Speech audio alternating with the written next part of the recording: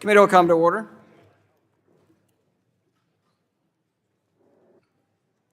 Well, good afternoon. Welcome to the 118th Congress. The committee will come to order for its first meeting of this Congress. A quorum is present. Without objection, the chair is authorized to declare a recess at any time. I'd like to thank all the returning members and all the new members of this committee. We have several items on the agenda today. First, introducing our new members of the committee on both sides of the aisle. Second, approve both the Republican and Democrat naming resolutions for subcommittees.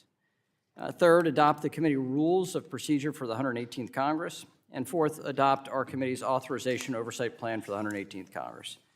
But first, the chair recognizes himself for 5 minutes for an opening statement. As I said earlier, I want to welcome both new and returning members alike. We know there are ideological differences between our sides of the aisle. We also know that passionate and spirited debate is a tradition of this committee and of the House as a whole. There have been times where we've agreed and worked together on major issues, and the committee's done very well at that, and that's very good. And there are also times when we've disagreed and voted accordingly. Well, disagreement is certainly a natural part of debate and current politics. But it is critical that when we do have policy disagreements, we do not allow them to lead to personal animosity. Our debates should be substantive, worthy of this institution, and the American people who sent us here to work on their behalf. Each of us represents a unique constituency with different opinions, goals, and priorities. Every member of this committee deserves respect and civility, and I expect we'll give each other just that. To that end, I want to level set what members can expect from me as chair.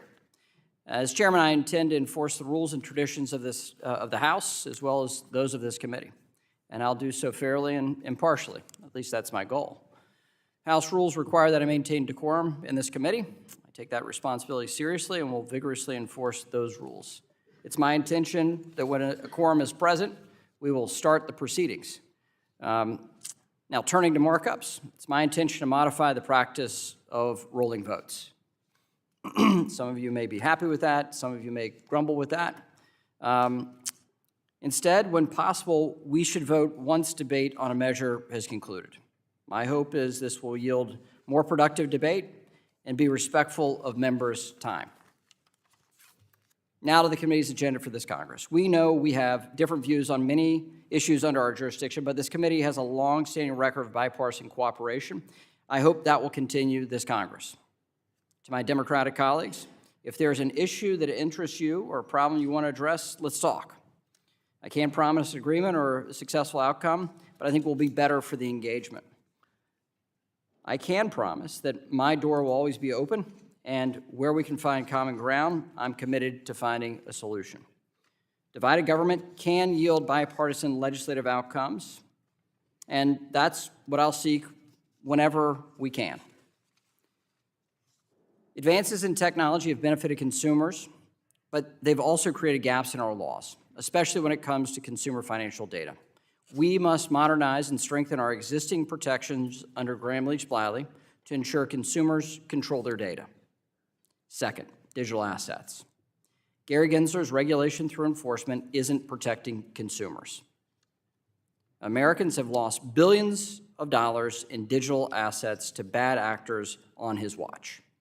It's our job as legislators to provide clear rules of the road for this technology, and those clear rules of the road need to protect consumers while allowing innovation to thrive here in the United States. And I think we can achieve that balance. This is why I've created a subcommittee on digital assets, chaired by Congressman Hill. Finally, enhancing capital formation opportunities, just as we did a little over a decade ago with the Bipartisan Jobs Act under a Republican House, a Democrat Senate, and a Democratic president. It's my hope we can build on that success. Republicans will also return the committee's attention to responsible but rigorous oversight of the executive branch, as is our constitutional duty. After 2 years of House Democrats giving the Biden administration a pass, Republicans will ensure rogue Democrat regulators stay focused on their statutory mission and congressional intent rather than bowing to progressive activists both here and abroad. You can expect to see Chair Gensler and Director Chopra here often. Let me conclude with this. The next 2 years of policy will set the terms of debate for the next decade. Republicans are ready to deliver with solutions to foster innovation and create economic opportunities for all Americans. It is my hope that we can achieve those goals out of this committee in a bipartisan way. Thank you all again for being here. Now, next, I recognize myself for a point of personal privilege to introduce our new members on the Republican side. We have 11 outstanding freshmen joining, or new members joining on the Republican side of the aisle. First, Dan Muser. Actually, I'll ask you to hold the applause. How do we do that? All right? You can applaud for yourself, though. First, Dan Muser represents Pennsylvania 9. Dan brings to this committee a wealth of experience as a successful businessman and former Pennsylvania Secretary of Revenue. His background in finance will be of great value to our work. Scott Fitzgerald, representing Wisconsin 5. Scott is a veteran with a history of public service. His business background and leadership experience as the majority leader in the Wisconsin State Senate makes him a great addition to our team. Andrew Garbarino represents New York 2, a lawyer with a passion for his home state and, frankly, everything Long Island. Andrew brings a record of public service, including 4 terms in the New York State Assembly. Young Kim represents California 40. Young is a small business owner and devoted community leader. She has served her Orange County-based district in both the California State Assembly and now in Congress. One bit of information for those of you who've been here for long enough. She previously worked for a member of this committee, Congressman Ed Royce. Byron Donalds represents Florida 19. Byron is a former state representative and former chair of the Florida House of Representatives Subcommittee on Insurance and Banking. Before coming to Congress, Byron held a Series 7 license. Mike Flood represents Nebraska 1. As a business owner and a former speaker of the unicameral in Nebraska, Mike brings a dedication and track record of diligent work to grow his home state's economy. Mike Lawler represents New York 17. A lifelong resident of New York's Hudson Valley, Mike brings a history of public service to our ranks. He served as deputy town supervisor and a member of the New York State Assembly. Zach Nunn represents Iowa 3, a combat veteran and Iowa State Senator. Zach brings an experience in cybersecurity and technology that will be of great value to us here in Congress, and he'll probably not stop talking about both farmers and insurance. All right. Monica De La Cruz represents Texas 15. Monica brings over 20 years of small business experience to this committee, including running a successful insurance agency. She has a strong commitment to her community as well as being a champion for the American dream and working class families. Aaron Houchin represents Indiana 9. Aaron is a former small business owner and brings a wide array of experiences and knowledge from her 8 years in the Indiana State Senate. And Andy Ogles. Both Andy and Aaron are at the kids' table at the very far end. And given my size and their distance, you probably won't see me during your service on this committee. All right, on to Andy. Okay, sorry. Andy Ogles represents Tennessee 5. That was not part of the script, sorry. Andy Ogles represents Tennessee 5, a successful mayor of Maury County, Tennessee. Andy brings a background as an entrepreneur and small business owner that makes him an excellent addition to this committee. So welcome to the committee, new Republicans on the committee. We're grateful to have you and encourage you to talk with our counterparts across the aisle, and let's work together for America. And with that, I recognize the ranking member of the committee, the former chair, Ms. Waters, for a point of personal privilege to introduce her members, and then 5 minutes for any opening remarks that she may have. Thank you very much, Chairman McHenry. I appreciate the opportunity to take upon a personal privilege to welcome our new Democratic members. First, I would like to welcome back our committee, to this committee, Congressman Stephen Horsford of Nevada. Mr. Horsford previously served on our committee in the 113th Congress, and I'm pleased that he's able to join us once again in this Congress. Mr. Horsford is a dynamic leader and was recently named chair of the Congressional Black Caucus During his time in Congress, Mr. Horsford has worked on various issues within our jurisdiction, from consumer protection to ensuring that every American has access to adequate housing. Next, I would like to welcome Congressman Wiley Nickel of North Carolina. Mr. Nickel was a staffer of Vice President Al Gore and President Barack Obama. In addition, he previously served in the North Carolina Senate.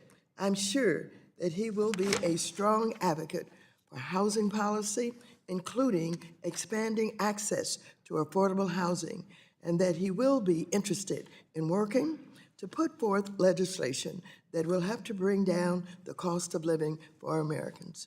And finally, I would like to welcome Congresswoman Brittany Petterson of Colorado.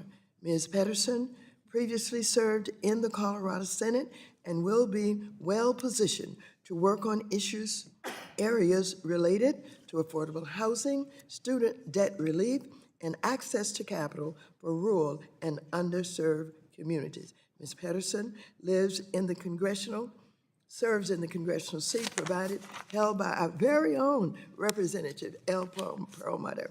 And I trust that continuing the tradition of having a Coloradian here on this committee will be a great asset to the issues that we cover in our jurisdiction.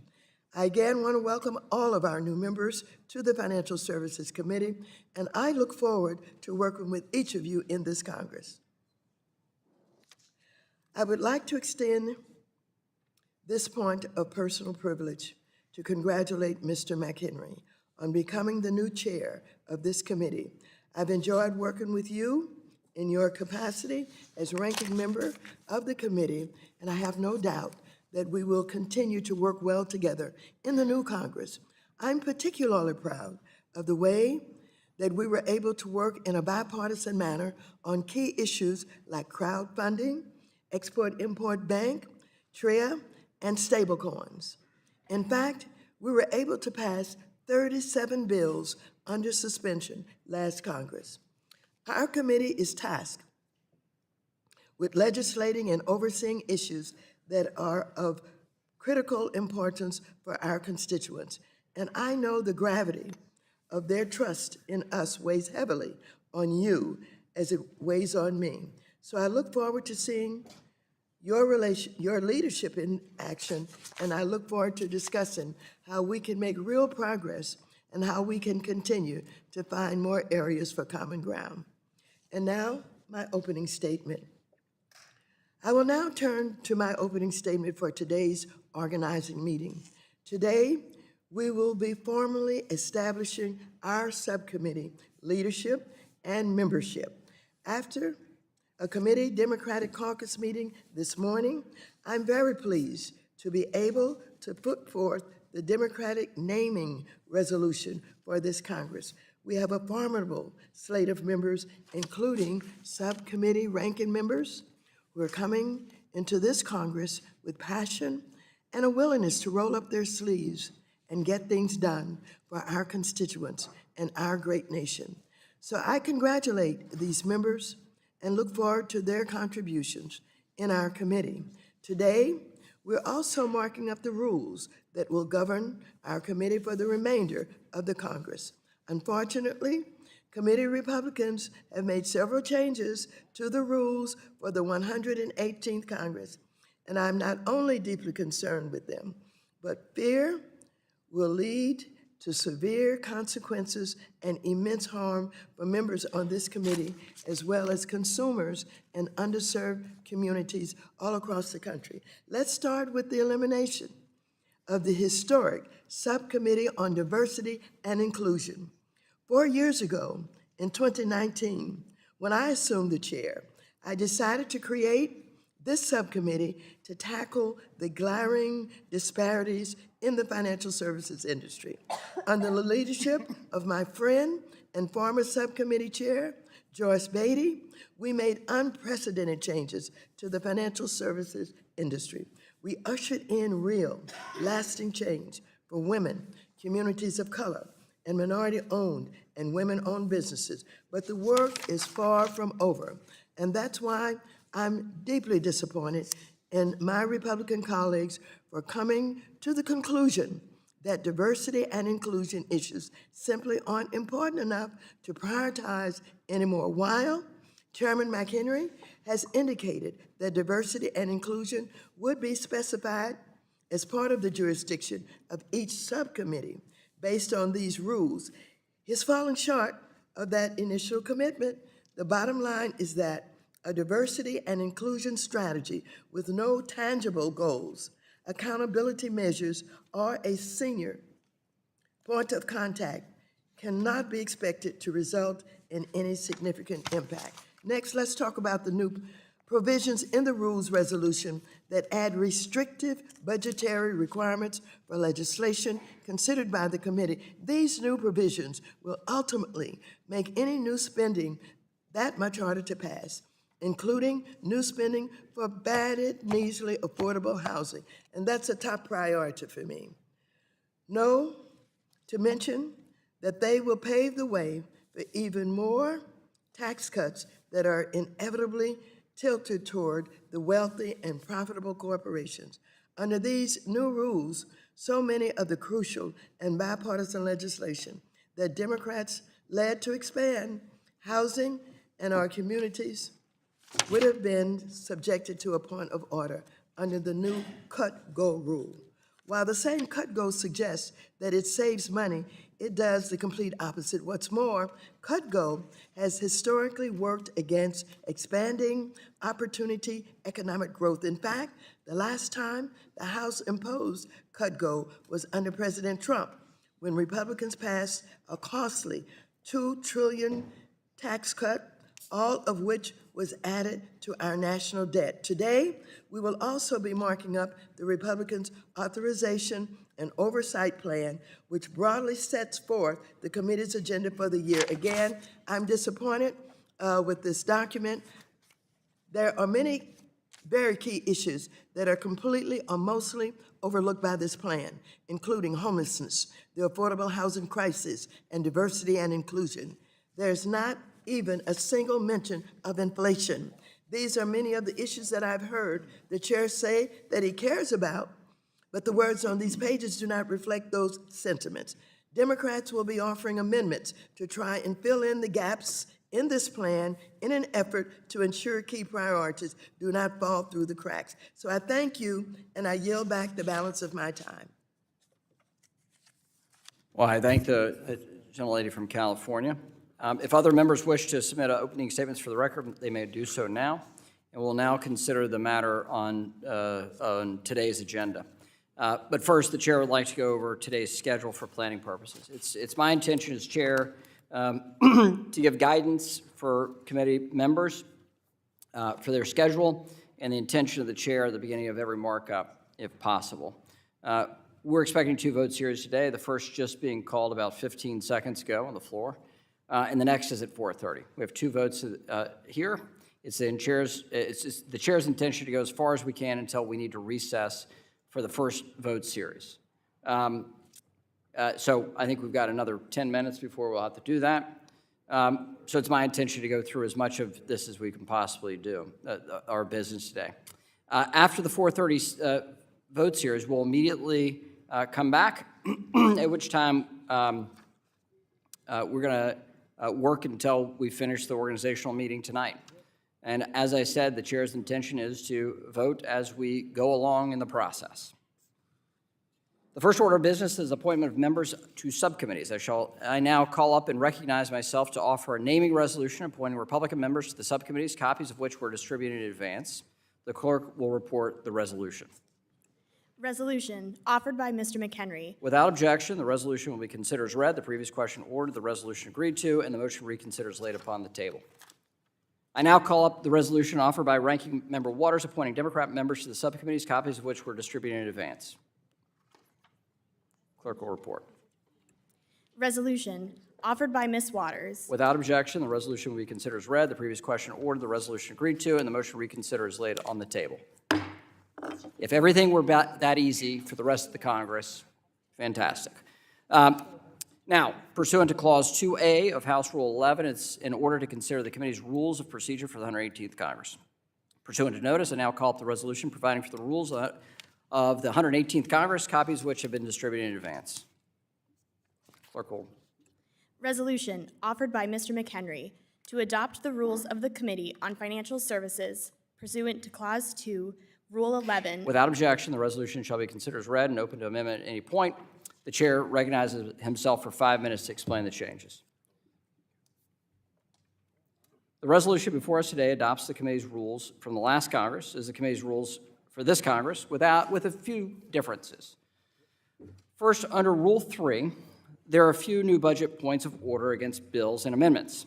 There's a new point of order against increases in mandatory spending in the current year, the budget year, and the following 5 and 10 years without an equal offset. This just codifies the new House Rule 21, or as we know it, CUTGO. There are also new points of order against similar increases in discretionary spending and authorizations of appropriations without corresponding decreases, as well as prohibitions on the use of such sums and requirements that we sunset all new authorizations. These budget points of order are simply codifications of current House rules and the Majority Leader's protocol. Including these in our rules will help us do our business on the front end in committee rather than reporting out bills that have no chance of moving either under a rule or on the suspension calendar. Second, just like every previous chair and every committee ever, I have priorities. That should be of no surprise. I believe establishing a digital asset, financial technology, and inclusion subcommittee will allow this committee to build on the work of Chair Waters in the previous 2 Congresses with the FinTech and AI task forces. This is the first digital assets subcommittee in Congress, and I think it's a serious priority for our committee and something we should work on together. As I said in my opening remarks, we must provide clear rules of the road for the digital asset ecosystem and harness the benefits of financial technology. In doing so, we can reach underserved communities, keep innovation in this country, and protect investors and consumers. Finally, there are a number of small conforming changes, such as incorporating Clause L of Rule 11 of the Rules of the House, which set out the notification requirements for including minority, dissenting, or supplemental views in committee reports. We will be busy this Congress, and I will make clear the timing for all views as we file these reports. Is there further discussion or amendment to the resolution? Mr. Chairman, I recognize Ranking Member for 5 minutes. I have an amendment at the desk. Clerk will report. Do all members have copies of the amendment?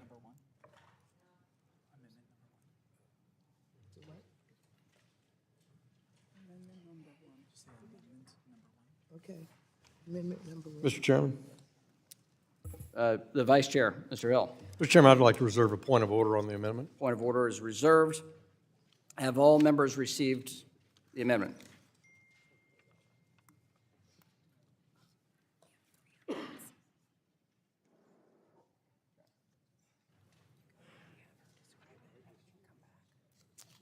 Sure.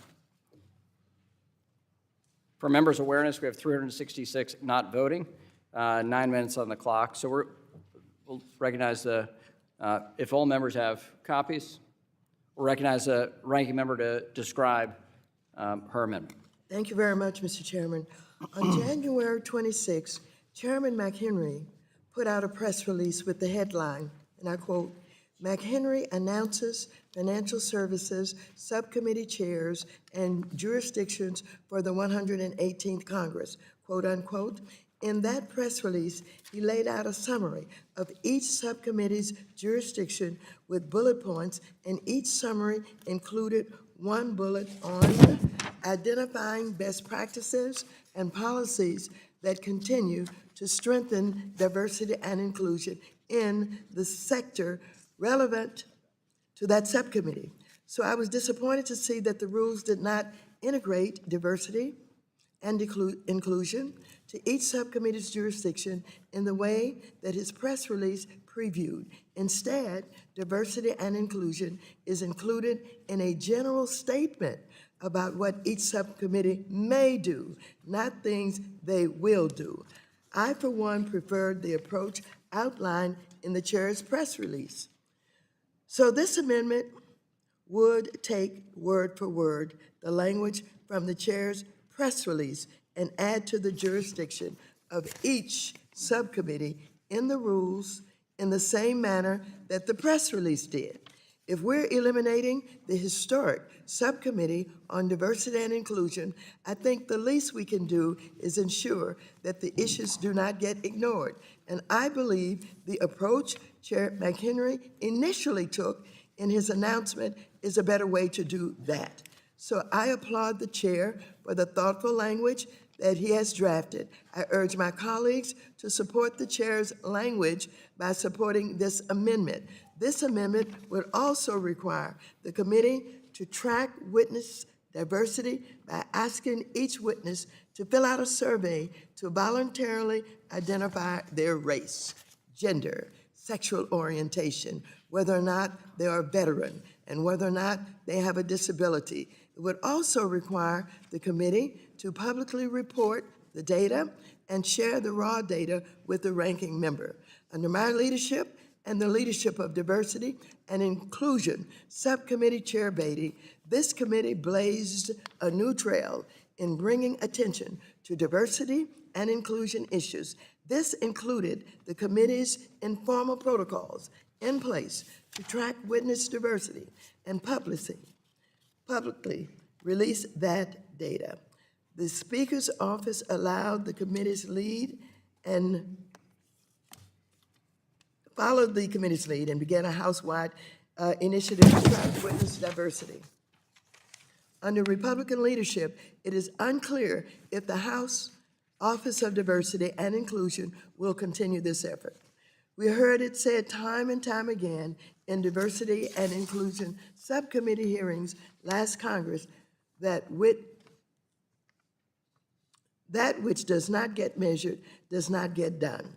Tracking witness diversity data is the bare minimum that the committee should be doing if the chair is serious about ensuring diversity and inclusion do not fall to the wayside this Congress after the elimination of the Diversity and Inclusion Subcommittee. Witness diversity tracking and reporting holds the committee accountable and helps to ensure that everyone has a seat at the table. So I urge members to support this amendment, and I yield back.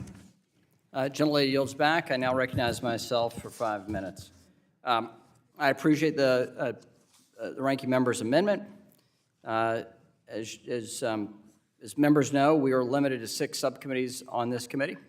The chair made a decision to create a subcommittee on digital assets, financial technology, and inclusion. We have a new asset class.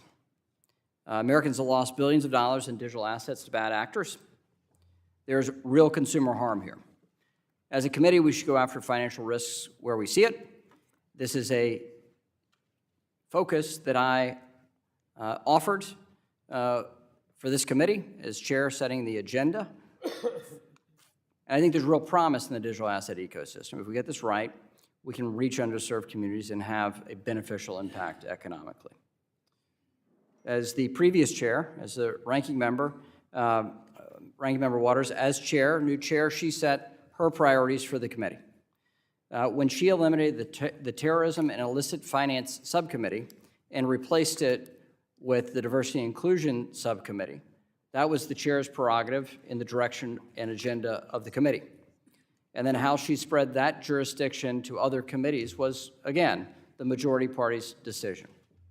As far as the details of where we find ourselves in the rules, I would commend to members on page 18 of the rules package.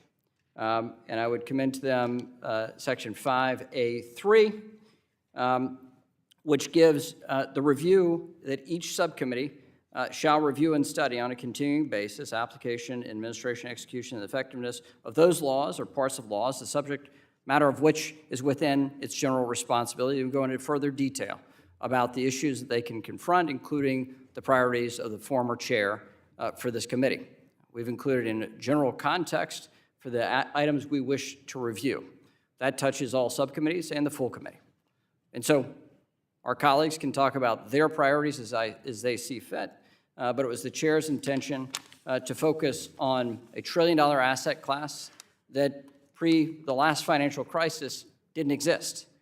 So it's important that we have a specialized effort with a subcommittee to focus on digital assets. Finally, as far as witness tracking, I was not aware that the committee had practice to track such data. I was not made aware of this until actually the last month, that was the practice of the majority when they're here. It was not the practice of Republicans on our side of the aisle to track witnesses in such a way. It is not the intention of the chair to track that type of information or ask those types of questions. And so with that, I urge members to reject the amendment and now anyone seek recognition.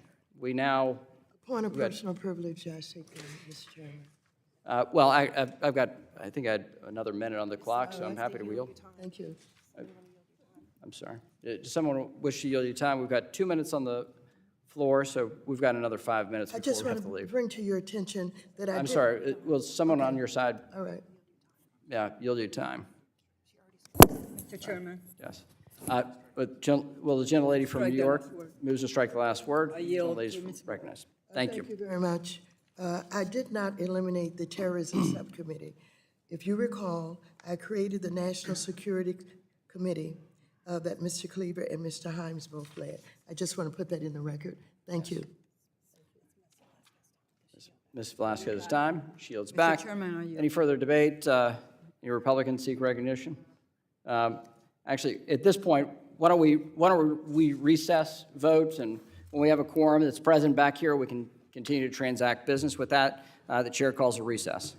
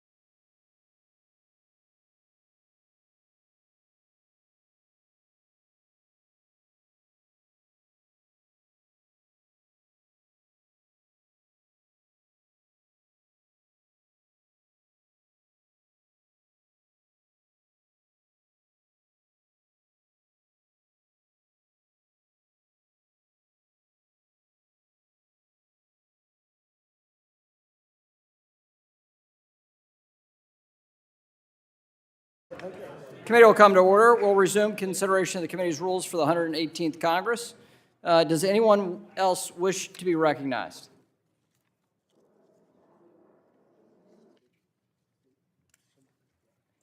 Hearing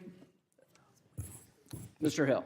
Mr. Chairman, if there are no other amendments to the amendment or discussion, I withdraw my point of order. Gentleman withdraws his point of order. The question now occurs on the amendment. All those in favor of the amendment say aye.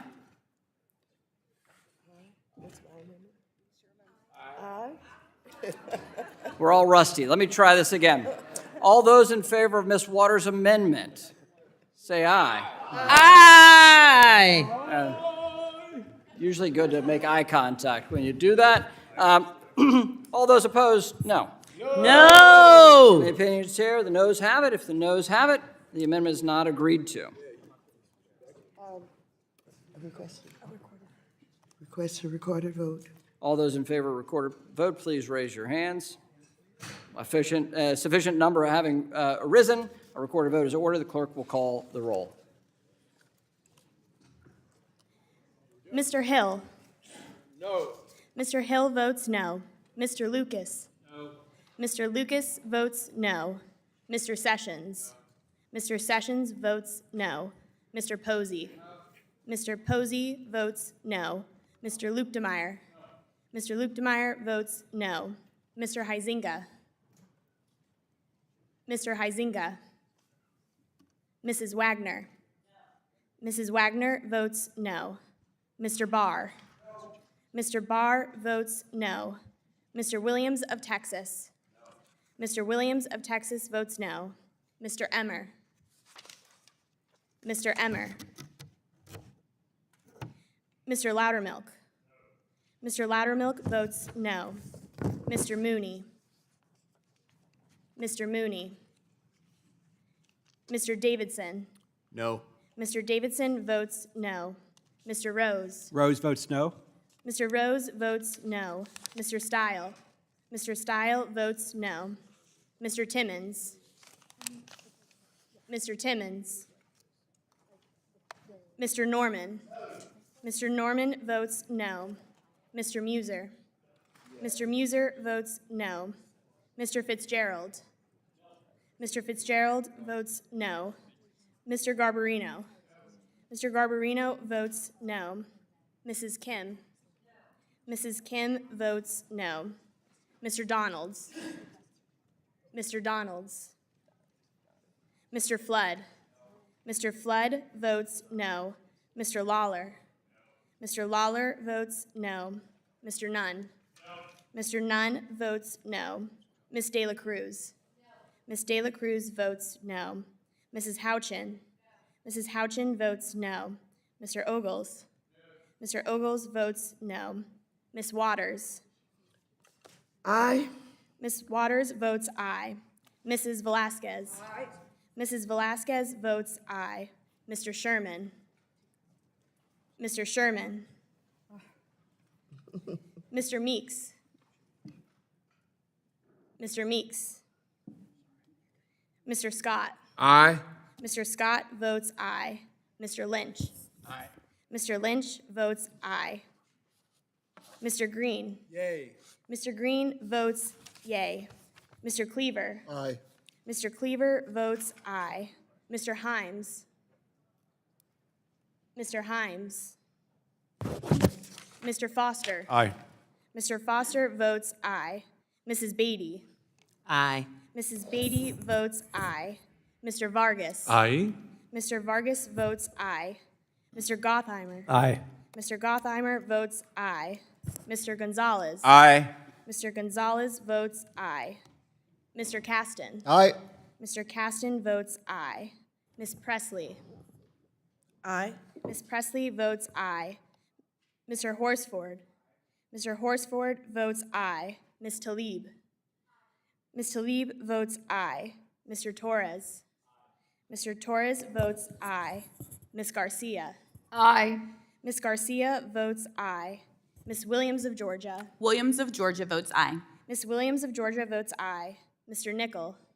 Mr. Nickel votes aye. Ms. Pedersen. Aye. Ms. Pedersen votes aye. Have all members voted? If the clerk will please go back and call the names of members who are not Mr. Chair, recorded. how do you vote? Oh, I jumped the gun. My apologies to the clerk. The chair votes no. The chair votes no. Have all members voted? And actually, the clerk will go back and call the names of members who are not yet recorded. Mr. Huizinga.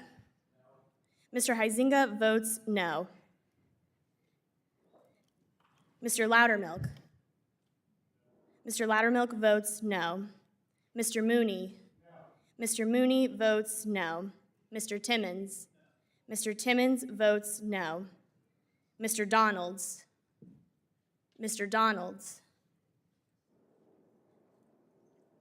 Mr. Sherman.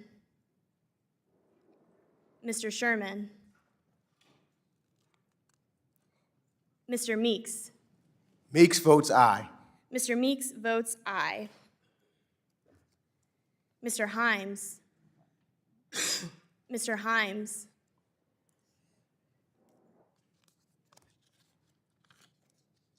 Mr. Emmer. Mr. Emmer. Is there any member who's not voted or wishes to change his or her vote? If not, the clerk will report.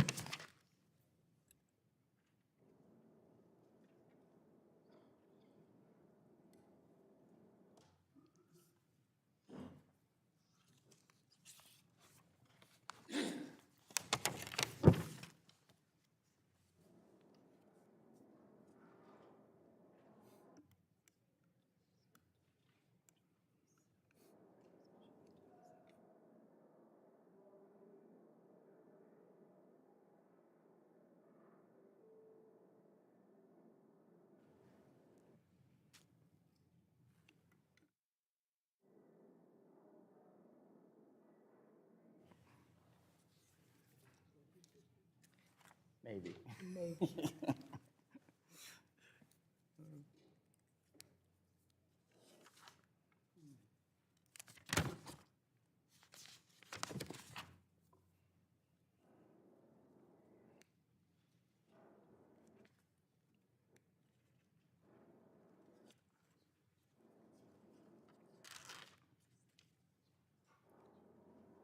Mr. Chairman, on this vote, the yeas are 21.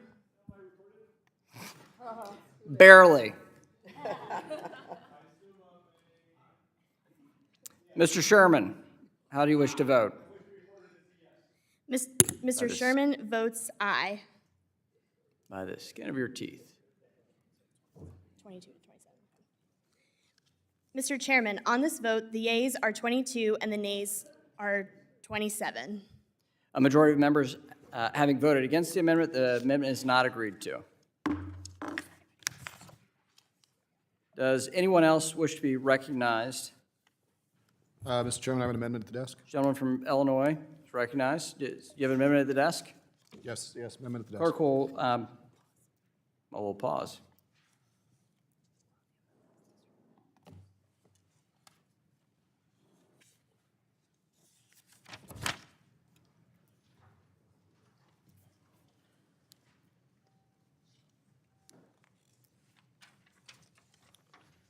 Mr. Chairman, Mr. Hill, I'd like to reserve a point of order on this amendment. point of order being reserved.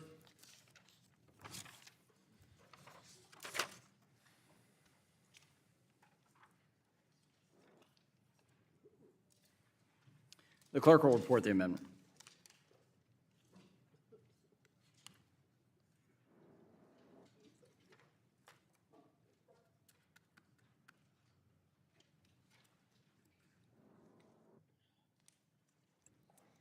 Amendment offered by Mr. Caston.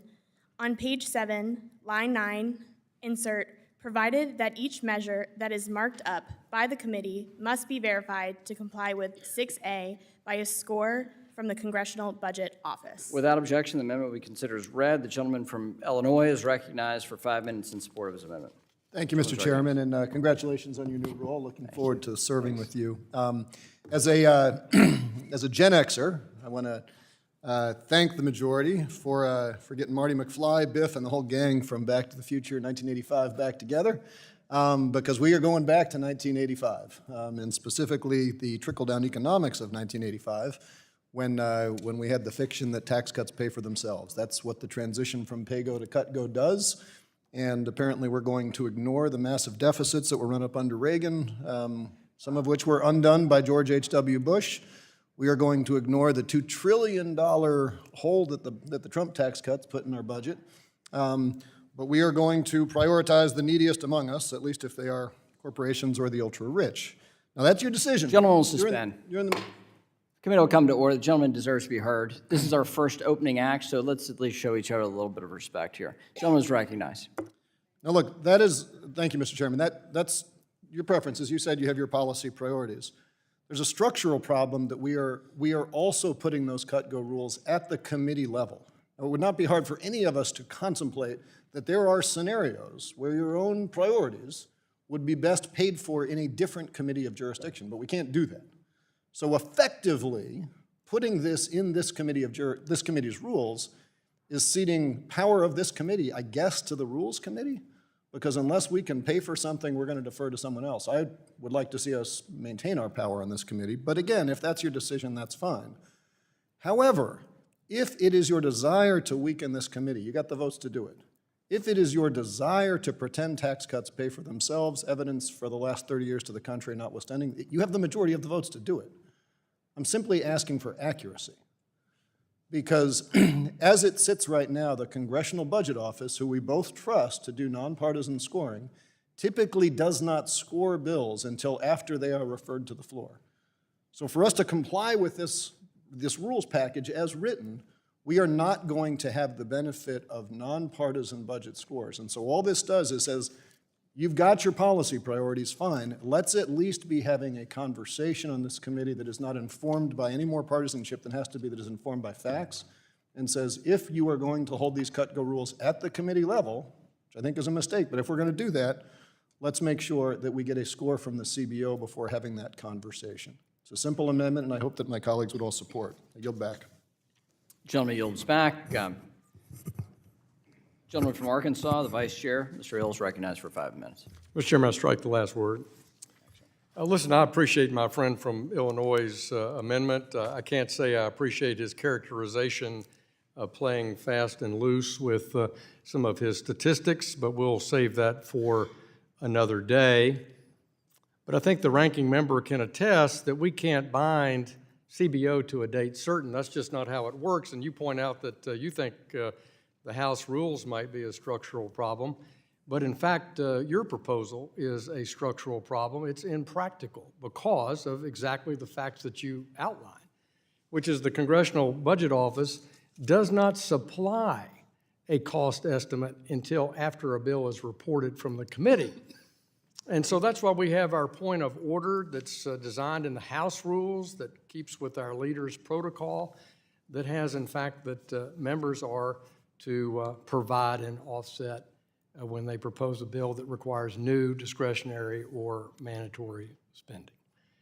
That is transparent. It's in the House rules. We in this committee are simply complying our rules with the House rules. So I urge my colleagues to reject this amendment as it is not practical and it's also structurally, as my friend describes it, problematic. And I yield to the chair for his comments. Well, I thank my colleague for yielding. What we've tried to do is conform committee rules with the House rules. And the reason why we have made this point of order is so that we can try to resolve these issues within our jurisdiction. It is a limiting factor on both the majority and minority of the committee. It has equal power on both of us, and I acknowledge that as chair.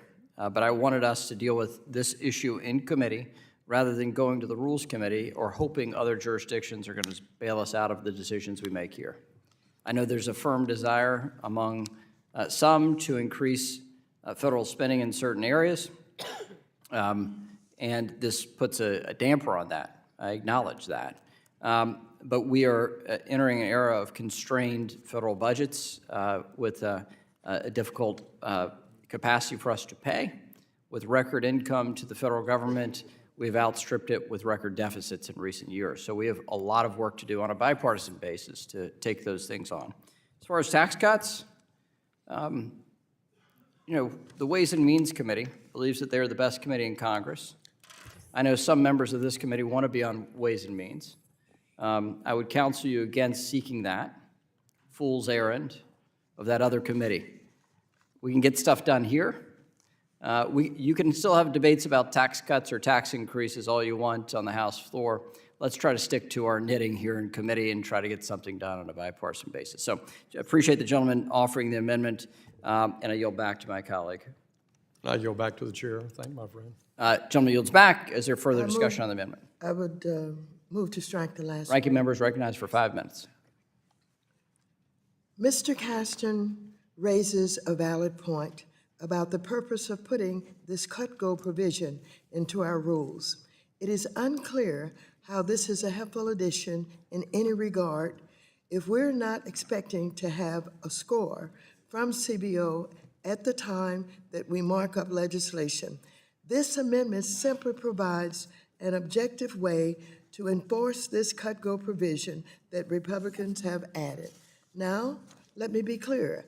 I do not support cut-go, but the only thing worse than cut-go is this ambiguous version of cut-go. So I support Mr. Caston's amendment and urge my colleagues to support it as well. I yield back. Is there further discussion? Gentlelady yields back. Is there further discussion on the amendment? Mr. Davidson of Ohio is recognized. Move to strike the last word. Gentleman's recognized. Mr. Chairman, I just don't think we should accept as fact things that are thrown out there like the Tax Cut and Jobs Act didn't work and don't work.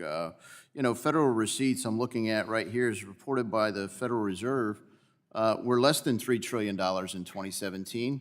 At the end of 2017, we passed the Tax Cut and Jobs Act, and last year, at the end of 2022, federal receipts were well over $4 trillion.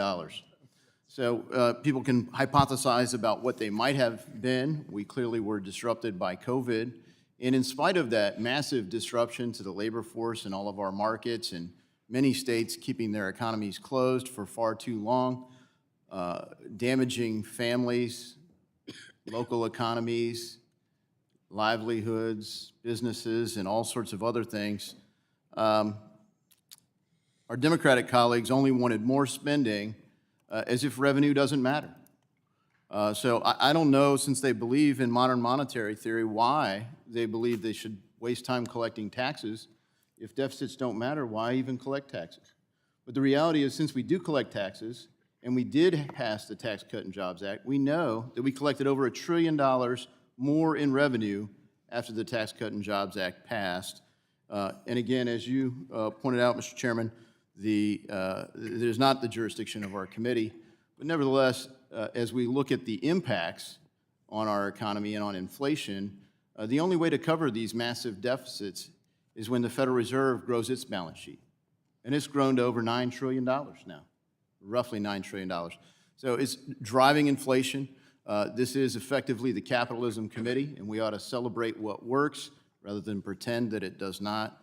And with that, does anyone else need time? I'll yield back. I'll yield to Mr. Hill. I just would echo my friend and say that revenue is a 77-year high as a percentage of gross domestic product.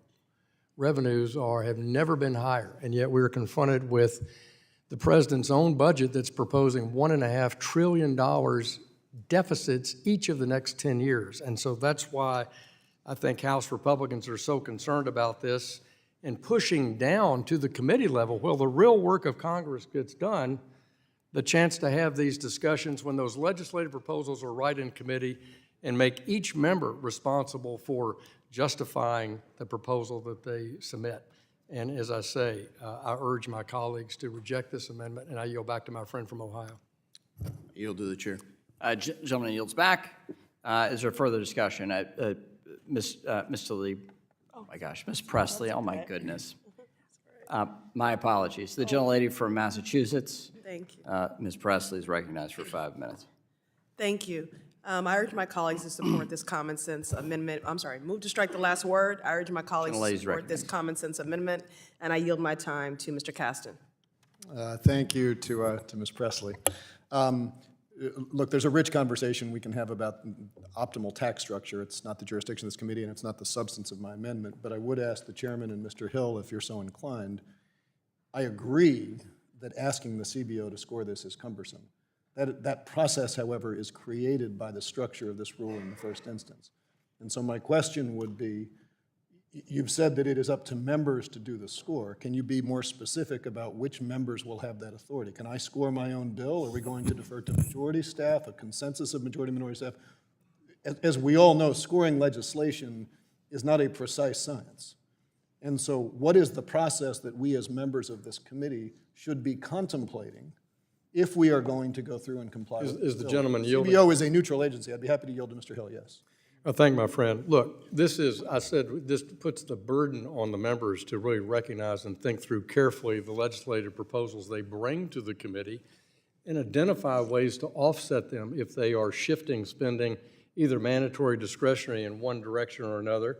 It's not scoring your own bill. It's providing a discipline to you to think through where you're going to offset spending in one other area because your idea that you believe so strongly in is of a higher priority.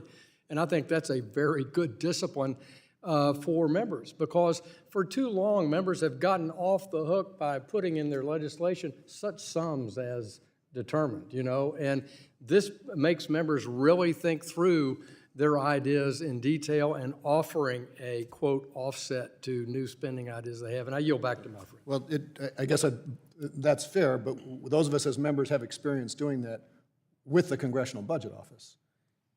These bills are complicated. If we are to be working through this, to whom should we make our inquiry as we say there are some interesting, complicated issues here? What is an appropriate set? What is the history? The CBO knows how to do that. Are we going to invent a whole new discipline within this committee? Who should we be speaking to? Is the gentleman asking me to, are you yielding to me for a Well, Wikipedia-type answer on this? No, I would like the answer, because the reason we propose CBO is not because CBO is efficient, it's because CBO has those skills. Yeah, And well, if we are going to CBO, is the recreate- gentleman yielding? Well, if we're going to recreate those skills on committee, I'd like to know who has that so that we can work with them effectively. No, well, Because it would is be the gentleman problematic if it is the requires- gentleman yielding? Yes, I'm willing to yield. All right, thank you so much. Well, look, you can continue to work with CBO for guidance in your idea all along your legislative work, but the problem is they don't score a bill till after the committee has had its will on it, taken amendments and sent it in final form and referred it to the House. But you can certainly work with the experts at CBO to perhaps give you those parameters around which you could identify spending offsets or revenue increases to support your idea. Yield back to my friend. Well, it strikes me that this whole process is impractical, but I urge a yes vote on the amendment, and I yield back to Ms. Presley.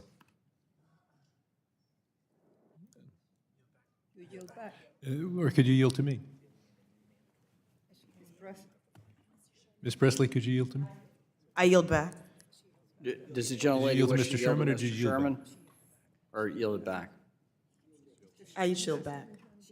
Yes. Gentlelady yields back, Ms. Presley yields back. Any other members seek I recognition? move to strike the last word. Any other? Gentleman's recognized. Trying to understand how this new rule is supposed to work if one's proposal is to, for example, increase investor protection and fund that by an increase in the corporate tax rate. Are we locking into the rules of this committee that the only way to pay for something is through cutting something rather than cutting the ridiculous reductions of taxation that were enacted under the Trump administration? Do we have a built-in bias supposedly in favor of reducing the deficit, but actually countenancing, saying that you can never do something good for the American people or the American economy and fund it through taxation, which is how we fund everything else? And so I would yield to whoever is the author of this provision to explain what the proponent of a measure is supposed to do before this committee. What? I would Mr. Chairman, I would yield to you if you can explain how this is supposed to work. Well, I thank my colleague for yielding.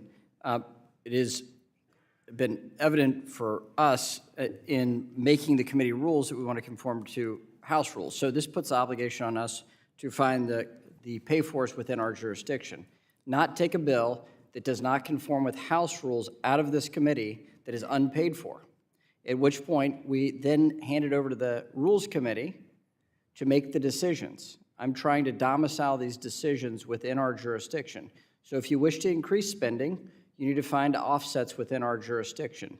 It is a very straightforward, a very straightforward set of Reclaiming my rules. time, we have jurisdiction over the Fed. I assume that we could And direct if the gentleman will Fed- yield, Yes. the creativity of Dodd-Frank was such that you didn't have a pay-for CFPB, so you wave the wand, and all of a sudden, the Fed pays for CFPB. So you did this when you were in the majority of finding pay-fors within this jurisdiction to fund massive new spending. So I don't think this is going to be an enormous constraint on my Democrat colleagues, but the intention is to constrain this committee so we can bring it back into fiscal discipline. That's the Thank you goal. for complimenting our creativity and for informing the committee members one way. If the gentleman will yield, to please do finance. not share that with former Chair Frank. That would do a great disservice to both he and I politically, I'm sure. Gentleman, yield back. He's good. I yield back. I thank my colleague. Any other members wish to discuss the amendment? All right, does the gentleman from Arkansas insist on his point of order? I withdraw my point of order. There are no more amendments no more amendments to this amendment or discussion on this amendment. The question now occurs on the amendment. All those in favor of the amendment say aye. Aye. All those opposed, no. No. In the opinion of the chair, the noes have it. The noes have it. The amendment is not agreed to. Members on. Gentlelady requests a recorded vote. All those in favor of a recorded vote, please raise your hand. A sufficient number having arisen, a recorded vote is ordered. The clerk will call the roll. Mr. Hill. Mr. Hill votes no. Mr. Lucas.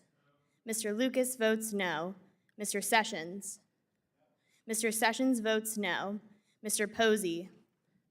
Mr. Posey votes no. Mr. Lukemeyer. Mr. Lukemeyer votes no. Mr. Huizinga. Mr. Huizinga votes no. Mrs. Wagner. Mrs. Wagner. Mr. Barr. Mr. Barr votes no. Mr. Williams of Texas. Mr. Williams of Texas. Mr. Emmer. Mr. Emmer votes no. Mr. Loudermilk. Mr. Loudermilk votes no. Mr. Mooney. Mr. Mooney votes no. Mr. Davidson. Mr. Davidson votes no. Mr. Rose. No. Mr. Rose votes no. Mr. Stile. Mr. Stile votes no. Mr. Timmons. Mr. Timmons votes no. Mr. Norman. Mr. Norman votes no. Mr. Muser. Mr. Muser votes no. Mr. Fitzgerald. Mr. Fitzgerald votes no. Mr. Garbarino. Mr. Garbarino votes no. Mrs. Kim. Mrs. Kim votes no. Mr. Donalds. Mr. Donalds votes no.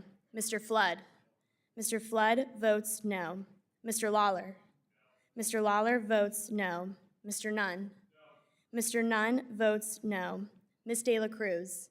Ms. De La Cruz votes no. Mrs. Houchin. Mrs. Houchin votes no. Mr. Ogles. Mr. Ogles votes no. Ms. Waters. Ms. Waters votes aye. Mrs. Velasquez. Aye. Mrs. Velasquez votes aye. Mr. Sherman. Mr. Sherman votes aye. Mr. Meeks.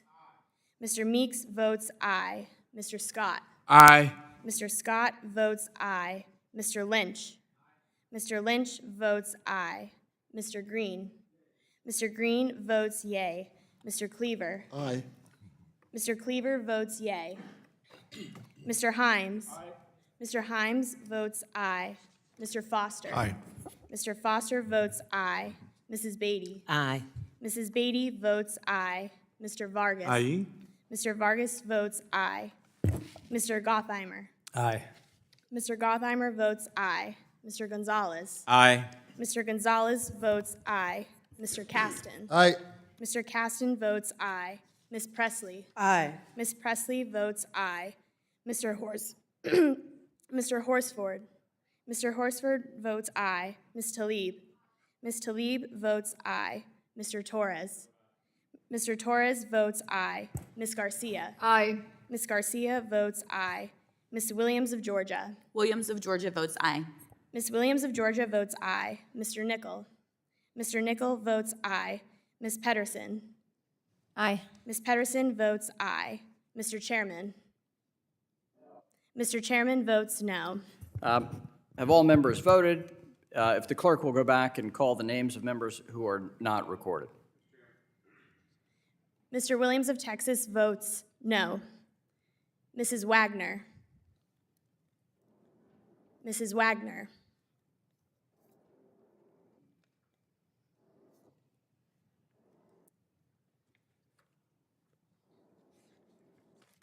Is there a member who, is there any member who has not voted or wishes to change his or her vote? If not, the clerk will report.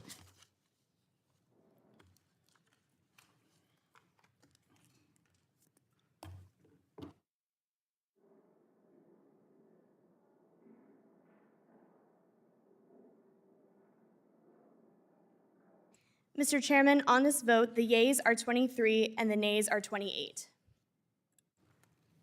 A majority of members having voted against the amendment, the amendment is not agreed to. Are there further amendments? I have an amendment. Mr. Chairman, I have an amendment at the desk. We'll pause while the amendment is distributed.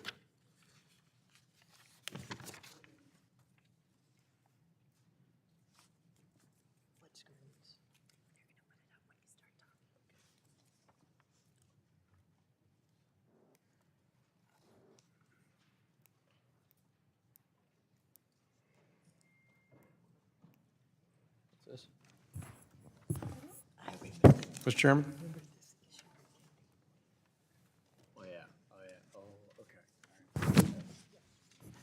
Gentleman from Arkansas. Gentlemen, I would reserve a point of order on the amendment. Gentleman reserves a point of order. All members have a copy of the amendment?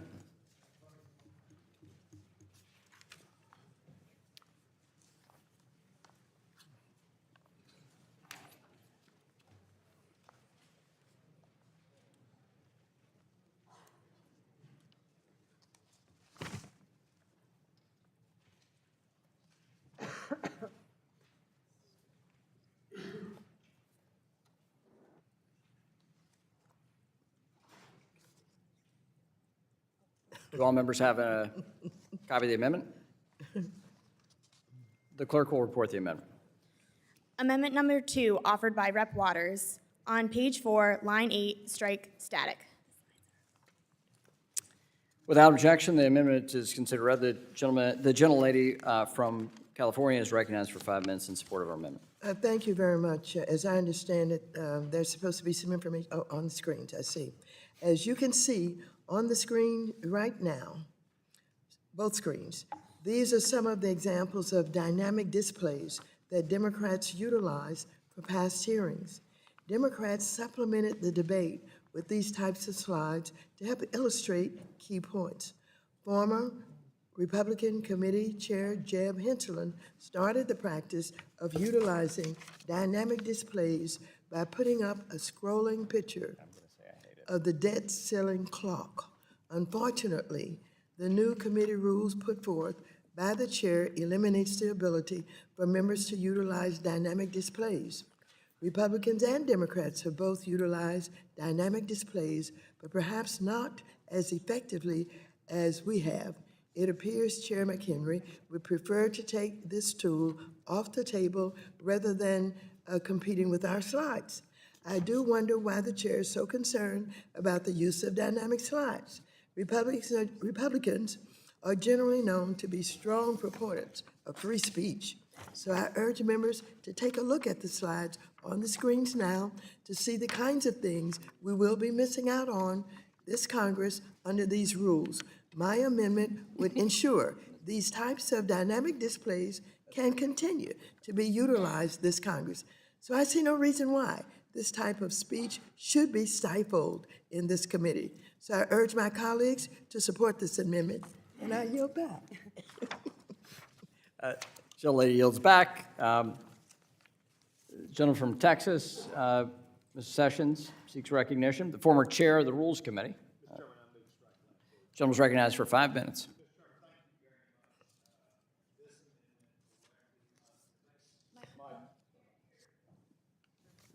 Thank you, Mr. Chairman. This amendment directly contradicts House rules.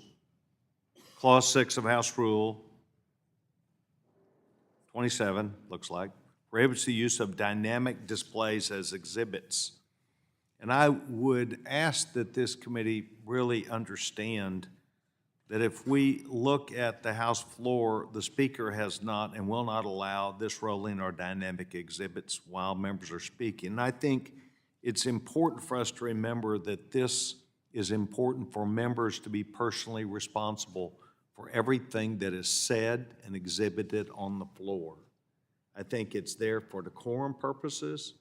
I think it's there so that we properly deal with each other, as the young chairman noted up front.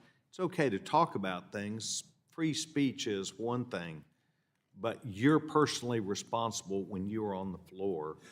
And I think that anything you present should not be static and would not violate this. And so given that rule, 1A of the committee adopts the rules, I would say this amendment should be rejected and not accepted, and I want to yield back my time. And if the gentleman will yield.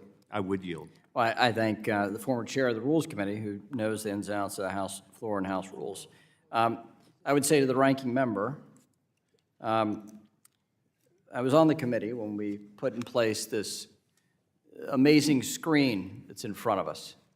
And for those that are watching online or in their offices or trying to, I don't know what they're trying to do, but they're watching us. You have a massive screen in front of us. You can't see it on TV.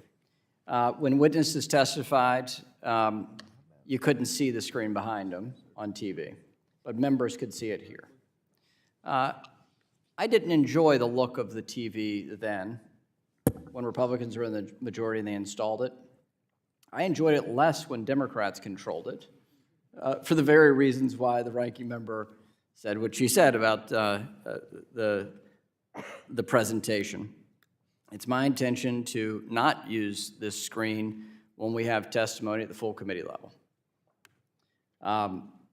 And so that's an announcement I'd like to make. And having sat on this committee for the, I don't know, 8 or 10 years that we've had this big screen, I never liked it. And so as chair, that's the one thing I can do is at least turn it off, right?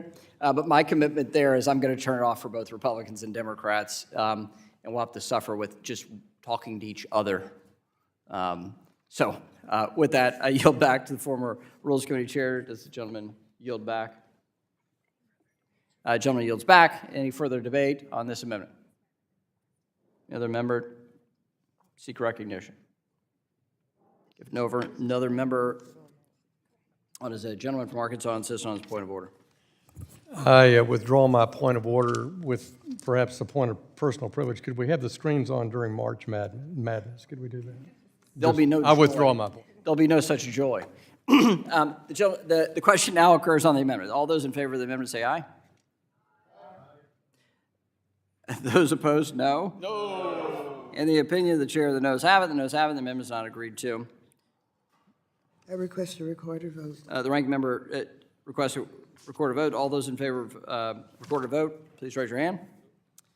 Sufficient number having arisen, a recorded vote is ordered. The clerk will call the roll. Mr. Hill? Nope. Mr. Hill votes no. Mr. Lucas? No. Mr. Lucas votes no. Mr. Sessions? No. Mr. Sessions votes no. Mr. Posey? Mr. Posey votes no. Mr. Luetkemeyer? No. Mr. Luetkemeyer votes no. Mr. Huizenga? Mr. Huizenga votes no. Mrs. Wagner? Mrs. Wagner? Mr. Barr? Mr. Barr votes no. Mr. Williams of Texas? Mr. Williams of Texas. Mr. Emmer. Mr. Emmer votes no. Mr. Loudermilk. Mr. Loudermilk votes no. Mr. Mooney. Mr. Mooney votes no. Mr. Davidson. Mr. Davidson votes no. Mr. Rose. No. Mr. Rose votes no. Mr. Stile. Mr. Stile votes no. Mr. Timmons. Mr. Timmons votes no. Mr. Norman. Mr. Norman votes no. Mr. Muser. Mr. Muser votes no. Mr. Fitzgerald. Mr. Fitzgerald votes no. Mr. Garbarino. Mr. Garbarino votes no. Mrs. Kim. Mrs. Kim votes no. Mr. Donalds. Mr. Donalds votes no. Mr. Flood. Mr. Flood votes no. Mr. Lawler. Mr. Lawler votes no. Mr. Nunn. Mr. Nunn votes no. Ms. De La Cruz. Ms. De La Cruz votes no. Mrs. Houchin. Mrs. Houchin votes no. Mr. Ogles, I'm sorry. Mr. Ogles votes no. Mrs. Waters. Miss Waters votes aye. Mrs. Velasquez. Mrs. Velasquez votes aye. Mr. Sherman. Mr. Sherman votes aye. Mr. Meeks. Mr. Meeks votes aye. Mr. Scott. Aye. Mr. Scott votes aye. Mr. Lynch. Mr. Lynch votes aye. Mr. Green. Mr. Green. Aye. Mr. Green votes aye. Mr. Cleaver. Aye. Mr. Cleaver votes aye. Mr. Himes. Mr. Himes votes aye. Mr. Foster. Mr. Foster votes no. Mr. Foster votes no. Mrs. Beatty. Mrs. Beatty votes aye. Mrs. Beatty votes aye. Mr. Vargas. Aye. Mr. Vargas votes aye. Mr. Gottheimer. Aye. Mr. Gottheimer votes aye. Mr. Gonzalez. Mr. Gonzalez. Mr. Caston. Aye. Mr. Caston votes aye. Ms. Presley. Aye. Ms. Presley votes aye. Mr. Horsford. Mr. Horsford votes aye. Ms. Talib. Ms. Talib votes aye. Mr. Torres. Mr. Torres votes aye. Ms. Garcia. Aye. Ms. Garcia votes aye. Ms. Williams of Georgia. Williams of Georgia votes aye. Ms. Williams of Georgia votes aye. Mr. Nickel. Mr. Nickel votes aye. Ms. Pedersen. Aye. Ms. Pedersen votes aye. Mr. Chairman. Mr. Chairman votes no.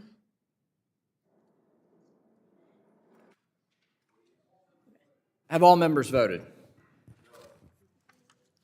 Mr. Williams? Mr. Williams of Texas votes no. Have all members voted? Any member not voted or wish to change his or her vote? Mrs. Wagner. Mrs. Wagner. Mr. Gonzalez. Mr. Gonzalez. Clerk will report.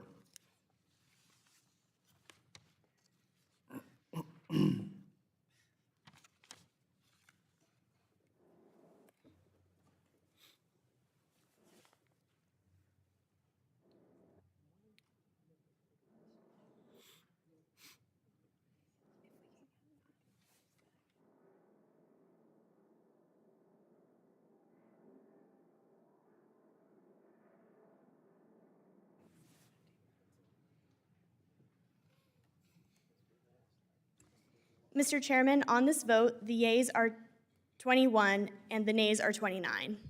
A majority of members having voted against the amendment, the amendment is not agreed to. Is there further discussion on the resolution? If not, without objection, the previous question is ordered. The question now occurs on approving the resolution. All those in favor of the resolution say aye. Aye. All those opposed, no? No. In the opinion of the chair, the ayes have it. The ayes have it. The resolution is agreed to. It's a recorded vote. All those in favor of recorded vote being requested, all those in favor of recorded vote, please raise your hand. A sufficient number having arisen, a recorded vote is ordered. The clerk will call the roll. Yes. Mr. Hill votes yes. Mr. Lucas. Mr. Lucas votes yes. Mr. Sessions. Mr. Sessions votes aye. Mr. Posey. Mr. Posey votes aye. Mr. Lukemeyer. Mr. Lukemeyer votes aye. Mr. Huizinga. Mr. Huizinga votes aye. Mrs. Wagner. Mrs. Wagner. Mr. Barr. Mr. Barr votes aye. Mr. Williams of Texas. Mr. Williams of Texas. Mr. Williams of Texas votes aye. Mr. Emmer. Mr. Emmer. Mr. Loudermilk. Mr. Loudermilk votes aye. Mr. Mooney. Mr. Mooney votes aye. Mr. Davidson. Mr. Davidson votes aye. Mr. Rose. Mr. Rose. Mr. Stile. Mr. Stile votes aye. Mr. Timmons. Mr. Timmons votes aye. Mr. Norman. Mr. Norman votes aye. Mr. Muser. Mr. Muser votes aye. Mr. Fitzgerald. Mr. Fitzgerald votes aye. Mr. Garbarino. Mr. Garbarino votes aye. Mrs. Kim. Mrs. Kim votes aye. Mr. Donalds. Mr. Donalds votes aye. Mr. Flood. Mr. Flood votes aye. Mr. Lawler. Mr. Lawler votes aye. Mr. Nunn. Mr. Nunn votes aye. Ms. De La Cruz. Ms. De La Cruz votes aye. Mrs. Houchin. Mrs. Houchin votes aye. Mr. Ogles. I'm so sorry. We have lots of practice. Ms. Waters. Ms. Waters votes no. Mrs. Velasquez. Mrs. Velasquez votes no. Mr. Sherman. Mr. Sherman votes no. Mr. Meeks. Mr. Meeks votes no. Mr. Scott. No. Mr. Scott votes no. Mr. Lynch. No. Mr. Lynch votes no. Mr. Green. Mr. Green votes no. Mr. Cleaver. No. Mr. Cleaver votes no. Mr. Himes. Mr. Himes votes no. Mr. Foster. No. Mr. Foster votes no. Mrs. Beatty. Beatty votes no. Mrs. Beatty votes no. Mr. Vargas. Mr. Vargas votes no. Mr. Gottheimer. No. Mr. Gottheimer votes no. Mr. Gonzalez. No. Mr. Gonzalez votes no. Mr. Caston. No. Mr. Caston votes no. Ms. Presley. No. Ms. Presley votes no. Mr. Horsford. Mr. Horsford. Ms. Talib. Ms. Talib votes. Ms. Talib votes no. Mr. Torres. Mr. Torres votes no. Ms. Garcia. No. Ms. Garcia votes no. Ms. Williams of Georgia. Williams of Georgia votes no. Ms. Williams of Georgia votes no. Mr. Nickel. Mr. Nickel votes no. Ms. Pedersen. No. Ms. Pedersen votes no. Mr. Chairman. Aye. Mr. Chairman votes aye. Is there any member who has not voted or wishes to change his or her vote? Mr. Rose? Rose votes no. Mr. Aye. Mr. Rose votes aye. Well done. Any other members wish to change his or her vote or are not recorded? Hearing none, the clerk will report. Clerk will report.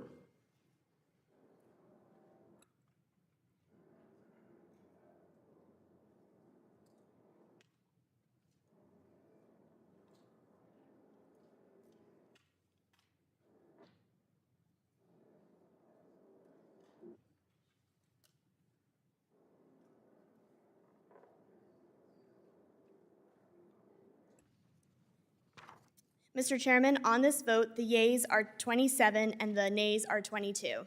A majority of members having voted for the resolution adopted, and the resolution establishing the rules of the committee for the 118th Congress are approved, and without objection, the motion to reconsider is laid on the table. The staff is authorized to make necessary technical and conforming changes to the resolution under consideration. Consistent with Clause 2A of Rule 11 of the Rules of the House, the committee will make these rules publicly available no later than 60 days. I'm sorry to see the slides go. All right. Pursuant to notice in Clause 2D1 of Rule 10 of the Rules of the House, I now call up the Committee on Financial Services Authorization and Oversight Plan for the 118th Congress, copies of which were distributed in advance. Clerk. Authorization and Oversight Plan of the Committee on Financial Without objection, the plan shall be considered as read and open for amendment at any point. The chair recognizes the new Oversight and Investigation Subcommittee Chair, Mr. Huizinga, for 5 minutes for the purposes of a brief explanatory statement. Thank you, Mr. Chairman, and I hope not to use the full 5 minutes, but I imagine we'll have some discussion.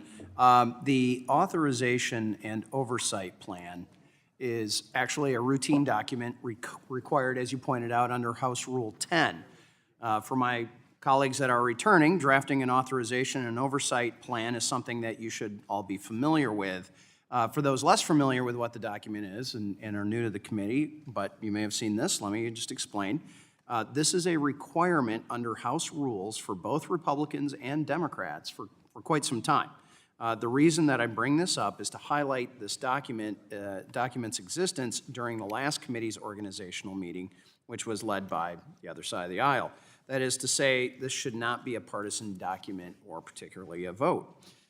This customary document is an opportunity for our committee to outline all of the areas in which we may undertake oversight activities. It also outlines expiring programs that need authorization. So you'll notice that the document's very broad. It's written intentionally at a high level. When drafting the plan, we did so with maximum flexibility in mind, giving the committee wide latitude to conduct congressional oversight within our jurisdiction. We wanted this to be descriptive, not prescriptive, meaning we didn't want to enumerate exactly the issues because we wanted it to be left flexible. So to be clear, Republicans under the leadership of Chairman McHenry will bring oversight back to the forefront of this committee's agenda, which frankly I believe has been lacking for the last number of years. For too long, President Biden's regulators have run roughshod over process, precedent, congressional intent with no consequences, pushing the bounds of the authority that Congress and this committee gave them. This past November, the American people delivered a Republican majority so that we can bring that needed accountability back to the executive branch. Without accountability and oversight, our government cannot function as it was intended. After this plan is approved by the committee, it'll be sent to the House Oversight and Accountability Full Committee and the House Administration Committee. I hope that you will view this plan as being over-inclusive and one that permits maximum flexibility to finally deliver that robust oversight. And I just want to take a moment, and I know I have another colleague here from Michigan. She was not able to serve with Chairman Dingell, John Dingell, the longest-serving member in the House of Representatives history, but I did.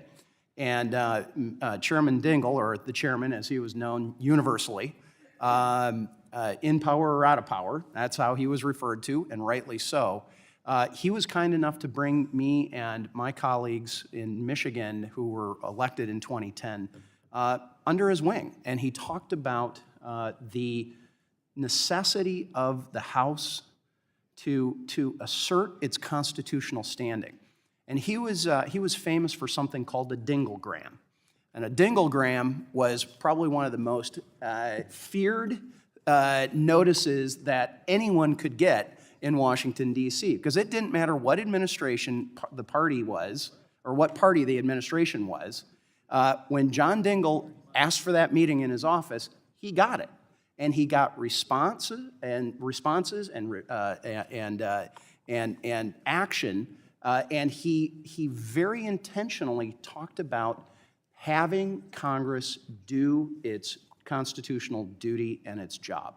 So I'm hoping that others are listening, that they understand that we need to once again reassert our standing constitutionally. Otherwise, we will have things like the Senate just dropping things in our lap and saying, here you go. You have no choice. Well, that's not how it works. We are equal branches, and we need to assert that. So I urge support for the Financial Services Committee authorization and oversight plan, and with that, Mr. Chairman, I yield back. Are there any amendments or further discussion on the plan? I have an amendment at the desk. The ranking member has an amendment at the desk. We'll pause for circulation of the amendment.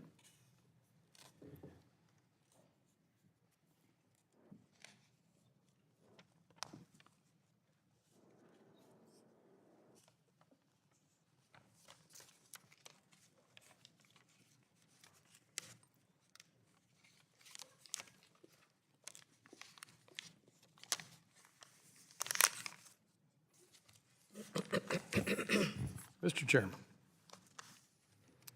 The gentleman from Arkansas. Mr. Chairman, I reserve a point of order on the amendment. Point of order is reserved.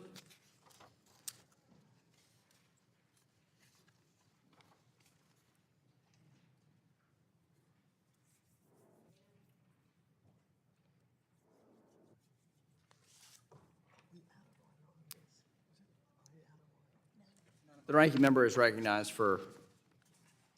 Thank you. Mr. Chairman, when I sat, My apologies if the gentlelady will suspend. still distributing, Clerk will report. Amendment number 1, offered by Rep. Waters. Without objection, the amendment shall be considered as read. Gentlelady from California is recognized. thank you. Mr. Chairman, when I sat where you were, I was accused of having too many hearings on the affordable housing crisis. In fact, we convened 55 hearings during my tenure, which tells you something about our priorities. And while we made some progress through passage of the American Rescue Plan and other legislation, so much more is needed to ensure every American is stably and affordably housed. Given the gravity of the problem, I was a little surprised that the oversight plan didn't mention our nation's homelessness or affordability crisis. More than 500,000 people in America are sleeping outside tonight, and millions more are struggling to pay their rent. It is because of these deeply disgraceful facts of life in America that my first hearing as chair was on homelessness. Later, I learned that this was the first time the full committee had ever held a hearing on this topic. After many hours of thoughtful legislative debates, I'm proud that we secured billions of dollars in critical COVID-related housing resources, including working with you, Mr. McHenry, on the Emergency Rental Assistance Program. Later, the House passed $150 billion in the Build Back Better Act to create more than 1.3 million affordable homes, lower the cost of housing, and permanently house thousands of people experiencing homelessness. Although this measure did not pass the Senate, committee Democrats stand ready to work with Republicans, as we know you are also concerned by skyrocketing housing prices and their impact on inflation. The approaches our committee learned about ending the homelessness and housing affordability crisis are bearing fruit. Using the American Rescue Plan funds, the Biden administration and local leaders have housed more than 140,000 people experiencing homelessness through the Housing First approach, slashing veteran homelessness by 55% and reducing homelessness nationwide by 9%. I hope we can agree as a committee that we could and we should do more to ensure everyone access across our great country can be safely and stably housed. And so, Mr. Chairman, you know this is a top priority of mine, and I'm passionate about it. But I've said to you and others that I think there should be an urban-rural renaissance. The rural community is in bad shape as it relates to housing. There are people in rural communities who are living in shacks. There are people who are living with houses falling down around them. And it's time for us to realize it's not just an urban problem, it's a rural problem. And I want to work with you and your committee so that you can deliver to the rural communities that many of you represent some housing resources. And so I ask you to vote yes on my amendment to ensure these topics are studied this Congress, and yield back the balance of my time. Gentlelady yields back. Gentleman from Ohio, Mr. Davidson, the subcommittee chair on housing and insurance, is recognized. I move to strike the last word. Gentleman is recognized for 5 minutes. I appreciate the ranking member's amendment and the issues that she's trying to address in the oversight plan. Clearly, she cares passionately about housing. I think we had 55 or so hearings on the subject. But I would just say that this plan does not preclude the committee from working on homelessness.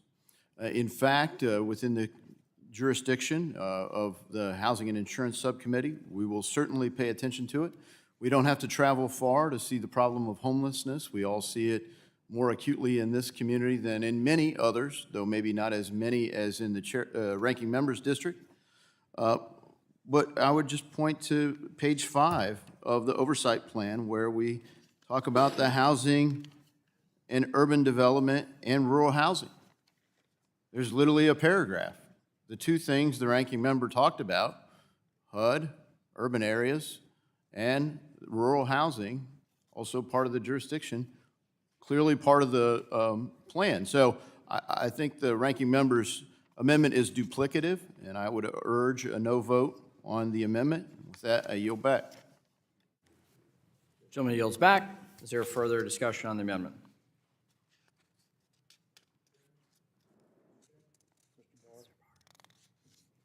Gentleman from Kentucky, the Financial Institutions Subcommittee chair is recognized. Thank you, Mr. Chairman, and I'll be brief, but I would associate myself with the remarks of the chairman of the Housing Subcommittee and agree that this plan does not preclude the committee from addressing homelessness. In fact, it's certainly contemplated by the plain language of the oversight plan as written. I do want to just compliment our former chairwoman and the ranking member for her earnest interest in combating homelessness, and certainly members on this side of the aisle join her in that important cause. But since she mentioned the Housing First model, I would invite a robust debate, a continued robust debate on the merits of that strategy. In 2013, the Obama administration inaugurated this Housing First model as a one-size-fits-all solution to homelessness. And the Obama administration promised that this strategy that the ranking member embraces, they promised it would end homelessness in a decade. Well, the results are in. The results are in on Housing First. And in October of 2020, the federal government produced a report that revealed it was a catastrophic failure. Under Housing First, homelessness rose by 16%, as opposed to the promised demise of homelessness, and the unsheltered population of homeless, those living on the streets, rose 21% under this failed approach. And these results happened during a period of economic growth prior to COVID-19, and under a jaw-dropping 200% increase in spending to the program. California, the ranking member's home state, the only state that went completely all in on Housing First, experienced a 47% increase in street-level homelessness since 2016 adoption at the state level, and a 33.8% increase in homelessness overall. So, I oppose the gentlelady's amendment, but I look forward to debating the failure of Housing First and how we need a new strategy that doesn't just warehouse people who are experiencing homelessness, but actually compassionately helps people where they are and finds out solutions to this problem by addressing the underlying causes of homelessness, whether it's mental illness or addiction or lack of financial literacy or job skills or other factors that contribute to homelessness. I know that this oversight plan contemplates having that robust debate, and I yield back. Will the gentleman yield? I will yield. Thank you so very much. I don't know about the report, but I will certainly get a copy of it. and read that report. But my appeal to you is not to allow anything to get in our way. We have the opportunity, knowing the homelessness and the lack of affordable housing that exists in this country, to do something about it. It's not about housing first. It's not about how you approach it. Let's figure out how you approach it. Let's have that discussion. In the final analysis, let's recognize that there are people out there who are hurting, people with children who are going to school after sleeping in cars at night. And so let's not be stymied by anything. I appeal to you, let's get together and let's do something about rural and urban housing. I yield back. Mr. Chairman. Mr. Chair. Does Mr. Barr yield back? Or does Mr. Barr yield? I yield. Thank you very much. Mr. Barr, you remember last year when we had the Secretary of HUD up here, and we asked the Secretary about questions. Ms. Valquez.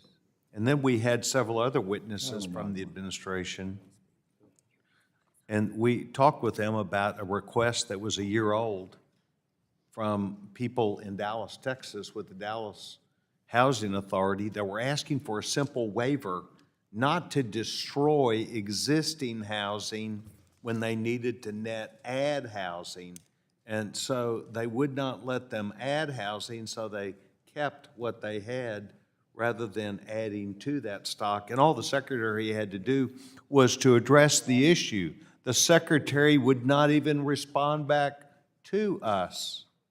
Repeatedly would not even respond back to us. So we did help do things. And Mr. Davidson, I think, will make a great new subcommittee chair who will be able to get through to the Secretary and say, let's work together. So I would like to defend the position we're taking. I yield back my time to the Gentleman's time's expired. The gentleman from Arkansas. Mr. Chairman, I withdraw my point of order on this. Gentleman withdraws his point of order. Is any other member? Chairman. Mr. I'm sorry, Mr. Meeks of New York is recognized. Thank you, Mr. Chairman. What the ranking member is simply saying that we have a responsibility on this committee. And that responsibility is to make sure that Americans have a decent place, have a place to live, a roof over their head. People around this country are suffering simply because of the lack of availability and or the lack of financial wherewithal in the streets. And I hear my colleagues on the other side, and she just simply said, let's work together. Let's make sure it's on our agenda. Let's make sure that the American people know that those of us in Congress, particularly those that have jurisdiction over housing, and it's not just housing in urban areas. I've gone to see some of my relatives in rural areas that have a problem with housing. This definitely should be something that we can work together on and focus on to make a difference. And so she's just saying that in this committee, let us make sure that in the proposal moving forward that the American people and we as members of Congress include therein a vital need that we all have of housing.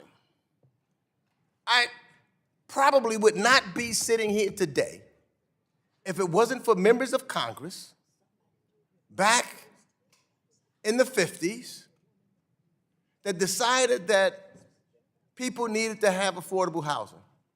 And in New York City, that meant the building of public housing. I recall my parents, who actually come from South Carolina, moving to New York in search of housing. And but for those Congresses and the presidents getting together now to say we're going to address this issue, my family could have been homeless. But as a result of having decent housing, affordable housing, it gave the opportunity for me now to say, and say in any of my biographies that I am a product of public housing.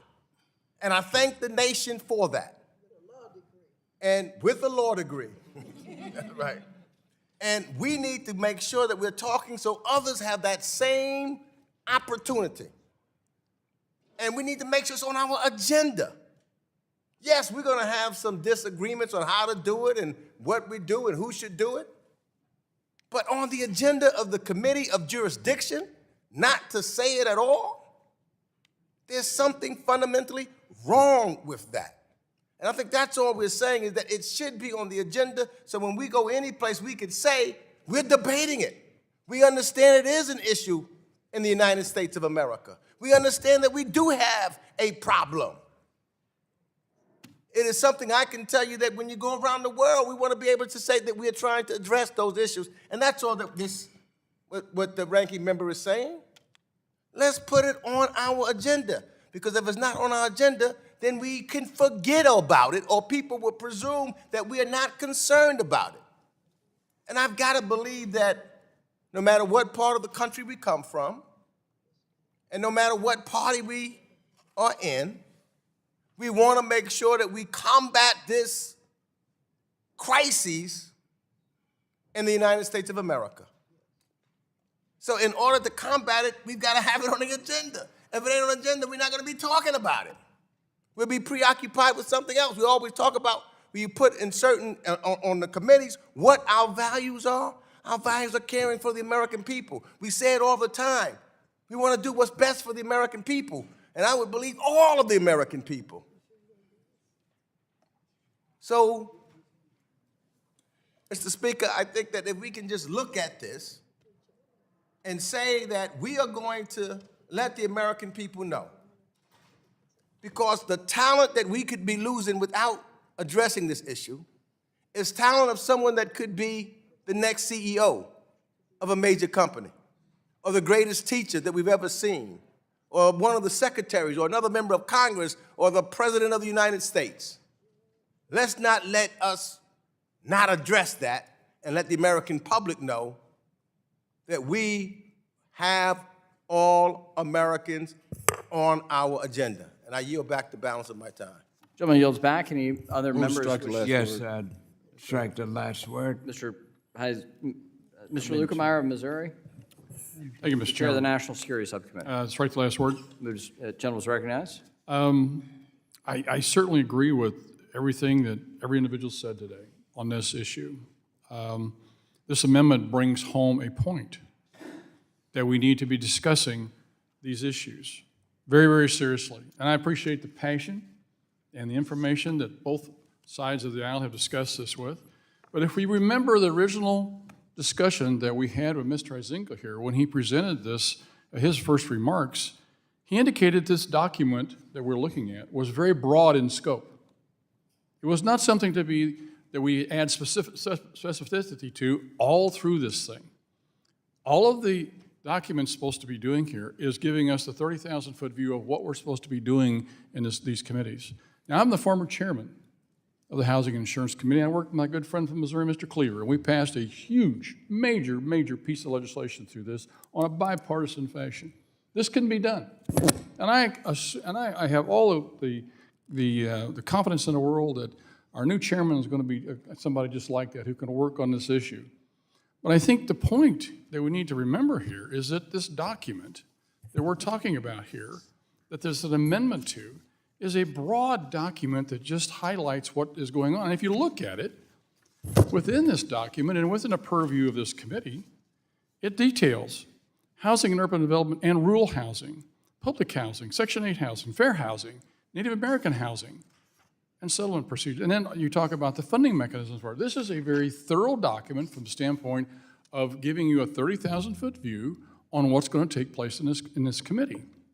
And I think if we get bogged down by adding every little bitty issue that we want to add to this, I mean, we could sit here and talk about all sorts of things. Just pick one out. Home loan bank. There's all kinds of things we could put in there about all sorts of changes you would like to see to that. The Jenny May, all sorts of changes we can make that. But we don't have time, and we don't have then it's not necessary to go through and list every single thing. that we're going to have to add to this document. And this is why this amendment is superfluous. It's not necessary. We already have Will categories the under which gentleman this would yield? fall. Will the gentleman please Sure, yield? I'll be glad to yield to the. Let me save you some time. Take this amendment, forget about it.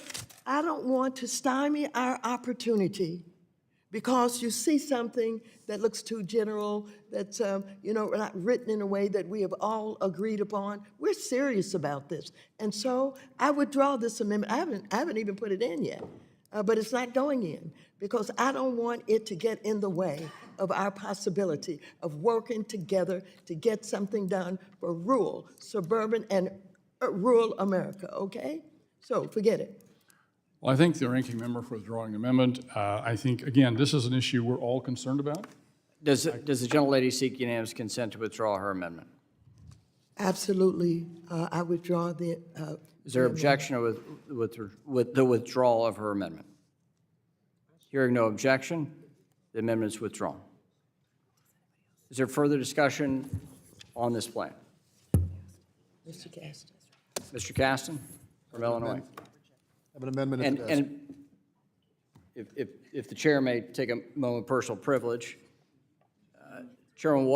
Ranking Member Waters, oh my gosh, I just did that to you. I keep calling you chairman or chairwoman. I know it's not offensive, but gosh. I accept. All right. As a point of personal privilege, Yes. the oversight plan, we're trying to conform to House rules. This is not the agenda.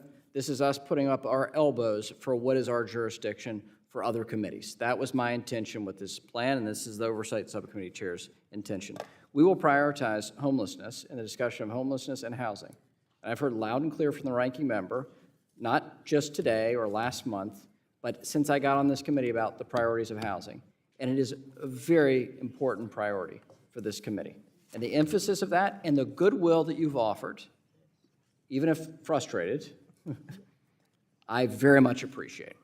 And I thank the former chair for her indulgence. Gentleman from Illinois is recognized. I have an amendment at the desk, Mr. Chairman. If the clerk will distribute.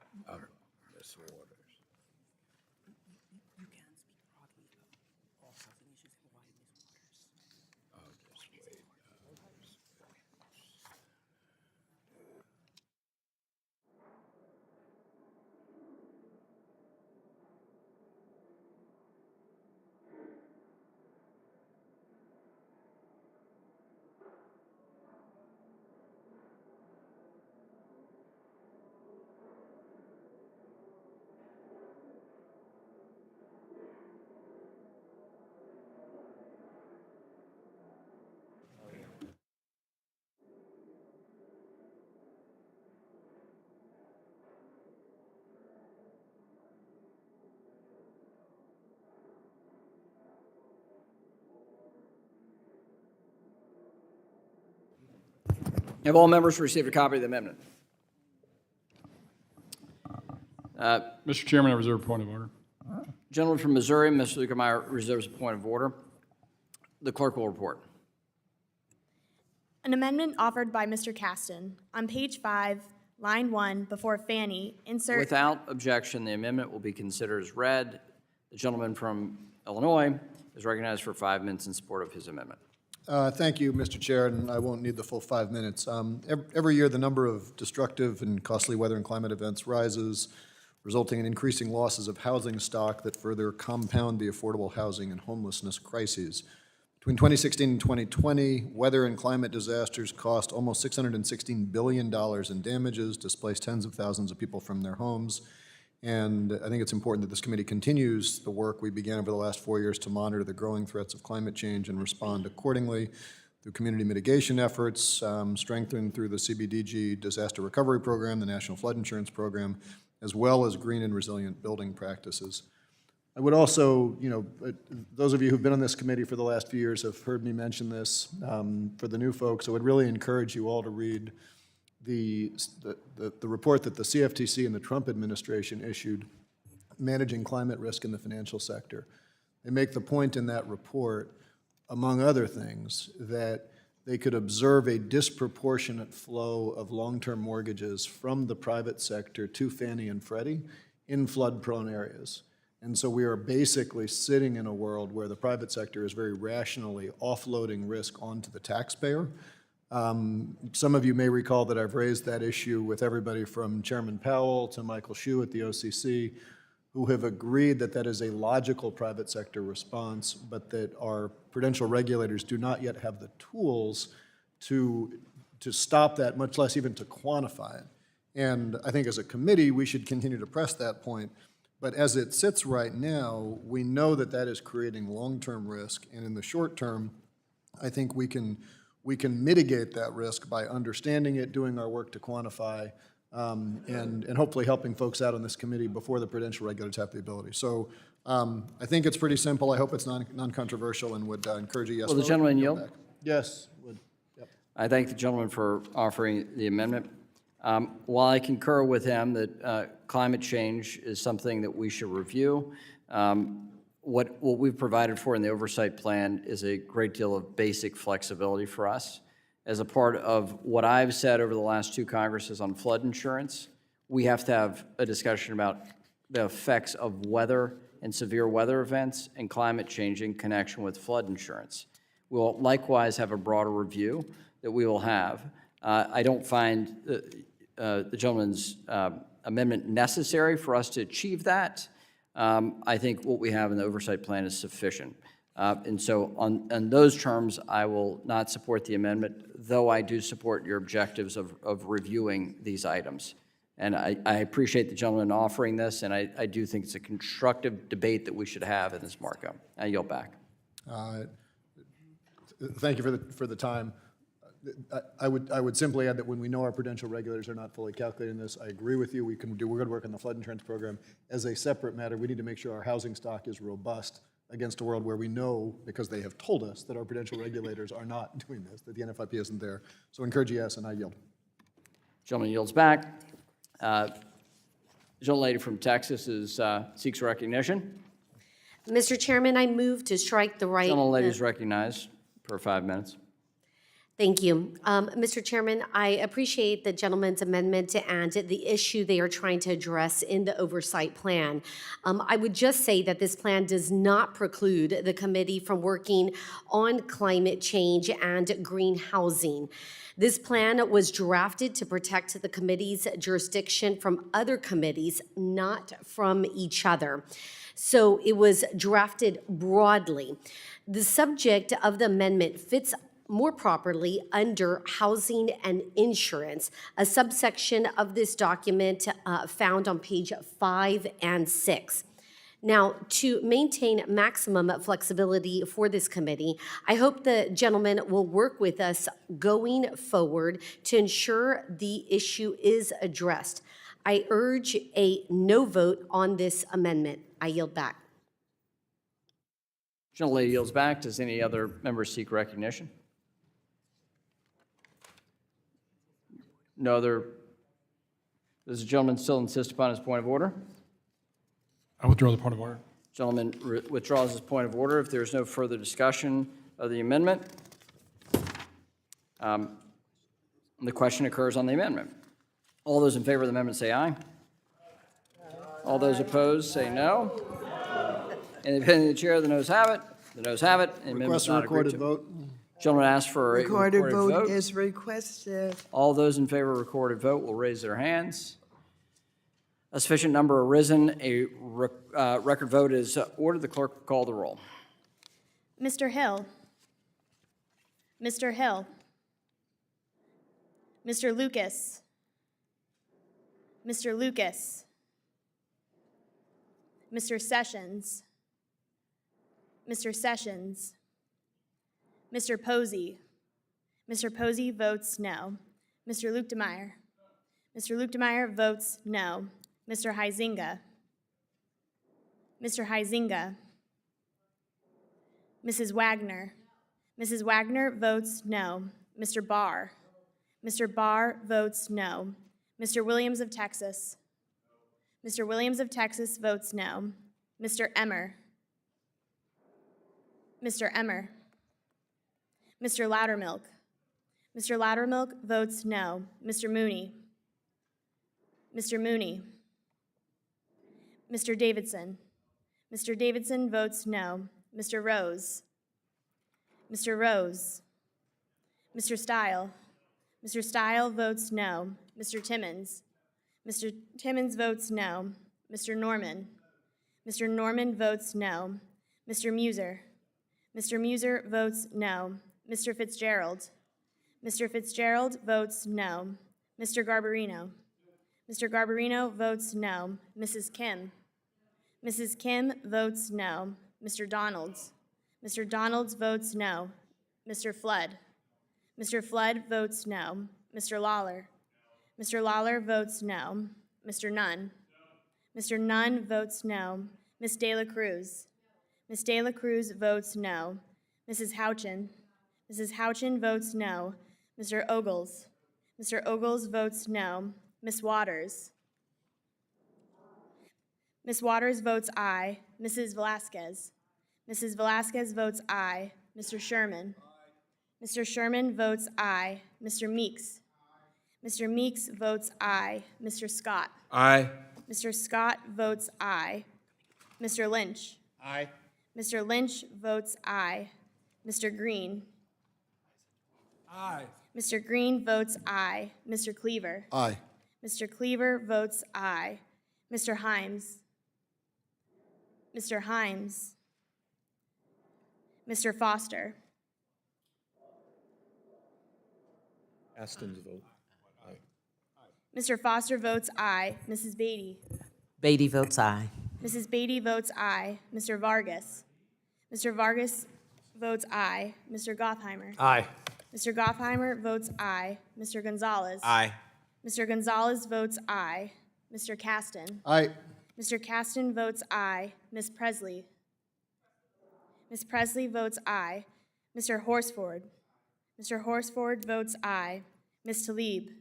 Ms. Talib votes aye. Mr. Torres. Mr. Torres votes aye. Ms. Garcia. Aye. Ms. Garcia votes aye. Ms. Williams of Georgia. Williams of Georgia votes aye. Ms. Williams of Georgia votes aye. Mr. Nickel. Mr. Nickel. Ms. Pedersen. Aye. Ms. Pedersen votes aye. Mr. Chairman. Mr. Chairman votes no. Have all members voted? If the clerk will record, we'll go back through the roll. Mr. Hill. Mr. Hill votes no. Mr. Lucas. Mr. Sessions. Mr. Huizinga. Mr. Huizinga votes no.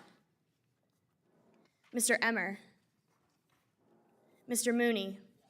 Mr. Mooney votes no. Mr. Rose. Mr. Himes. Mr. Nickel.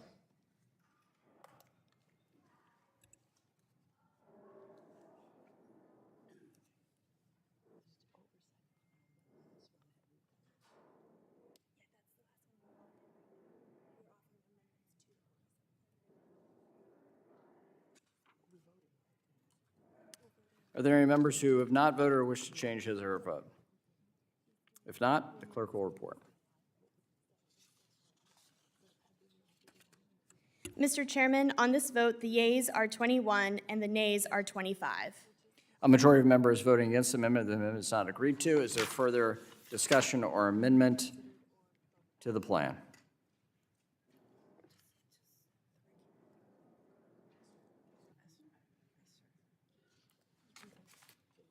Is there further discussion of the authorization oversight plan? I have an amendment at the desk. The ranking member has an amendment at the desk. Full pause for the distribution of.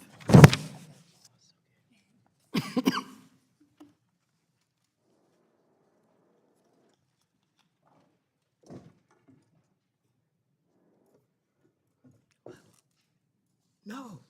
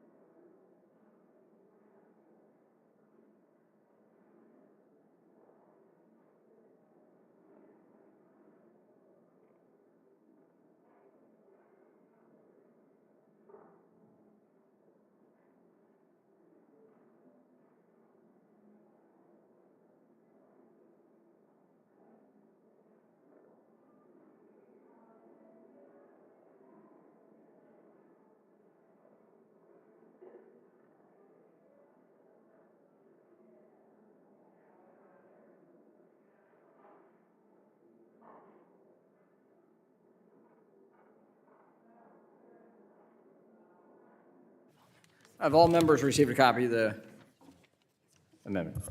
Mr. Chairman, Gentleman from Missouri. I'd like to register a point of, or withhold a point of order. The gentleman reserves a point of order. The sponsor of the amendment, Ms. Waters, is recognized for 5 minutes. Thank you very much, Mr. Chairman. Just, My apologies. yeah. Still need some training wheels here for the chair. The clerk will report. My apologies. Madam. Amendment number 3, offered by Representative Waters. On page 8, line 43, include the following: digital assets, financial technology, and inclusion. Digital assets. Without objection, the amendment will be considered as read, and the gentlewoman from California is recognized for 5 minutes in support of her. Thank you very much, Mr. Chairman. In just the last year, we have witnessed the major failure of digital assets projects like Terra USD, Celsius, BlockFi, most significantly FTX and Alameda Research. Last month, we have seen the bankruptcy of Genesis, a cryptocurrency lender that has halted withdrawals through the Gemini Earn program. Responsible, which currently holds approximately $900 million in investor assets from 340,000 investors. Time and time again, we're seeing customers locked out of their accounts with their life savings frozen in insolvent digital assets platforms. In the past 2 Congresses, the Financial Services Committee scrutinized the growth and popularity of financial technology, artificial technology, and digital assets.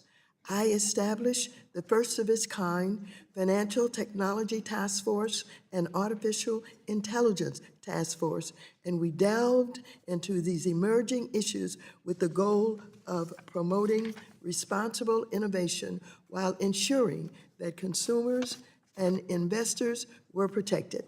Under the leadership of Mr. Lynch and Mr. Foster, the task force held 22 hearings.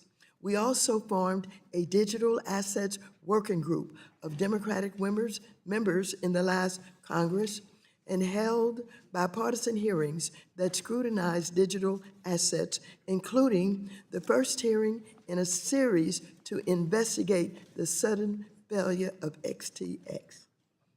I and my staff worked very closely with Chairman McHenry and his staff for many months last year, and we made good progress on a bipartisan stable coin bill. I'd like to just take a moment in this presentation to say thank you to Mr. McHenry and his staff and to my staff. They worked so hard, and we were right at the point of being able to introduce a bill, but time ran out on us. But we're right there, and I'm very hopeful that we can get back where we left off and keep going. So thank you very much, Mr. McHenry. And so, again, let me just repeat, I and my staff worked very closely with Chairman McHenry and his staff for many, many months last year, and we made very good progress on a bipartisan stablecoin bill.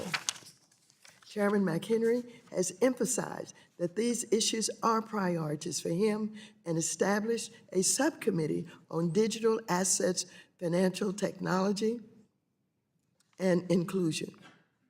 Now,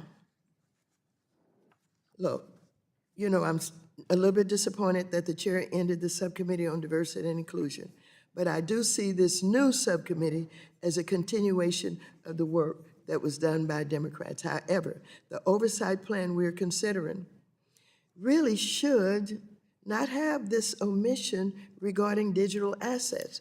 And I just have to believe that it's an oversight, and that in my reading the oversight plan, I just could not find any reference to digital assets, financial technology, or artificial intelligence. And again, I'm assuming that this may have been an oversight, and I'm therefore would, if necessary, offer this amendment to urge members to support the amendment, and I yield back the balance of my time. And the gentlelady yields back, and I recognize myself for 5 minutes.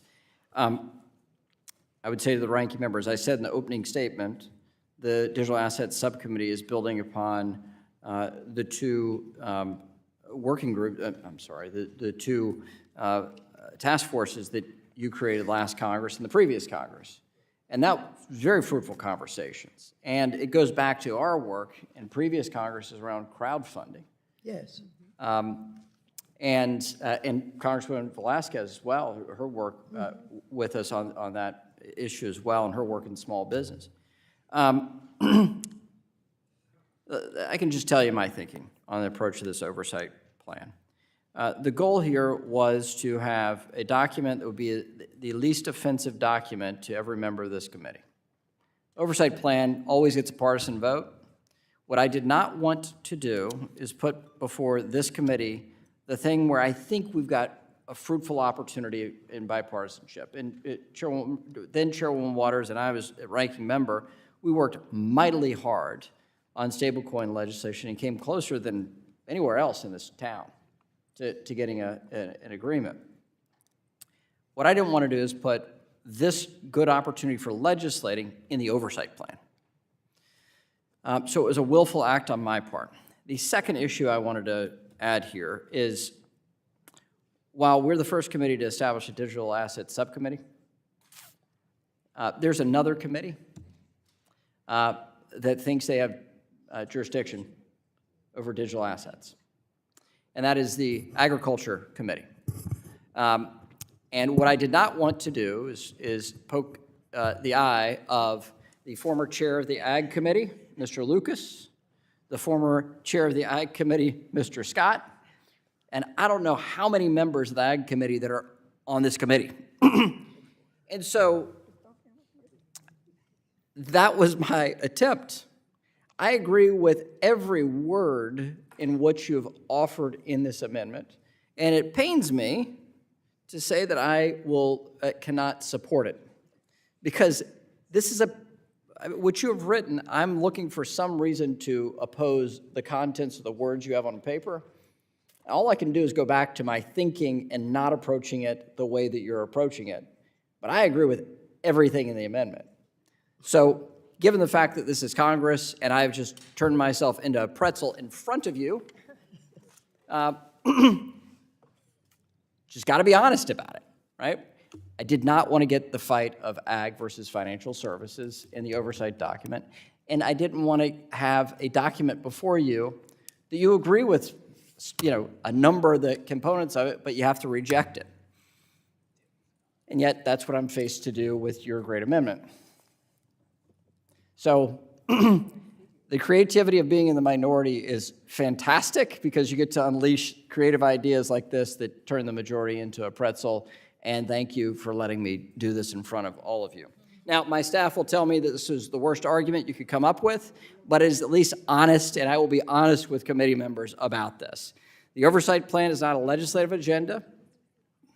I wanted it to be bipartisan in our approach to digital assets. And third and finally, I didn't want to bring the ag versus financial services fight into an oversight document. So with that, I'm happy to recognize, yes, the former chair of the Ag Committee. I'm very happy to yield to Mr. Scott. Thank you so very much, and I really appreciate your generosity and the fine concern that you have for us on the Agriculture Committee. But I want to make sure you realize that I am in full support of Ms. Waters' amendment. I was afraid you were going to say that. Digital assets and this whole movement and the impact it's having on all the phases of our economic stream is vitally important. And it's just as important for the Financial Services Committee as it is for us in Ag. And I'm sure my other former members of Ag, I see one over there itching to get his. When you have a say-so chance to in. yield to me, yes, sir. Certainly, I will. My good friend, I yield. I yield to to you. Thank the you. former chair of the. Whoever has the time, thank you for the yield. I would simply note that as the other former Ag Committee chairman, I have a slight disagreement with my successor. I believe that this is indeed not the appropriate direction for us to take, but that we will sort all these great differences out as we work two committees together. Together. Yes, thank you very much. A lot of togetherness, and with that, my time is happily expired. Does any other member seek recognition? No other member seeking recognition, no one willing to save me. Does the gentleman from Missouri insist on his point of order? Does he withdraw his Yes, point of Mr. order? Chairman, I withdraw the point of order. The gentleman withdraws his point of order. The question occurs on the amendment. All those in favor of the amendment say aye. Aye. Those opposed, no. No. In the opinion of the chair, the noes have it, and the noes have it, and the amendment is not agreed to, and recorded vote is requested. All the members raise their hand if they want a recorded vote. Recorded votes ordered. The clerk will joyfully call the roll. Mr. Hill. Wait. Mr. Hill. Mr. Lucas. Mr. Lucas votes no. Mr. Sessions. Mr. Sessions. Mr. Posey. Mr. Posey votes no. Mr. Lukemeyer. Mr. Lukemeyer votes no. Mr. Huizinga. Mr. Huizinga votes no. Mrs. Wagner. Mrs. Wagner votes no. Mr. Barr. Mr. Barr. Mr. Williams of Texas. Mr. Williams of Texas votes no. Mr. Emmer. Mr. Emmer. Mr. Loudermilk. Mr. Loudermilk votes no. Mr. Mooney. Mr. Mooney votes no. Mr. Davidson. Mr. Davidson votes no. Mr. Rose. No. Mr. Rose votes no. Mr. Stile. Mr. Stile votes no. Mr. Timmons. Mr. Timmons votes no. Mr. Norman. Mr. Norman votes no. Mr. Muser. Mr. Muser votes no. Mr. Fitzgerald. Mr. Fitzgerald votes no. Mr. Garbarino. Mr. Garbarino votes no. Mrs. Kim. Mrs. Kim votes no. Mr. Donalds. Mr. Donalds votes no. Mr. Flood. Mr. Flood votes no. Mr. Lawler. Mr. Lawler votes no. Mr. Nunn. Mr. Nunn votes no.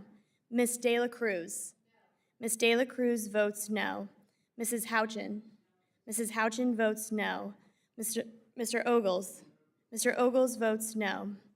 Ms. Waters. Ms. Waters votes aye. Mrs. Velasquez.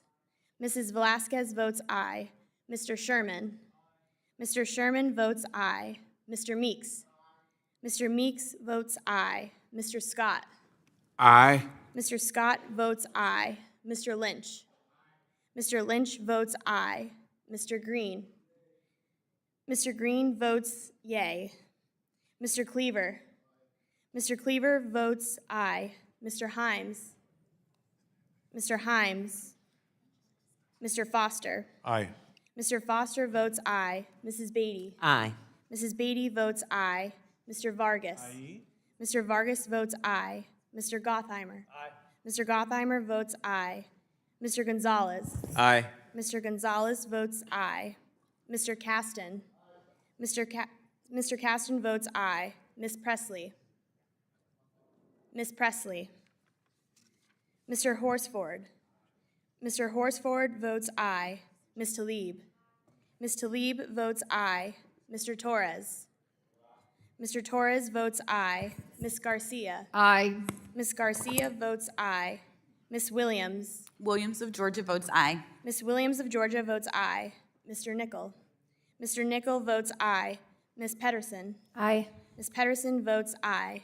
Mr. Chairman. Mr. Chairman votes no. Hill? No. Mr. Hill votes no. Mr. Barr votes no. Have all members voted? Mr. Sessions. Mr. Emmer. Mr. Himes. Ms. Presley. Is there any member who wishes to change his or her vote? If not, the clerk will report.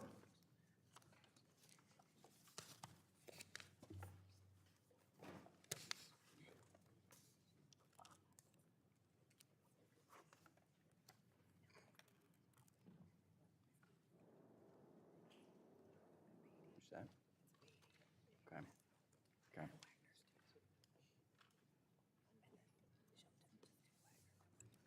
Mr. Chairman, on this vote, the yeas are 21 and the nays are 27. A majority of members having voted against the amendment is not agreed to. Is there further discussion on the authorization oversight? Is there further discussion on the authorization and oversight plan? The gentlelady from Ohio, Ms. Beatty, is recognized. Mr. Chairman, I have an amendment at the desk. We'll distribute the amendments.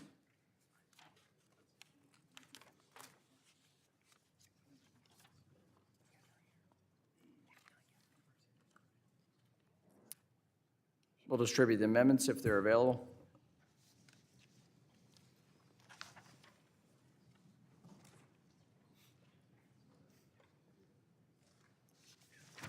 Mr. Chairman, I reserve a point of order. Gentlelady from Missouri reserves a point of order.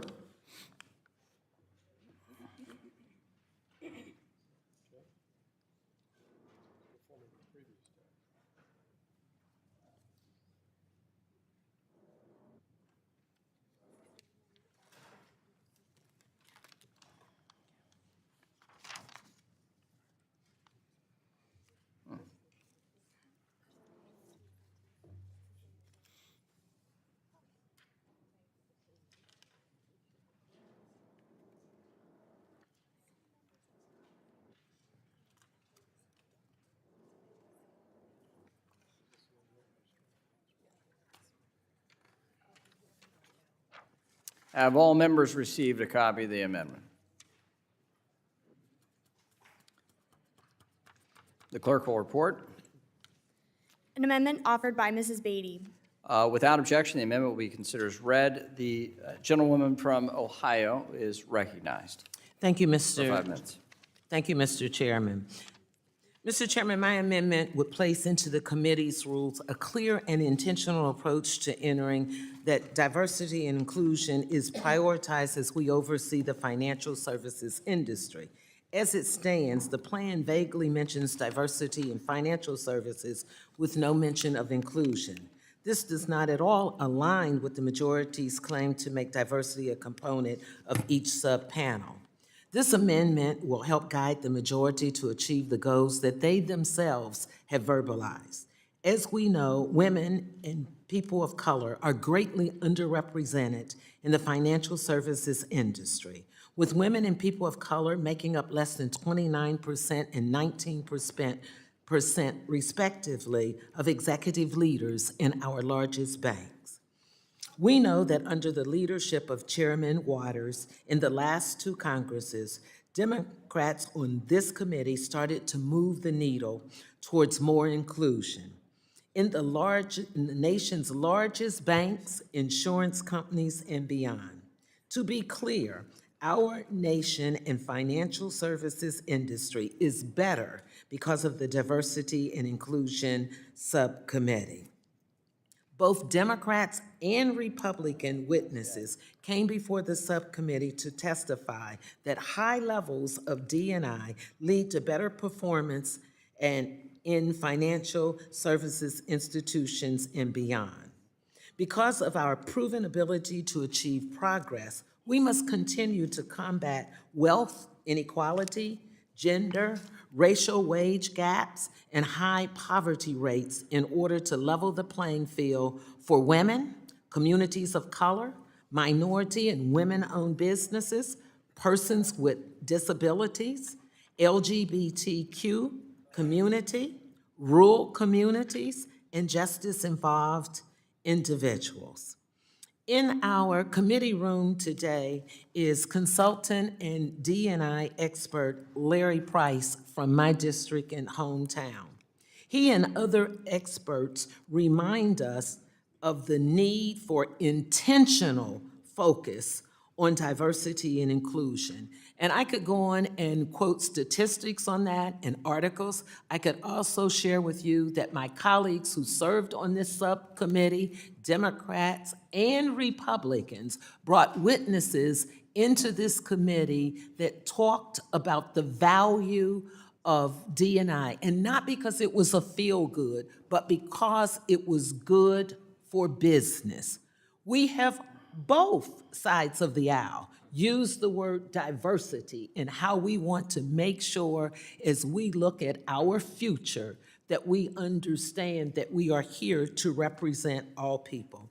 Lastly, let me say that I want to express my sincere gratitude to Congresswoman Waters for her leadership, for not only bringing national attention to diversity and inclusion, but really moving the needle.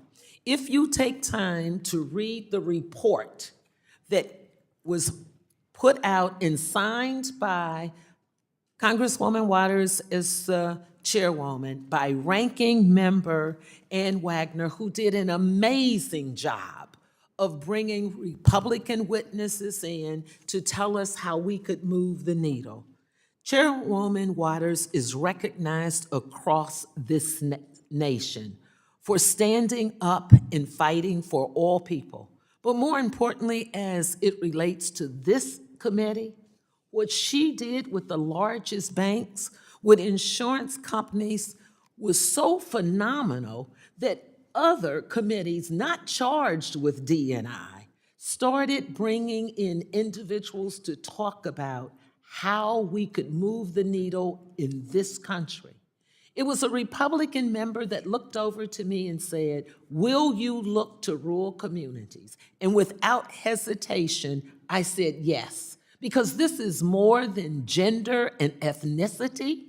It is about making sure that our work in the financial institutions is reflective of the people we serve, the communities we represent, and also it is very important, as my father used to say, to have people on both sides of that cash register. So let me say thank you, Mr. Chairman, and more importantly, thank you to our ranking member, and I yield back.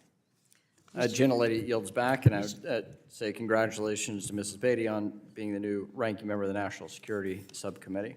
And members, the chair of the Capital Markets Subcommittee, Ms. Matt Wagner, seeks recognition. Mr. Chairman, I move to strike. Recognized for 5 minutes. Thank you. I appreciate the gentlewoman's amendment and the issue she is trying to address in the oversight plan. I would just say that this plan does not preclude the committee from working on the subject of the amendment. This plan was drafted to protect this committee's jurisdiction from other committees, not from each other. So it was drafted very broadly. The subject of the amendment is indeed contemplated in many subsections of this document. And to maintain maximum flexibility for this committee, I hope that the gentlewoman will work with us going forward to ensure that the issue is addressed. I believe we have been consistent on this. Republicans have and always will stand for equal rights under the law. And this committee will provide oversight to ensure individual rights are not infringed while working to promote equality of opportunity, not outcome. I urge a no vote on this amendment, and I yield back. Gentlelady yields back. Does any other? Mr. The ranking member. Mr. seeks Chairman?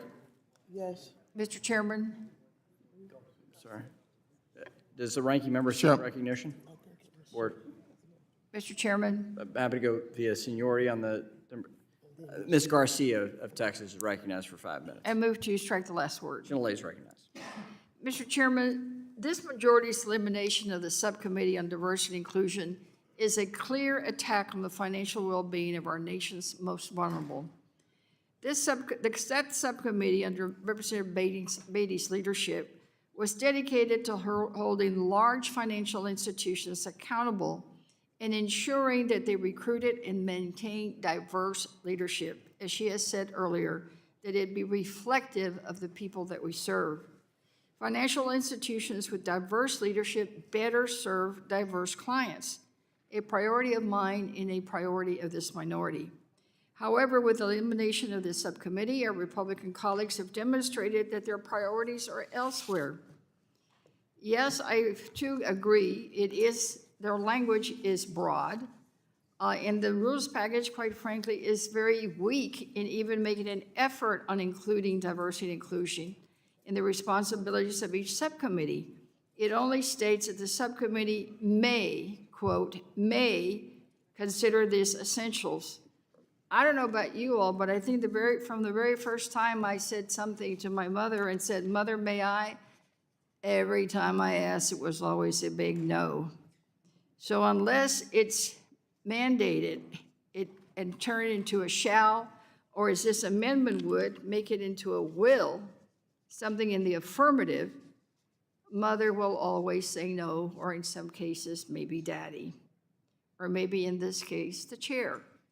But the bottom line is, if it's not written in there and it's so broad, it's really quite easy to just overlook it.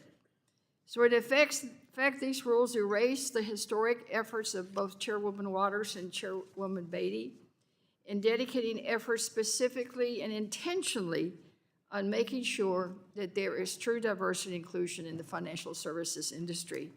And for me, it's always been very important to continue the work that I have started on language access and financing, in financial inclusion for all Americans, and making sure that poor people have access to the financial industry just as everyone else. So I support this amendment strongly. We need to change that may to will or something more affirmative. With that, I yield back. Gentlelady yields back. The ranking member, Ms. Waters, seeks recognition. Gentlelady is recognized for 5 Thank minutes. you. I move to strike the last word. Gentlelady is recognized. Mr. Chairman and members, this amendment would ensure that this committee has a clear and intentional approach to examining diversity and inclusion throughout every aspect of the financial services industry this Congress.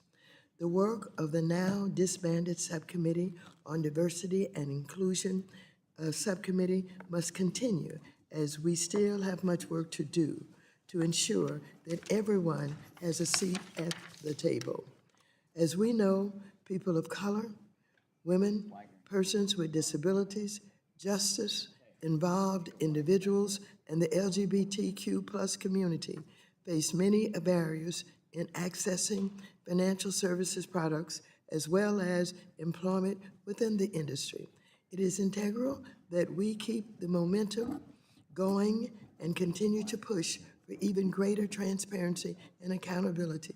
So let me just thank Ms. Beatty for her leadership and all of the members who served on that subcommittee. You just heard from Ms. Garcia, you heard from Ms. Wagner, and I want you to know that these women did a monumental job in moving this issue forward.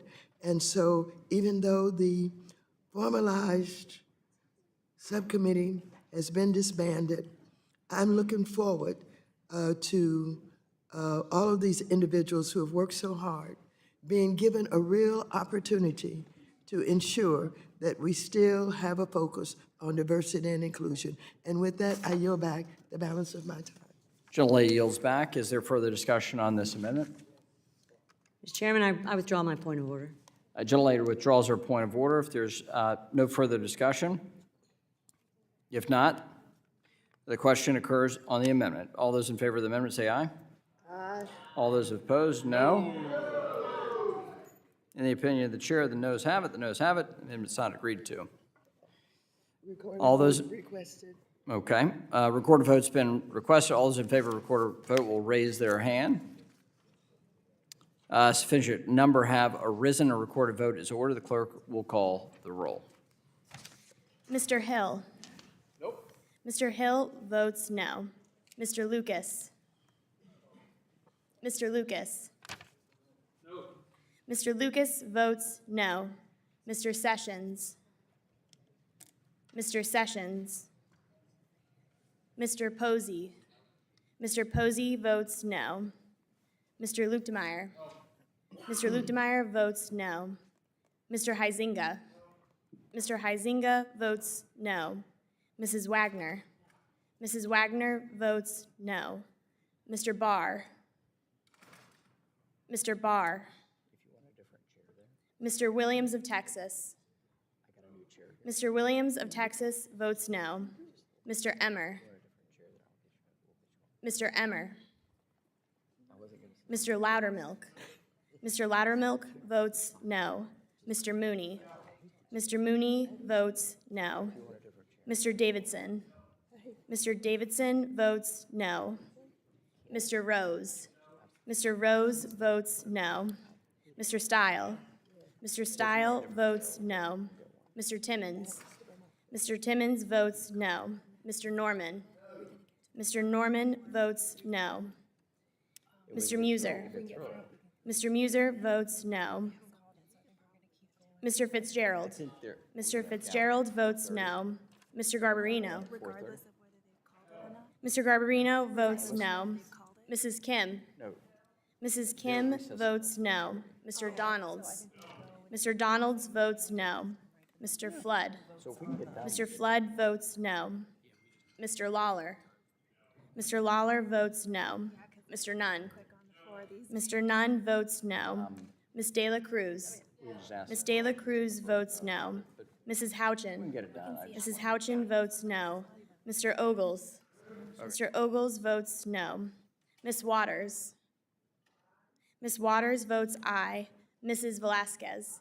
Mrs. Velasquez votes aye. Mr. Sherman? Mr. Sherman votes aye. Mr. Meeks? Mr. Meeks votes aye. Mr. Scott? Aye. Mr. Scott votes aye. Mr. Lynch? Aye. Mr. Lynch votes aye. Mr. Green? Mr. Green votes yea. Mr. Cleaver? Mr. Cleaver votes aye. Mr. Himes? Mr. Himes? Mr. Foster? Aye. Mr. Foster votes aye. Mrs. Beatty? Mrs. Beatty votes aye. Mrs. Beatty votes aye. Mr. Vargas? Mr. Vargas votes aye. Mr. Gottheimer? Aye. Mr. Gottheimer votes aye. Mr. Gonzalez? Mr. Gonzalez votes aye. Mr. Caston? Mr. Caston votes aye. Ms. Presley? Aye. Ms. Presley votes aye. Mr. Horsford? Mr. Horsford votes aye. Ms. Tlaib? Ms. Tlaib votes aye. Mr. Torres? Mr. Torres votes aye. Ms. Garcia. Absolutely, yes. Ms. Garcia votes aye. Ms. Williams of Georgia. Williams of Georgia votes aye. Ms. Williams of Georgia votes aye. Mr. Nickel. Mr. Nickel votes aye. Ms. Pedersen. Ms. Pedersen votes aye. Mr. Chairman.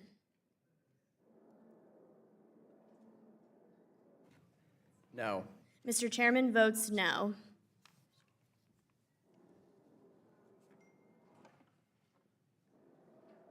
Are there members who've not, are not recorded? Mr. Barr. Mr. Barr votes no. Mr. Sessions. Mr. Emmer. Mr. Himes.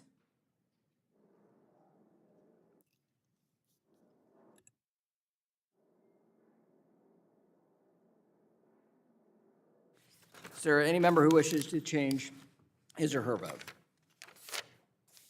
If not, the clerk will report.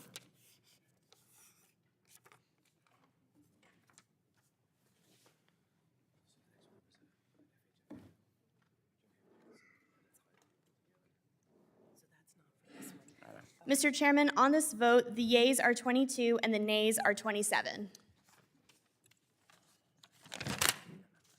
A majority of members voting against the amendment, the amendment is not agreed to. At this time, the chair would like to announce that it's the House will come in, return from recess at 4:30, and we'll have a series of votes then. I recognize that some members had a little difficulty getting there in time last time. So when the votes are called, with the indulgence of the members, we'll, on the tiny TVs on the right and left, we'll put on the floor, okay? And we will go as long as we can go. I think at probably 200 members not voting, that's when we'll dispense with this. That's when people get antsy. But we'll try to go as long as we can. When we get done with the floor for votes, if members come back quickly, your evening looks a whole lot more interesting and better. And if you slow roll this, if members wish to slow roll it, it's fine. I'll be here in the chair. I've got plenty of water. Yes, and and we have, anyway. So the intention is for us to get as far as we possibly can because our colleagues have amendments. So with that, any further discussion of the authorization oversight plan? Any further amendments? Mr. Chairman, I have an amendment at the desk. Yes, the gentleman from Missouri. We'll pause while these copies are distributed.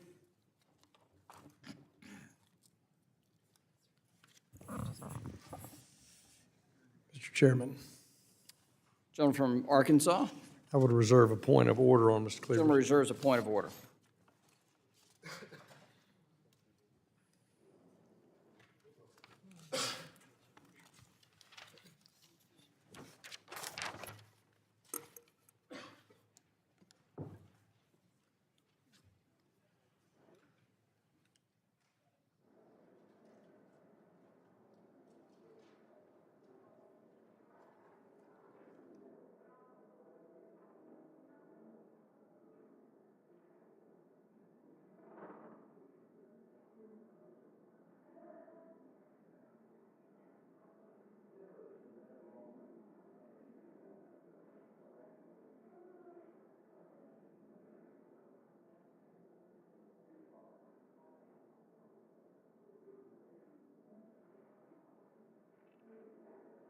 Do all members have copies of the amendment?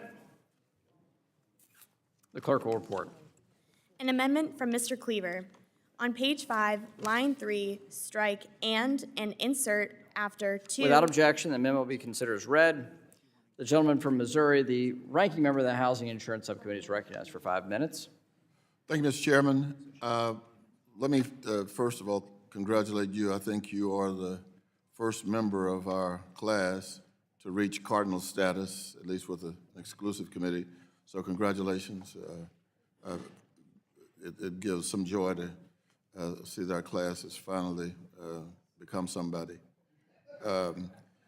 Let me just say I know the arguments, the debates that we could have on this, and that's fine. And that's the reason I already know what it is, because I've been here through the whole meeting.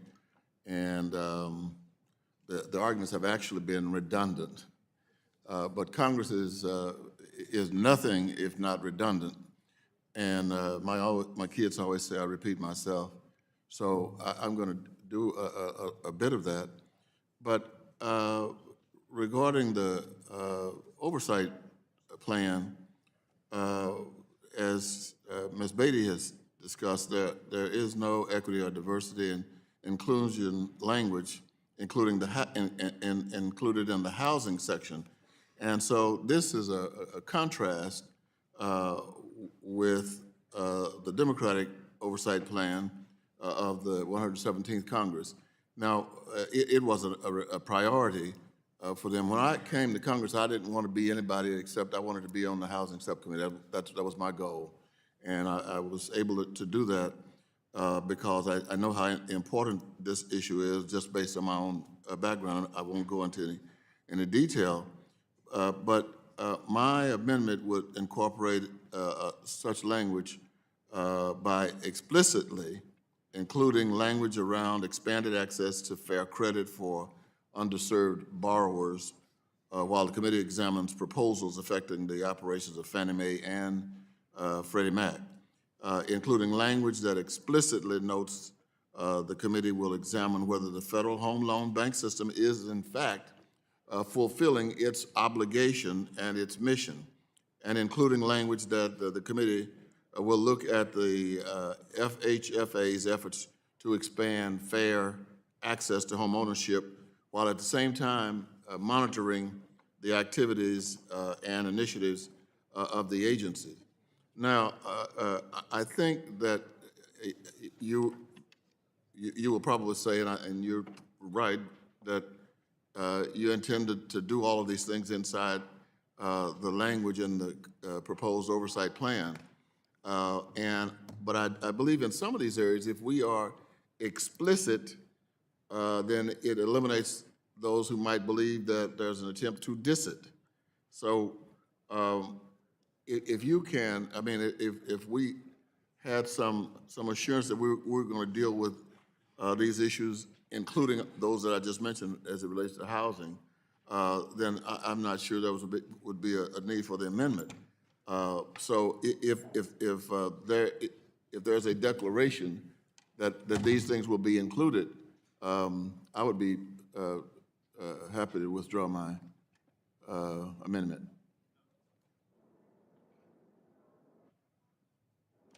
Does the gentleman yield back? I yield back.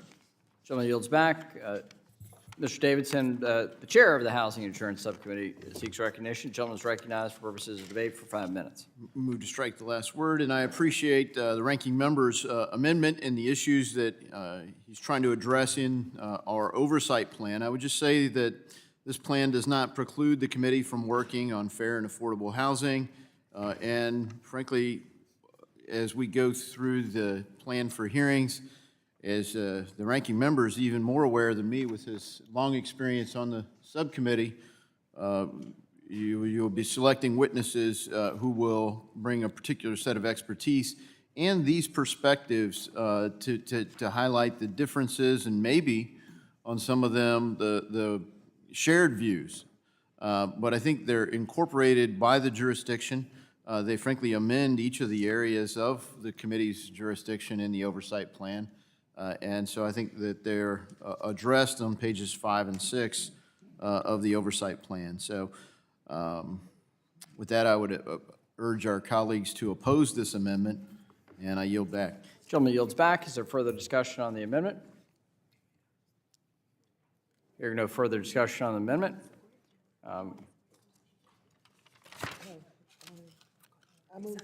If not, gentlelady seeks recognition. The ranking member seeks recognition. Gentlelady is recognized for 5 minutes. Thank you.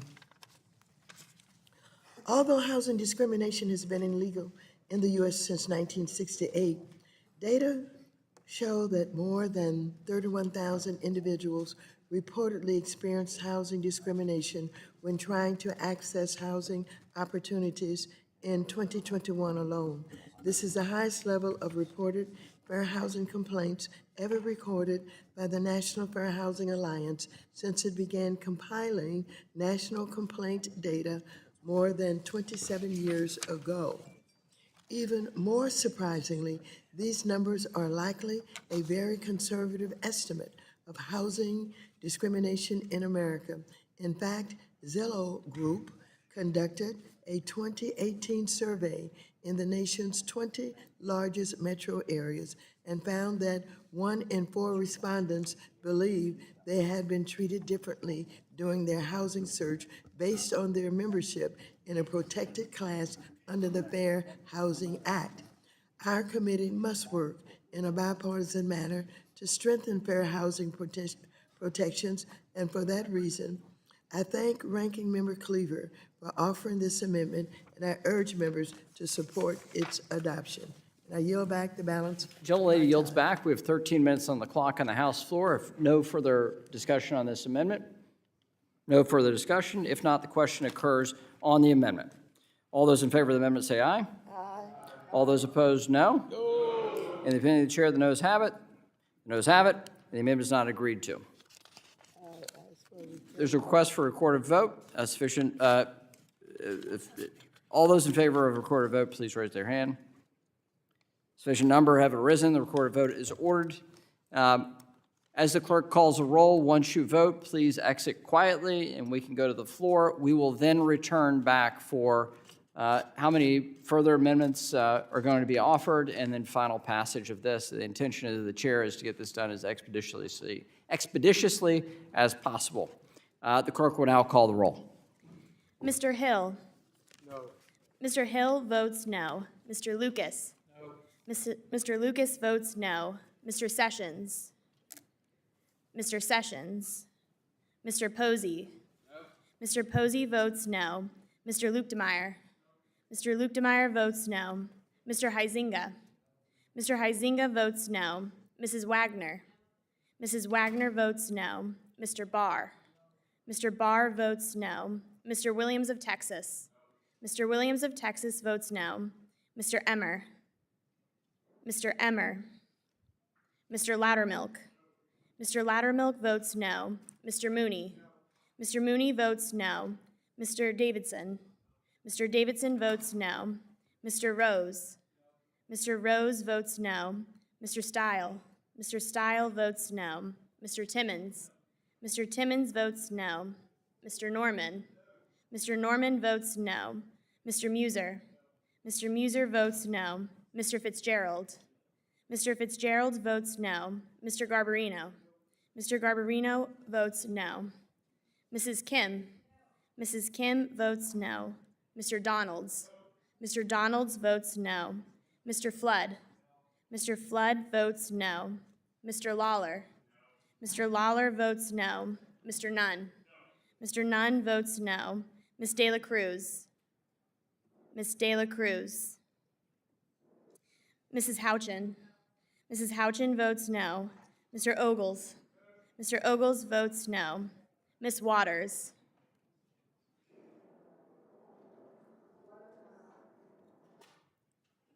Ms. Waters votes aye. Mrs. Velasquez? Mrs. Velasquez votes aye. Mr. Sherman? Mr. Sherman votes aye. Mr. Meeks? Aye. Mr. Meeks votes aye. Mr. Scott? Aye. Mr. Scott votes aye. Mr. Lynch? Aye. Mr. Lynch votes aye. Mr. Green? Yay.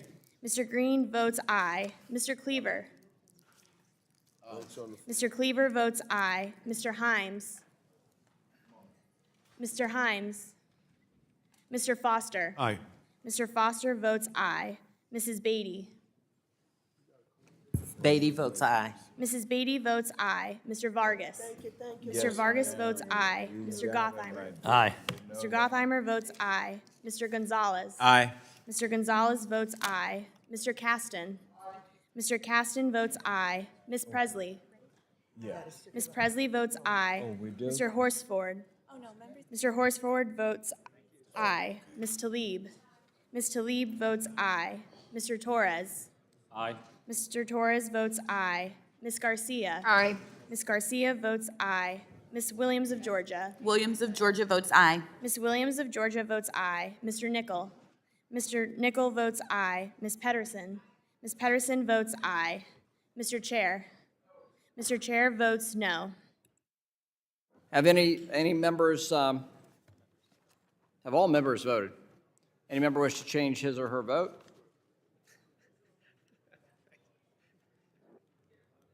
If not, the clerk will report.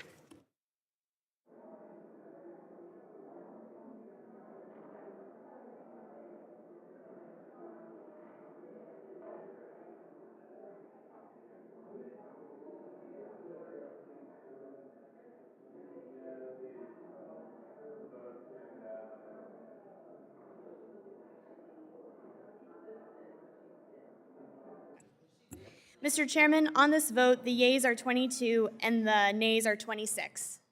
A majority of members having voted against the amendment is not agreed to. The committee will stand in recess.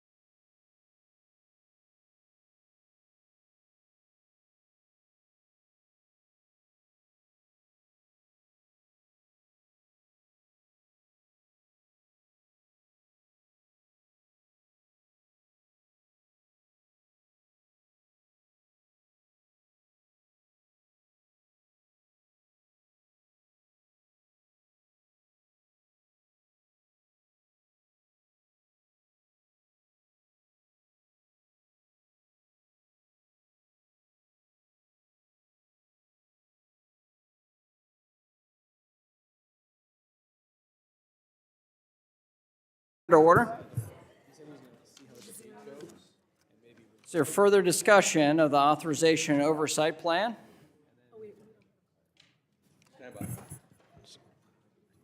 And Mr. Chair?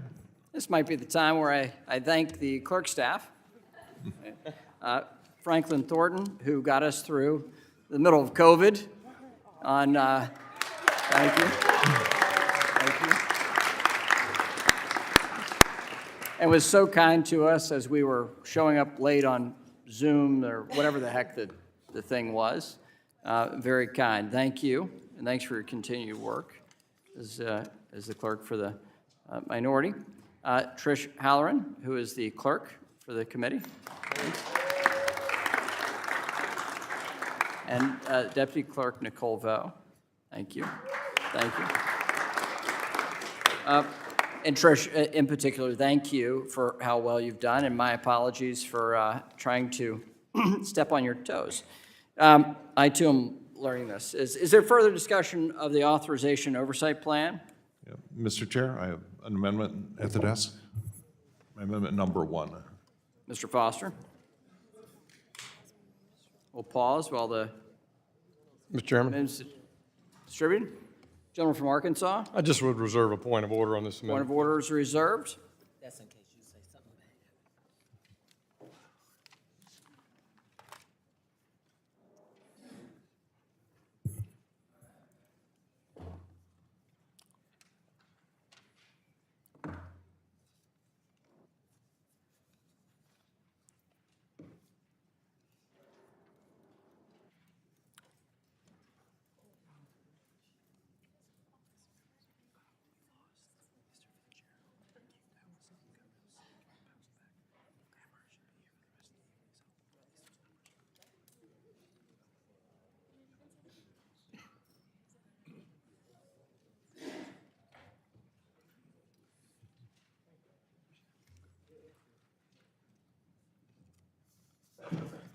I've got one.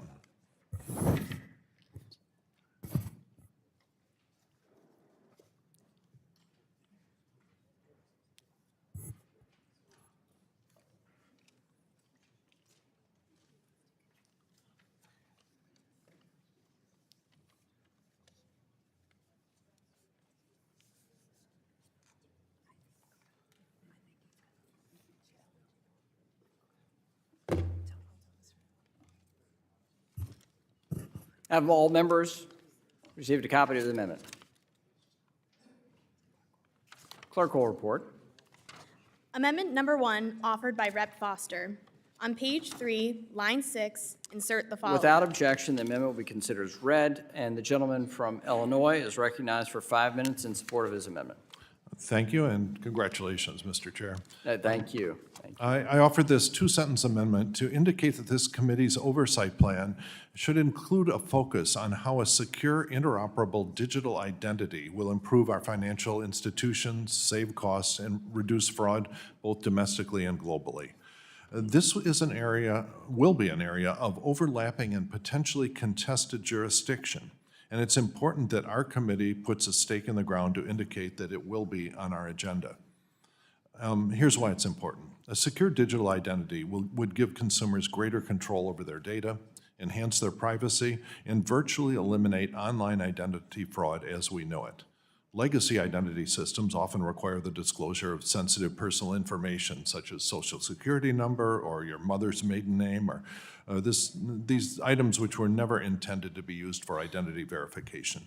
And consumers are fed up with identity fraud and the costs associated with it. Identity theft can take months or years to rectify and impose thousands of dollars of unjust costs onto consumers. Each year, 39 million Americans are estimated to have their identities compromised, and it's estimated to cost consumers and businesses in our country roughly $56 billion annually. And identity theft is also one of the most frequent ways that scammers defraud the U.S. taxpayer. Unemployment insurance fraud, for instance, cost this government $163 billion last year. For those of us like me who believe that we should find ways to make our government operate more efficiently with fewer personnel, nothing will be more effective for this than a secure digital identity that allows citizens to prove they are who they say they are in online and offline transactions. So widespread voluntary adoption of a digital ID will yield enormous savings of time and money for consumers, businesses, and government. Most of us know the frustration of having to replace cards after receiving a dreaded fraud alert from the bank, and that frustration would be largely eliminated with a secure digital ID, since hackers wouldn't just need to steal your passwords and account numbers, but they'd also need to steal your phone, your personal PIN, your fingerprint, and maybe even the shape of your face to access your accounts, which are well beyond the capabilities of a typical offshore cybercriminal. As incoming ranking member of the Financial Institutions Subcommittee, I note that a digital identity framework would yield enormous benefits to financial institutions as well.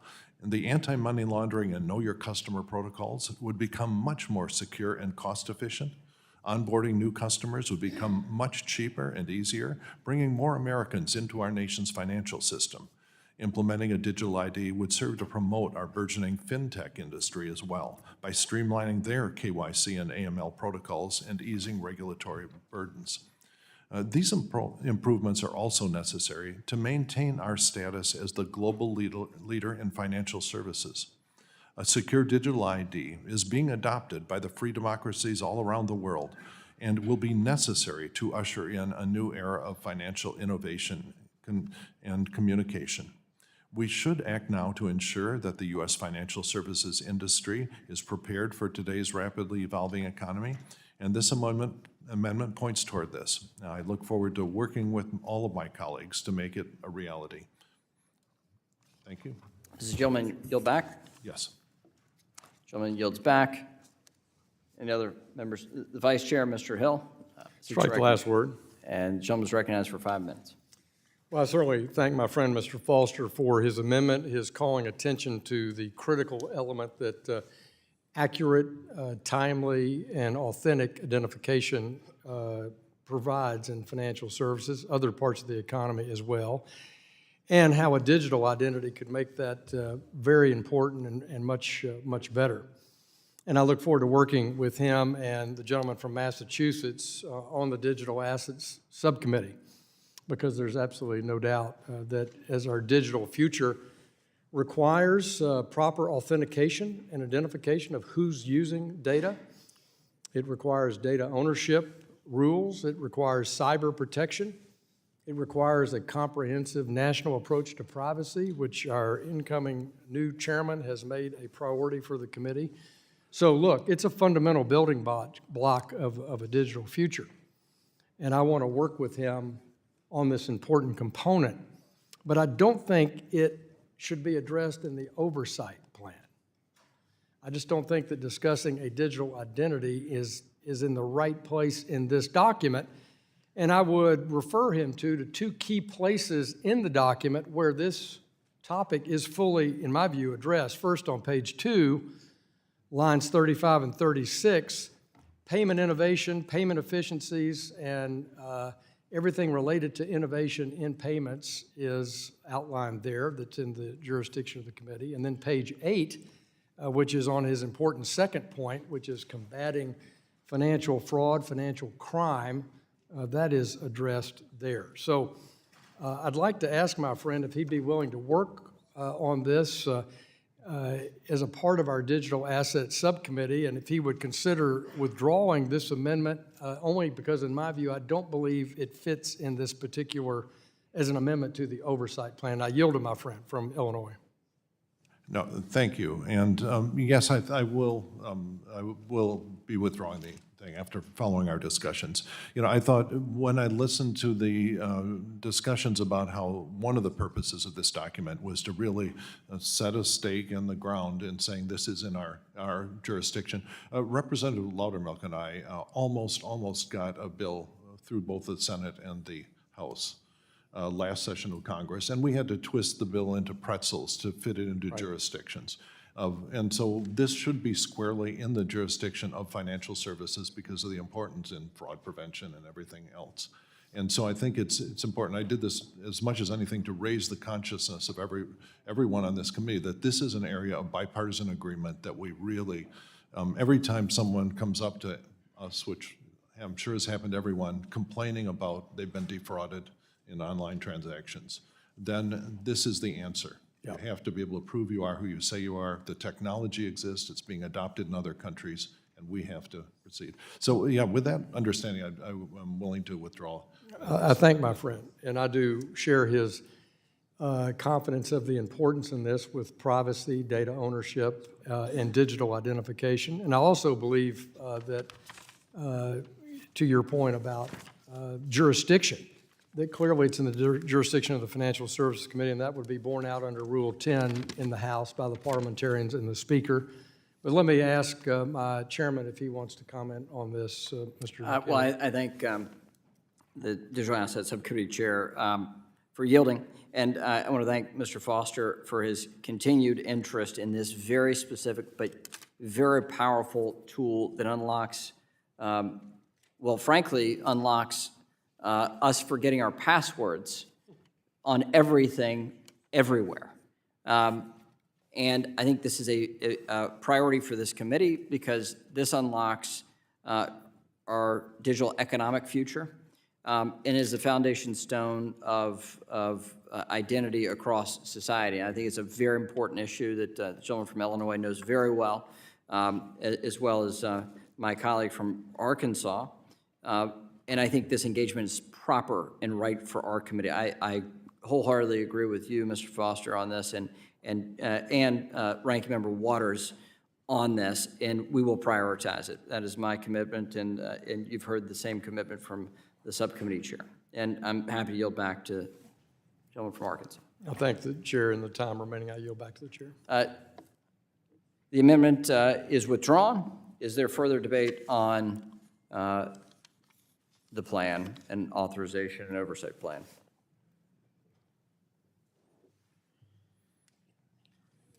No further amendments? No further amendments, and we're happy to move. Well, I do have a second amendment at the desk, if that's in order at this point. Mr. Foster, clerk will distribute the amendment, if we will. We'll pause for that distribution.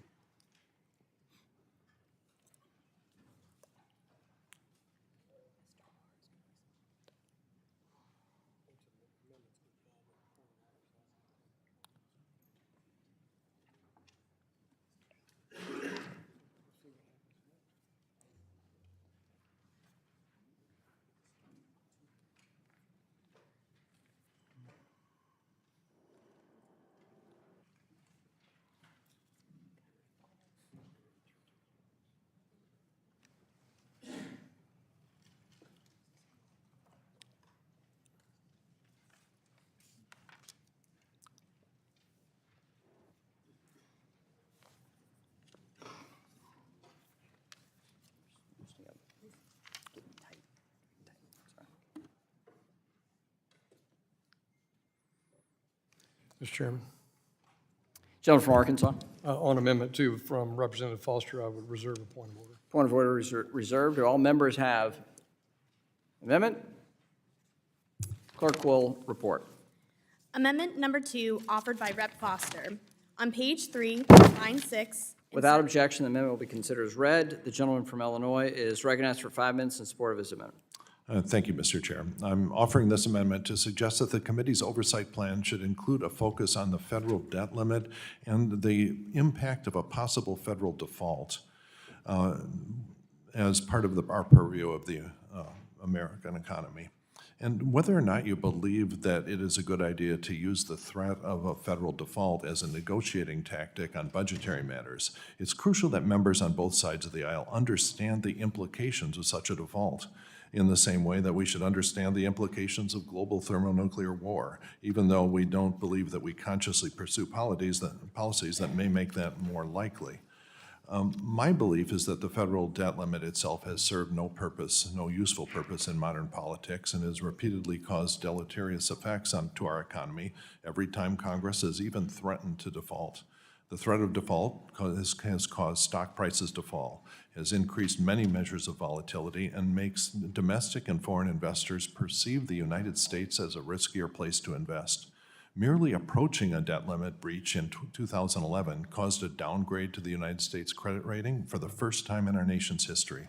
And during that time, the 30-year conventional fixed-rate mortgage spread jumped by as much as 70 basis points, meaning that the payment on a typical $235,000 mortgage increased by roughly $100 a month. So the middle class of America suffered when this happened last time. The creditworthiness of U.S. Treasury securities has long bolstered demand for U.S. dollars, contributing to their value and status as the world's reserve currency. And any hit to the confidence in the U.S. economy, whether from default or the uncertainty surrounding it, could cause investors to sell U.S. Treasury bonds and thereby weaken the dollar.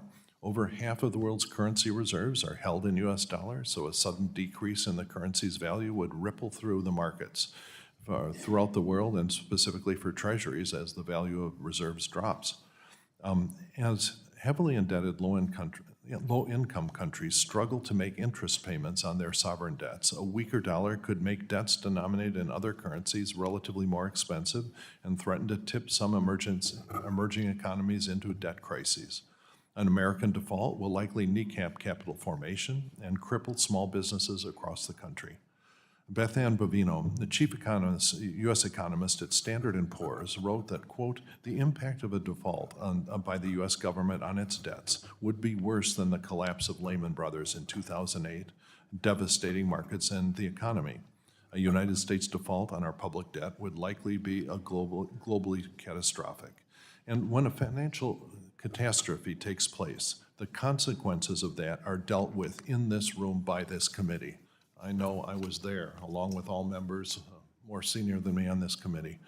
So this committee ought to appreciate these very real threats further. We should be prepared to know the full extents of the effects that a breach would have on the financial services industry and the broader economy. We should also examine how the existence of the federal debt limit has already harmed our economy. Thank you, and I yield back. Gentleman yields back. Gentleman from Kentucky, the chair of the Financial Institutions Subcommittee. Move to strike the last word. Recognized for 5 minutes. I appreciate the chairman, and I also appreciate my friend from Illinois, the gentleman's amendment and his proposal, and I look forward, as chairman of the Financial Institutions and Monetary Policy Subcommittee, working with Representative Foster in his capacity as the ranking member of that subcommittee. And I appreciate the gentleman's focus on protecting the full faith and credit of the United States, his suggestion. And I would just submit that in opposition to the amendment, respectful opposition to the amendment, that members on both sides of the aisle of this committee are very much appreciative of the risk of default.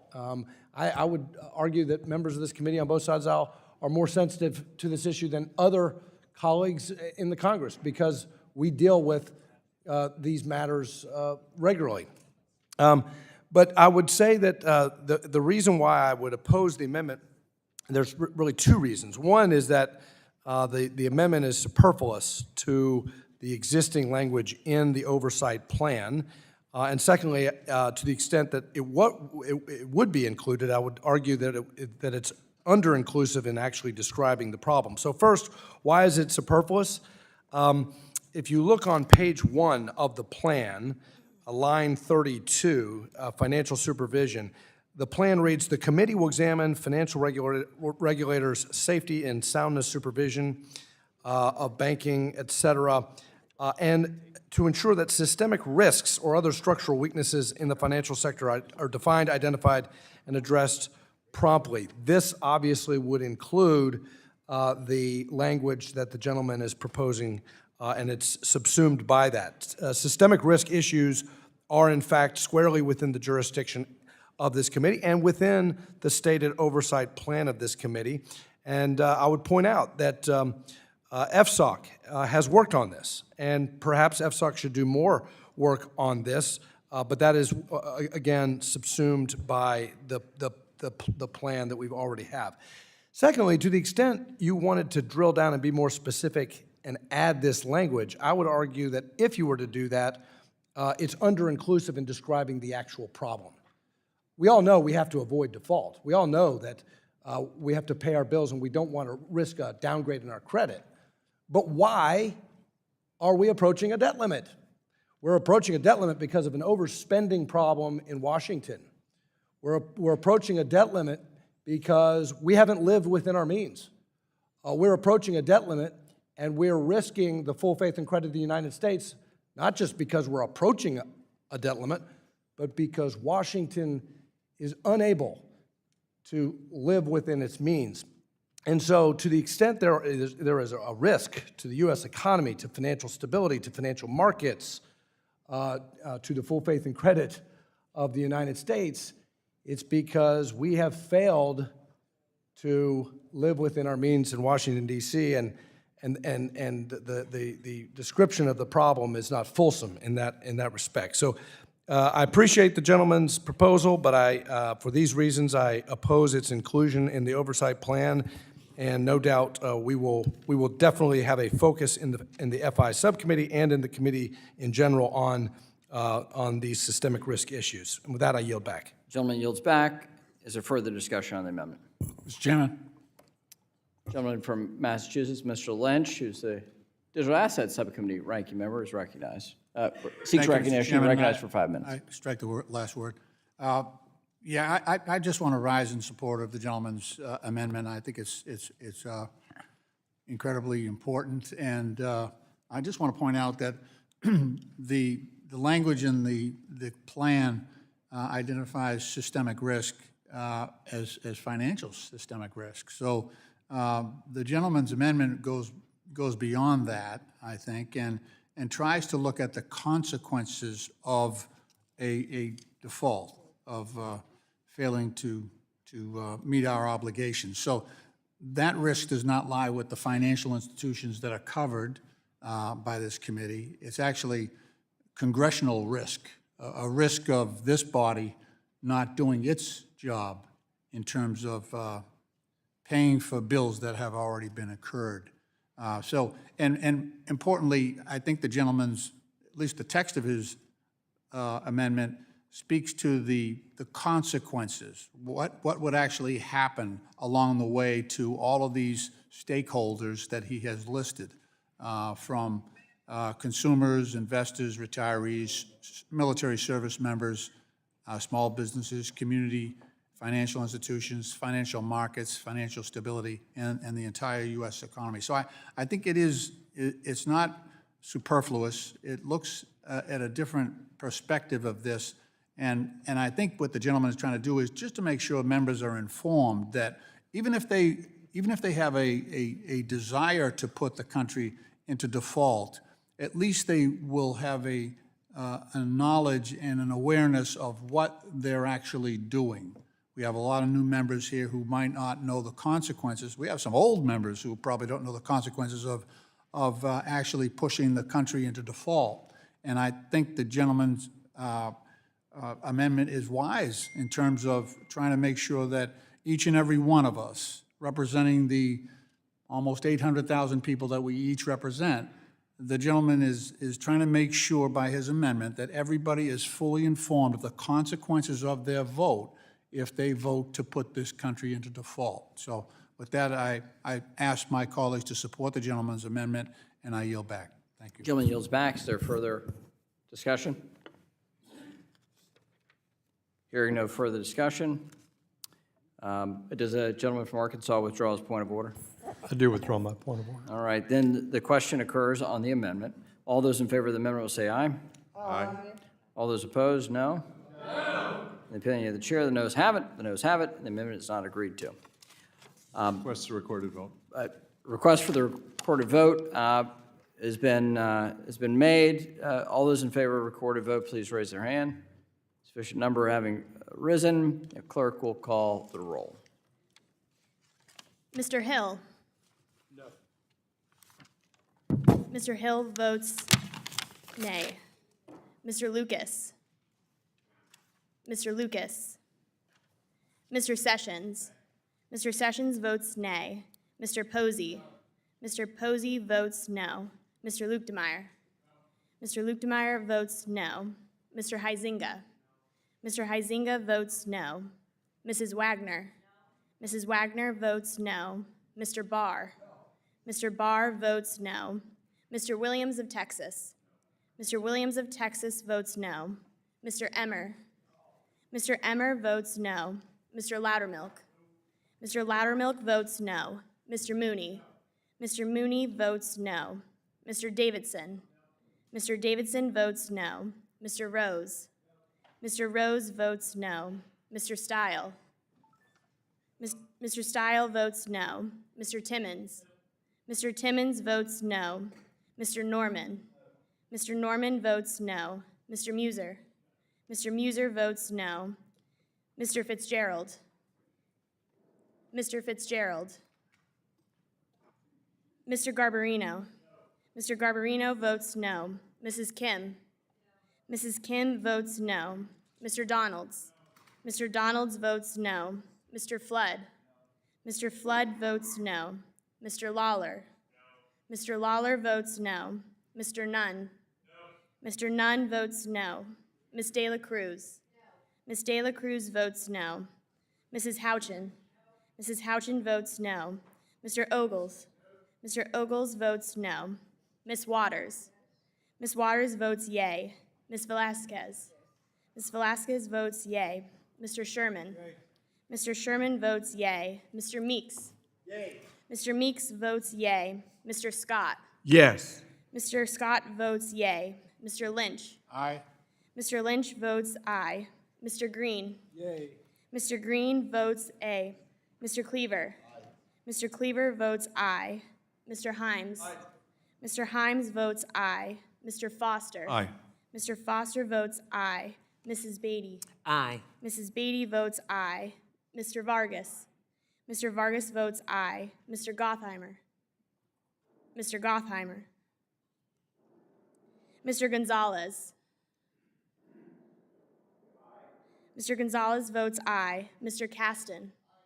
Mr. Caston votes aye. Ms. Presley. Ms. Presley. Ms. Presley votes aye. Mr. Horsford. Mr. Horsford votes aye. Ms. Talib. Ms. Talib votes aye. Mr. Torres. Mr. Torres votes aye. Ms. Garcia. Aye. Ms. Garcia votes aye. Ms. Williams of Georgia. Williams of Georgia votes aye. Ms. Williams of Georgia votes aye. Mr. Nickel. Mr. Nickel votes aye. Ms. Pedersen. Ms. Pedersen votes aye. Mr. Chair. Mr. Chair votes no. Mr. Lucas. Mr. Fitzgerald. Mr. Gottheimer.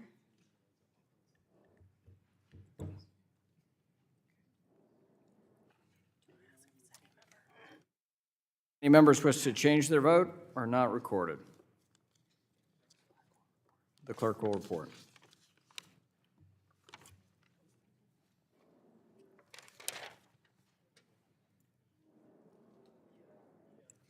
Mr. Chairman, on this vote, the yeas are 22 and the nays are 27. A majority voting against the amendment is not agreed to. Is there further discussion on the authorization oversight plan? An amendment at the desk, Mr. Chairman. Mr. Caston, amendment at the desk. We'll pause for the distribution of amendments.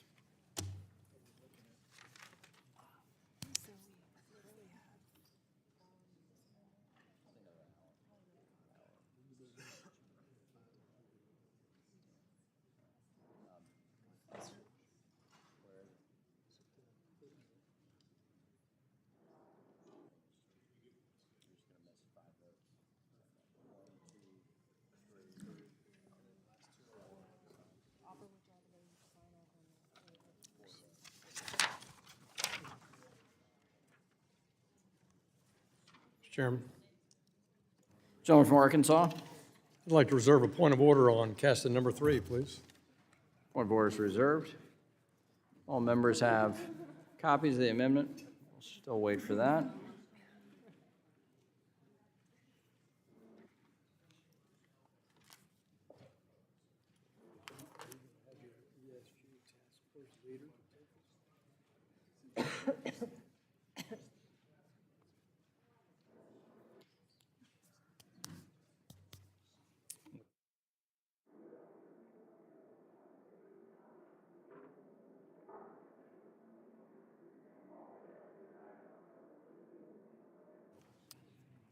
Clerk will report.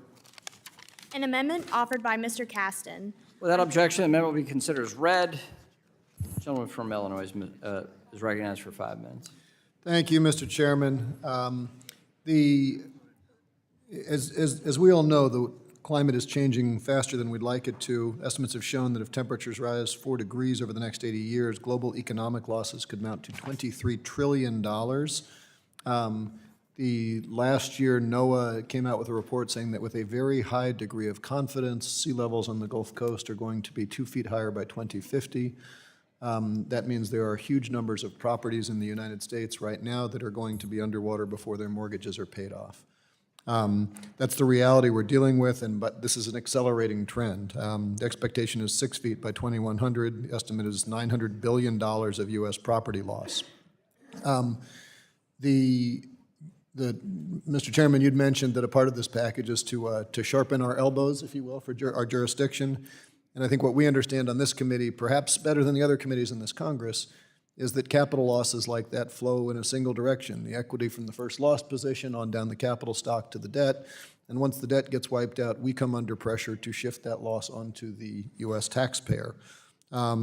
And that's the same whether it is a loss through a flood insurance program that comes through NFIP in this committee or wildfires that get a FEMA claim that's subject to the jurisdiction of a different committee. But all of these things affect our financial structure. These are serious systemic risks to our economy. As I mentioned on the last amendment, we already know, thanks to work done during the Trump administration, that the private sector is already identifying that risk and offloading it either onto less sophisticated players into the system or onto the U.S. taxpayer. Politico recently issued an article, which I'd like to ask unanimous consent to enter the record, how climate change could spark the next home mortgage disaster. Without objection. This is real stuff. Now, all of that stuff, I think we talk about, maybe not enough, but we talk about it a lot. I would characterize those all as negative losses. Negative losses in the sense that wildfires, flooding is hitting, and by the way, it's not just hitting on the coast. There was a First Street Foundation analysis that said that 400,000 properties in West Virginia, not a place that we think of as coastal, are at risk of being severely flooded over the next 30 years. That's 33% of all the properties in the state of West Virginia.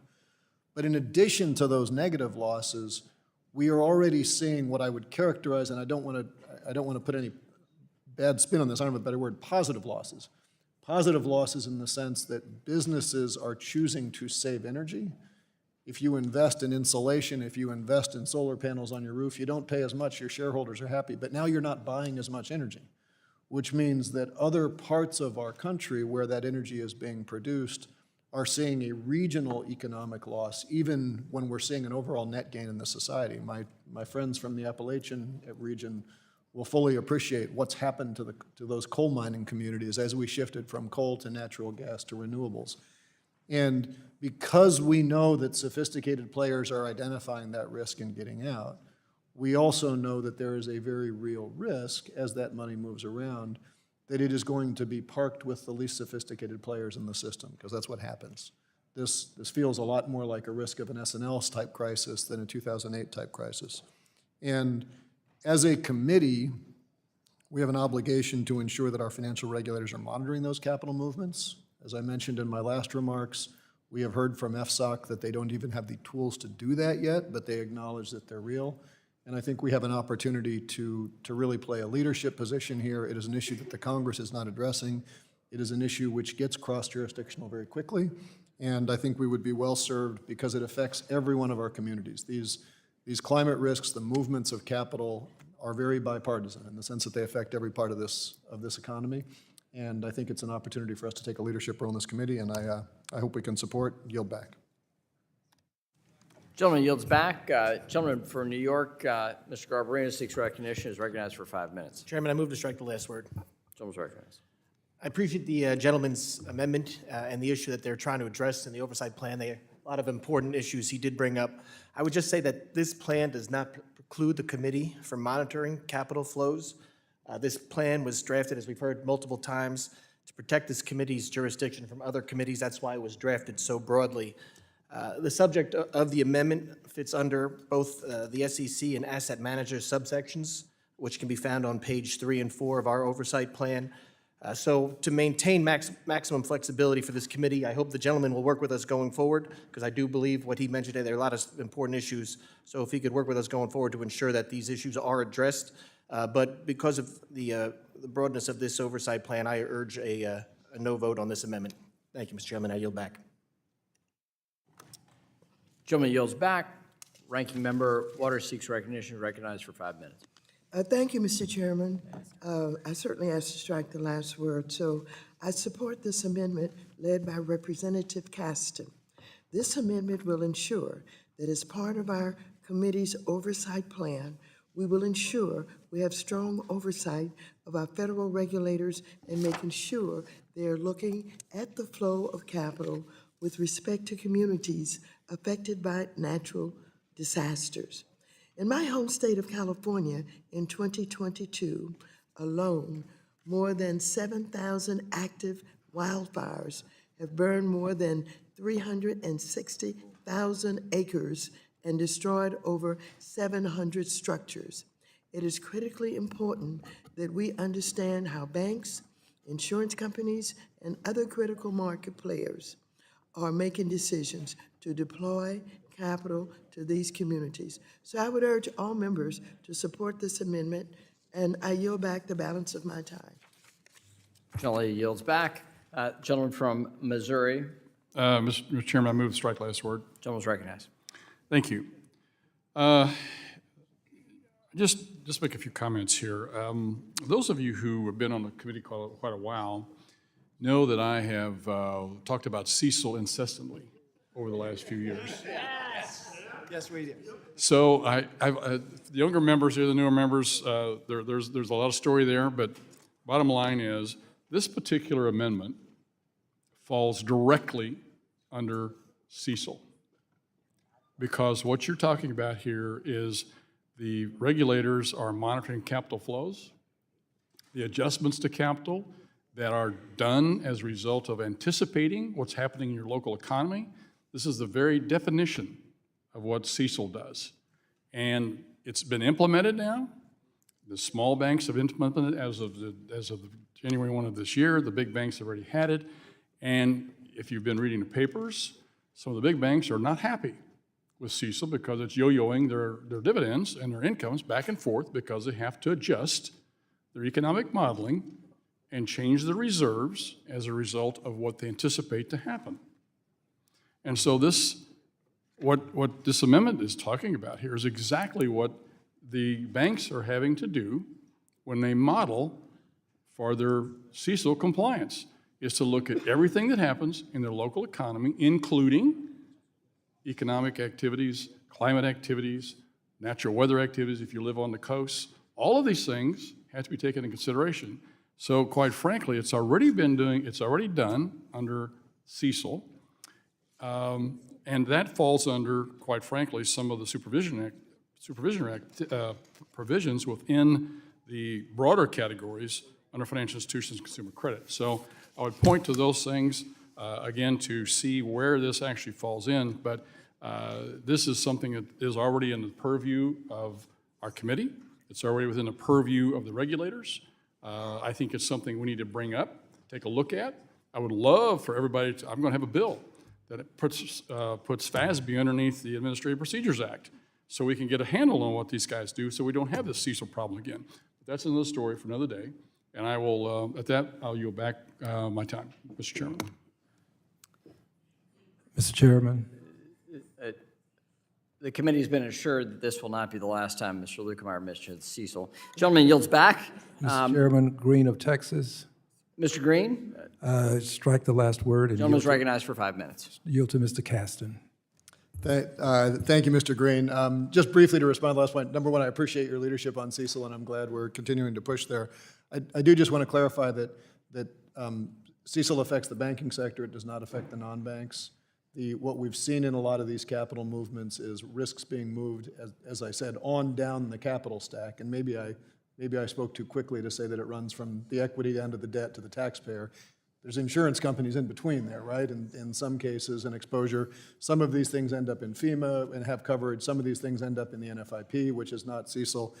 And I would remind the gentleman that when we had Mr. Shu here from the OCC or Mr. Powell from the Fed, they specifically said that they understand that within the wiring of the financial system, these movements are happening, but they don't have the tools to monitor.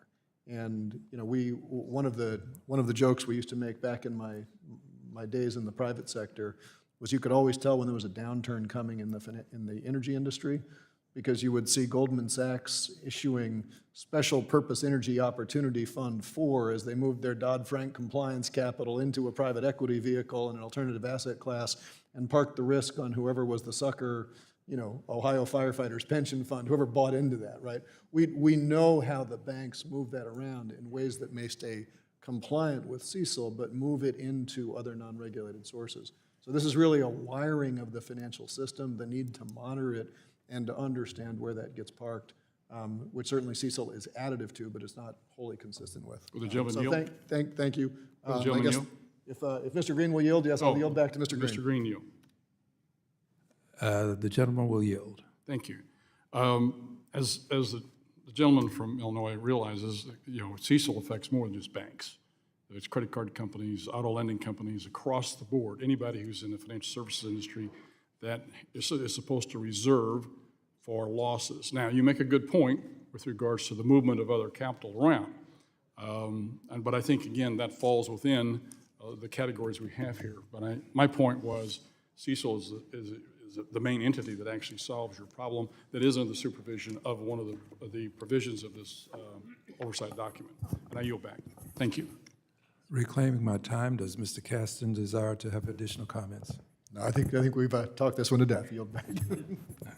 Thank you. Mr. Chairman, I yield back and congratulate you on ascending to the chairmanship. Well, thank you, and I thank my classmate. Thank you. Further debate? Does the gentleman from Arkansas withdraw his point of order? Chairman, I do withdraw my point of order. That's good. We're getting good at this. If not, the question occurs on the amendment. All those in favor of the amendment say aye. Aye. All those no, opposed no. In the opinion of the chair, the noes have it, and the amendment is not agreed to. Gentleman asks for a recorded vote. Those in favor of a recorded vote, please raise their hands. Sufficient number having arisen, a recorded vote is ordered. The clerk will call the roll. Mr. Hill? No. Mr. Hill votes no. Mr. Lucas? No. Mr. Lucas votes no. Mr. Sessions? Mr. Sessions votes no. Mr. Posey? Mr. Posey votes no. Mr. Lukemeyer? Mr. Lukemeyer votes no. Mr. Huizinga? Mr. Huizinga votes no. Mrs. Wagner? No. Mrs. Wagner votes no. Mr. Barr? Mr. Barr? Mr. Barr votes no. Mr. Williams of Texas? Mr. Williams of Texas votes no. Mr. Emmer? Mr. Emmer votes no. Mr. Loudermilk? Mr. Loudermilk votes no. Mr. Mooney? Mr. Mooney votes no. Mr. Davidson? Mr. Davidson votes no. Mr. Rose? Mr. Rose votes no. Mr. Stile? Mr. Stile votes no. Mr. Timmons? Mr. Timmons votes no. Mr. Norman? Mr. Norman votes no. Mr. Muser? Mr. Muser votes no. Mr. Fitzgerald? Mr. Fitzgerald? Mr. Garbarino? Mr. Garbarino votes no. Mrs. Kim? Mrs. Kim votes no. Mr. Donalds? Mr. Donalds votes no. Mr. Flood? Mr. Flood votes no. Mr. Lawler? Mr. Lawler votes no. Mr. Nunn? Mr. Nunn votes no. Ms. De La Cruz? Ms. De La Cruz votes no. Mrs. Houchin? Mrs. Houchin votes no. Mr. Ogles? Mr. Ogles votes no. Ms. Waters? Ms. Waters votes aye. Ms. Velasquez? Ms. Velasquez votes aye. Mr. Sherman? Aye. Mr. Sherman votes aye. Mr. Meeks? Mr. Meeks? Mr. Scott? Aye. Mr. Scott votes aye. Mr. Lynch? Aye. Mr. Lynch votes aye. Mr. Green? Yay. Mr. Green votes aye. Mr. Cleaver? Aye. Mr. Cleaver votes aye. Mr. Himes? Aye. Mr. Himes votes aye. Mr. Foster? Aye. Mr. Foster votes aye. Mrs. Beatty. Beatty votes aye. Mrs. Beatty votes aye. Mr. Vargas. Mr. Vargas votes aye. Mr. Gottheimer. Mr. Gottheimer. Mr. Gonzalez. Mr. Gonzalez votes aye. Mr. Caston. Mr. Caston votes aye. Ms. Presley. Ms. Presley votes aye. Mr. Horsford. Mr. Horsford votes aye. Ms. Tlaib. Ms. Tlaib votes aye. Mr. Torres. Mr. Torres votes aye. Ms. Garcia. Aye. Ms. Garcia votes aye. Ms. Williams of Georgia. Williams of Georgia votes aye. Ms. Williams of Georgia votes aye. Mr. Nickel. Mr. Nickel votes aye. Ms. Pedersen. Ms. Pedersen votes aye. Mr. Chairman. No. Mr. Chairman votes no. Mr. Fitzgerald. Mr. Meeks. Mr. Gottheimer.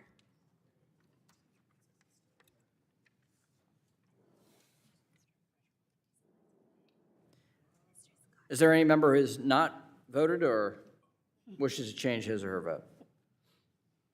The clerk will record. The clerk will report.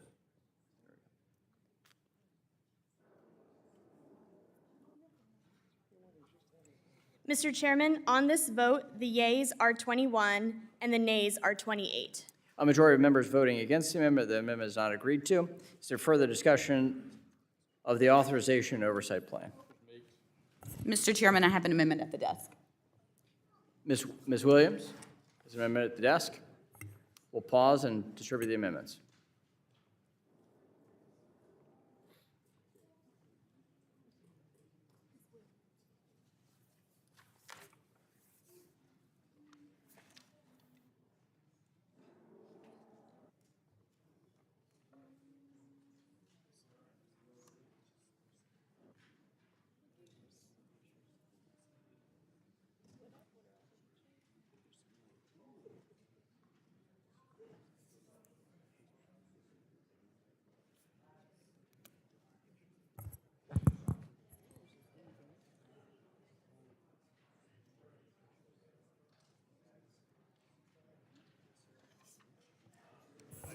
Mr. Chairman, Gentleman from Arkansas, we'll reserve a point of order on this amendment. point of order is reserved.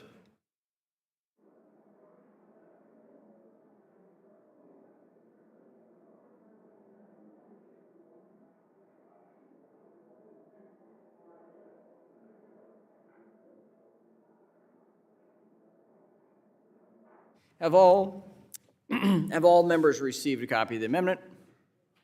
If so, the clerk will report. An amendment offered by Ms. Williams of Georgia. Without objection, the amendment will be considered as read. The gentlewoman from Georgia is recognized for 5 minutes. Thank you, Mr. Chairman. As the representative of Atlanta, the city that has the largest racial wealth gap in the country, I know how important it is to ensure our financial system is expanding economic opportunity while Gentlelady also will protecting. suspend. Members, we need to hear the debate here.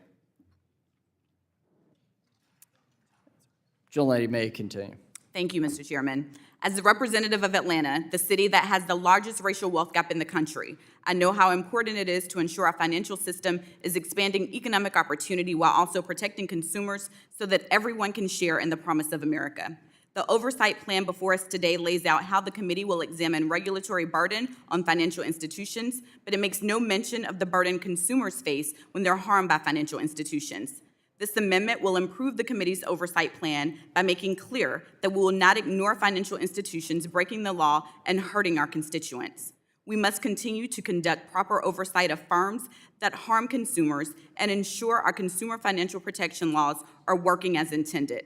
If the laws are not working, our committee must be prepared to consider ways to strengthen consumer protections, as well as examine how these laws are enforced.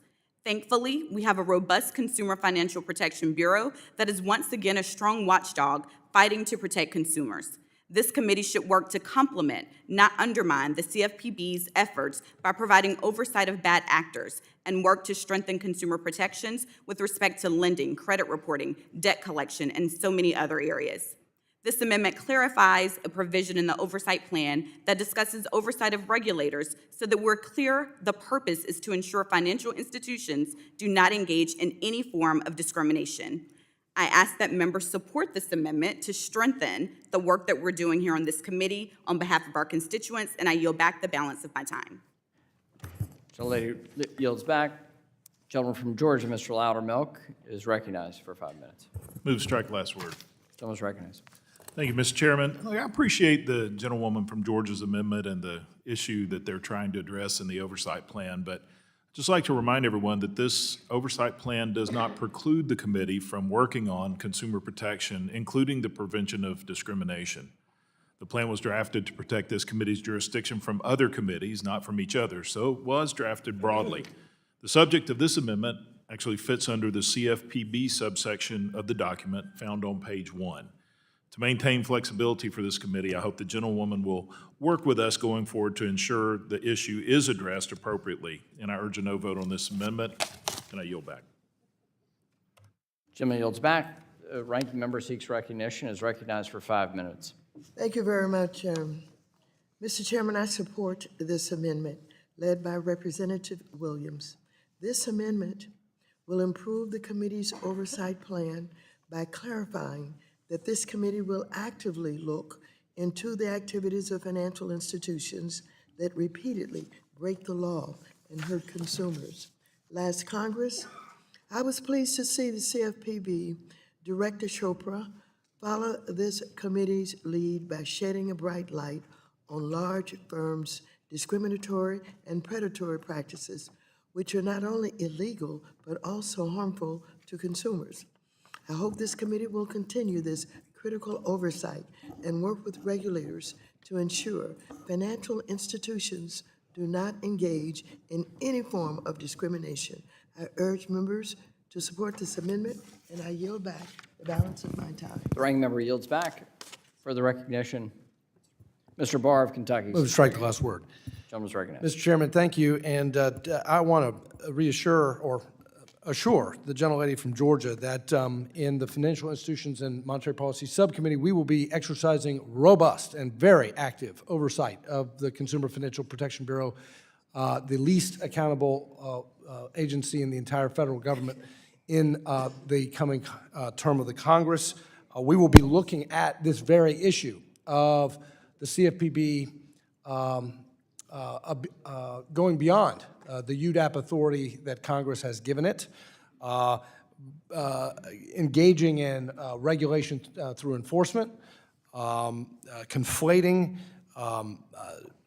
anti-discrimination laws with unfairness, looking at the extent to which CFPB overreach is actually harming consumers because of taking financial services and products away from consumers. And our subcommittee will be focused mostly on making sure that consumers are protected by ensuring that there's competition and choice.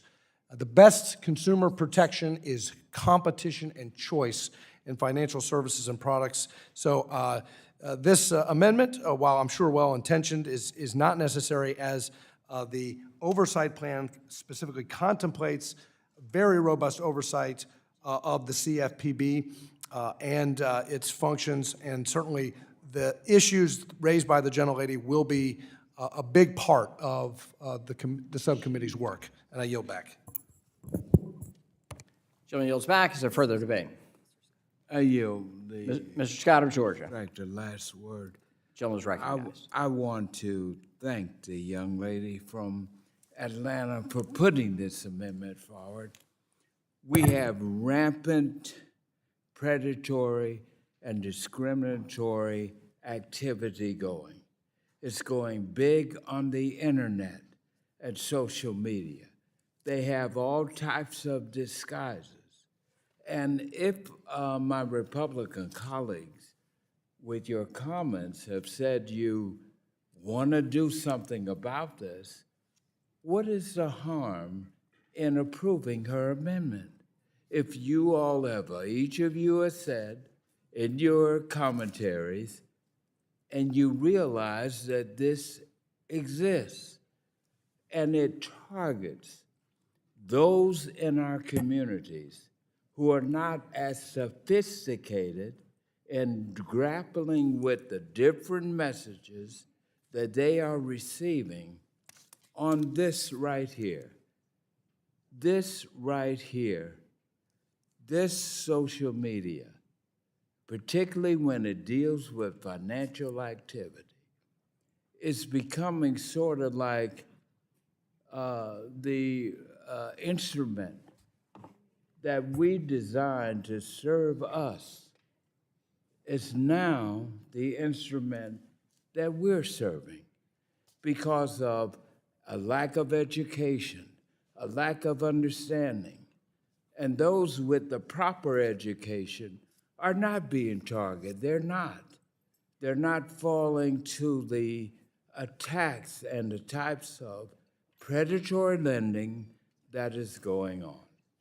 And if we truly believe that we want to move in a bipartisan direction, at least on this amendment, with the lady from Atlanta, Ms. Williams, let us give her an opportunity to participate in a bipartisan way. We can't do it without you. So I'm asking you to please accept the amendment from the lady from Atlanta, Ms. Williams. Thank you. Gentleman yields back. Is there further discussion?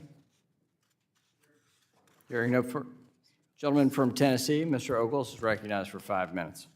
Yes, sir. As an economist, I can attest to the importance of fair access to the marketplace. I direct the members to page 2, lines 16 through 33, where it talks about credit scores, access to financial services, discrimination, and diversity. Mr. Chairman, I yield the balance of my time to Chairman Barr. I thank the gentleman from Tennessee for yielding, and I'll just once again reiterate that oversight of the Consumer Financial Protection Bureau and its authorities will be a major priority of this subcommittee and the committee in general in this term of Congress. And we're going to make sure not only that the CFPB is properly enforcing the UDAP law, but also not exceeding the authorities that have been delegated to the Bureau. And I suspect that this committee will be responding to the U.S. Supreme Court's decision related to the unconstitutional funding mechanism of the Bureau. And so this committee will be poised to play a very important role in making sure that this is a constitutional and accountable agency in the enforcement of these consumer protection laws. Yield back. Gentleman yields back to the gentleman from Tennessee. Does the gentleman from Tennessee yields back? Further discussion, further debate? Well, the question before us is the question that I'm not turning the page to. Does the gentleman from Arkansas withdraw his point of order? I do indeed. The question now occurs on the amendment. All those in favor of the amendment say aye. Aye. All those opposed, no? No. In the opinion of the chair, the noes have it. The noes have it. The amendment's not agreed to. Mr. Chairman, I ask for a recorded vote. Gentlewoman asked for a recorded vote. Show of hands for those members that wish to have a recorded vote. A sufficient number have arisen. A recorded vote is ordered. The clerk will call the roll. Mr. Hill? No. Mr. Hill votes no. Mr. Lucas? No. Mr. Lucas votes no. Mr. Sessions? Mr. Sessions votes no. Mr. Posey? Mr. Posey votes no. Mr. Luetkemeyer? Mr. Luetkemeyer votes no. Mr. Huizinga? Mr. Huizinga votes no. Mrs. Wagner? Mrs. Wagner votes no. Mr. Barr? Mr. Barr votes no. Mr. Williams of Texas? Mr. Williams of Texas votes no. Mr. Emmer? Mr. Emmer votes no. Mr. Loudermilk? Mr. Loudermilk votes no. Mr. Mooney? Mr. Mooney votes no. Mr. Davidson? Mr. Davidson votes no. Mr. Rose? Mr. Rose votes no. Mr. Stile? Mr. Stile votes no.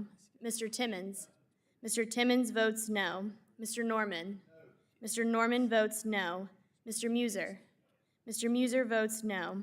Mr. Fitzgerald. Mr. Fitzgerald. Mr. Garbarino. Mr. Garbarino votes no. Mrs. Kim. Mrs. Kim votes no. Mr. Donalds. Mr. Donalds votes no. Mr. Flood. Mr. Flood votes no.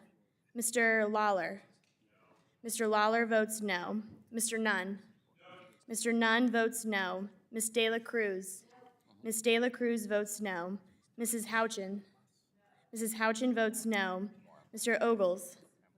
Mr. Ogles votes no. Ms. Waters. Yes. Ms. Waters votes aye. Mrs. Velasquez. Aye. Mrs. Velasquez votes aye. Mr. Sherman. Aye. Mr. Sherman votes aye. Mr. Meeks. Aye. Mr. Meeks votes aye. Mr. Scott. Aye. Mr. Scott votes aye. Mr. Lynch. Aye. Mr. Lynch votes aye. Mr. Green. Mr. Green votes aye. Mr. Cleaver. Mr. Cleaver votes aye. Mr. Himes. Mr. Himes votes aye. Mr. Foster. Aye. Mr. Foster votes aye. Mrs. Beatty. Beatty, aye. Mrs. Beatty votes aye. Mr. Vargas. Mr. Vargas votes aye. Mr. Gottheimer. Mr. Gottheimer. Mr. Gonzalez. Mr. Gonzalez votes aye. Mr. Caston. Mr. Caston votes aye. Miss Presley. Miss Presley votes aye. Mr. Horsford. Mr. Horsford votes aye. Miss Talib. Miss Talib votes aye. Mr. Torres. Mr. Torres votes aye. Miss Garcia.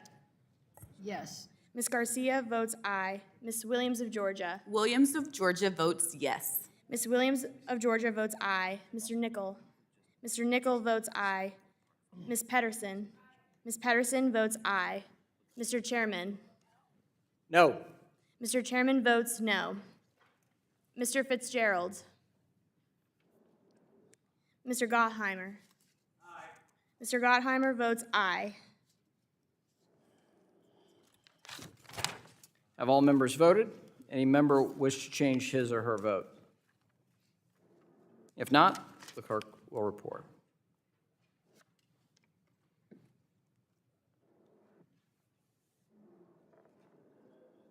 Mr. Chairman, on this vote, the yeas are 23 and the nays are 28. A majority of members having voted against the amendment is not agreed to. Is there further discussion on the authorization oversight plan? Does the ranking member seek recognition? Thank you, Mr. Chairman. I have an amendment at the desk. We'll pause and distribute the amendments.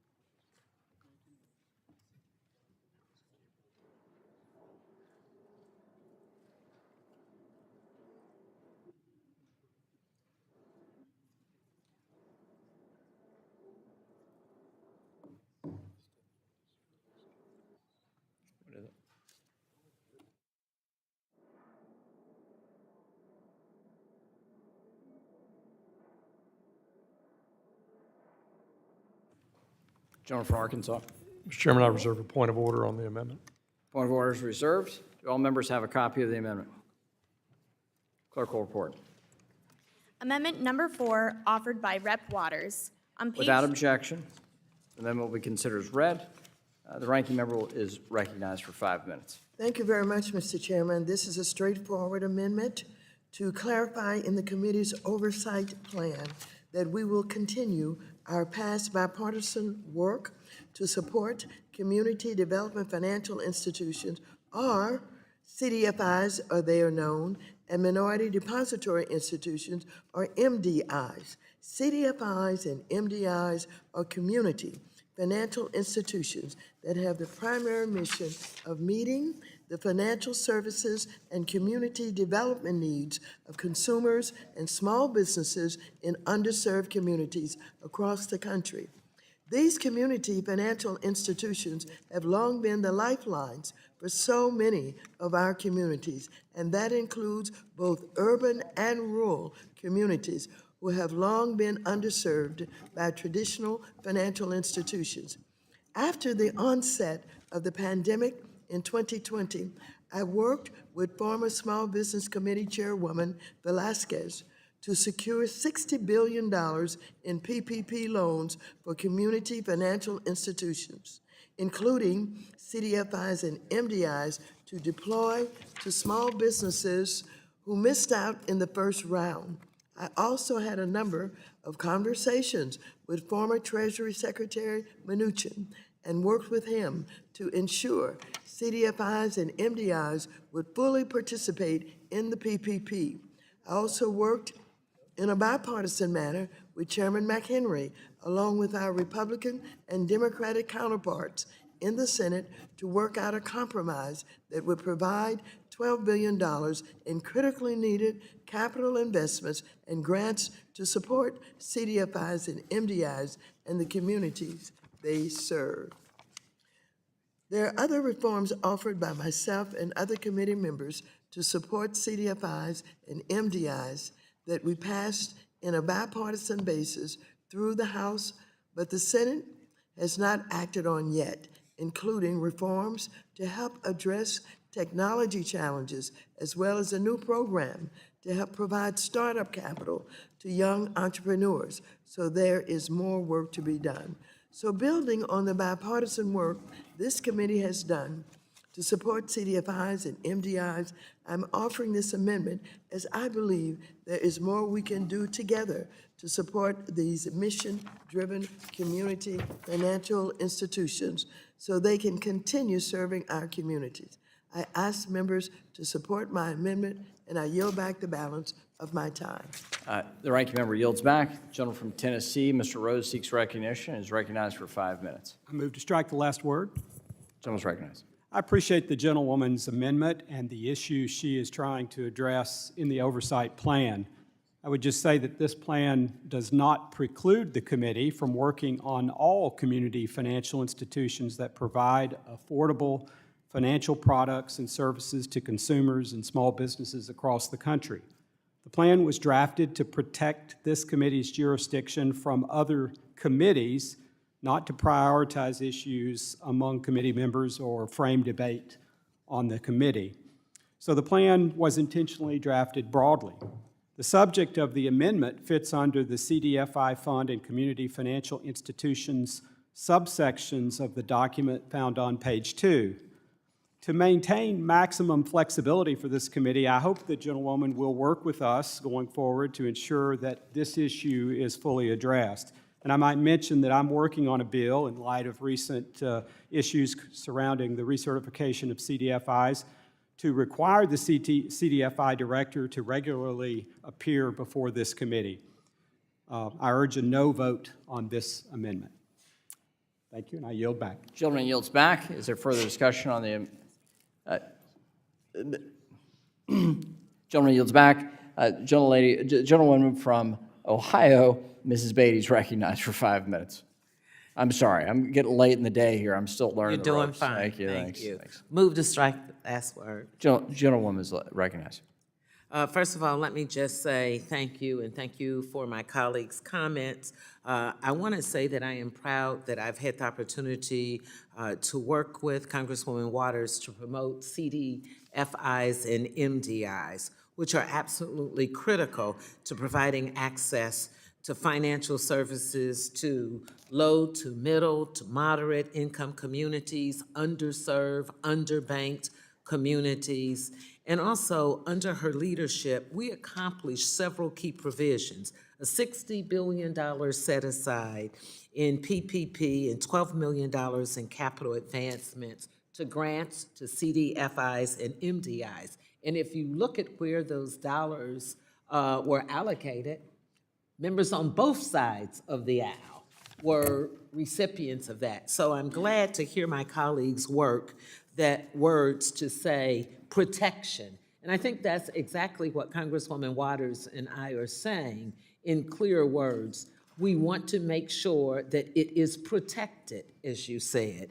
And so with that, it's important for us to also access to the financial system is a key that opens the door of economic opportunities in this country, and especially in many rural communities, urban communities, and inner city. These institutions do important work in providing affordable and reasonable banking services to those who need it most in need. I know this firsthand because I am so honored. Right in the heart of my district, we are going to open in less than 2 weeks or so in Columbus, Ohio, my hometown, an MDI that is owned by Black Americans called Adelphi Bank. And with the significant decline in the number of MDIs and credit unions since the 2008 financial crisis, this committee's historic investment in MDIs and CDFIs will be critical. To my colleagues, as you know, MDIs, there are only 100 and some, 19 which are African American owned, but they are Asian American owned MDIs. So it is very important for us, I believe, to also be educated, because so often people will hear MDIs and not understand the diversity of what they do and the value and the importance of us making sure that we support this amendment. And with that, I yield back. Ms. Beatty yields back. Is there further discussion on the amendment? Mr. Scott of Georgia is recognized for 5 minutes. Thank you, Mr. Chairman.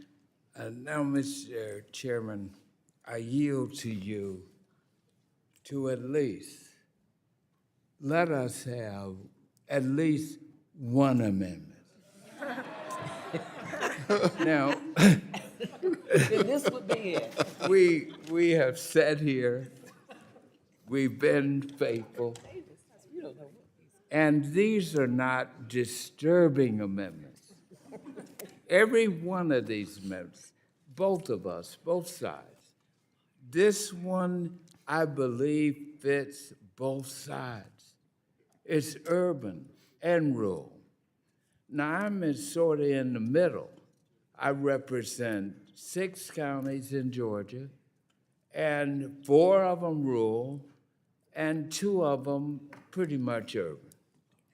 All this amendment is doing is just asking you all, who are in the leadership, you're the majority, to just support, say yes, that you support community development, financial. Will gentlemen yield?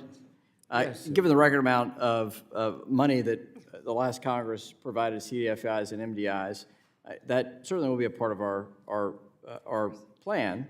But rather than put that in the oversight plan from Republicans, I didn't think that would be viewed as favorably from my Democrat colleagues.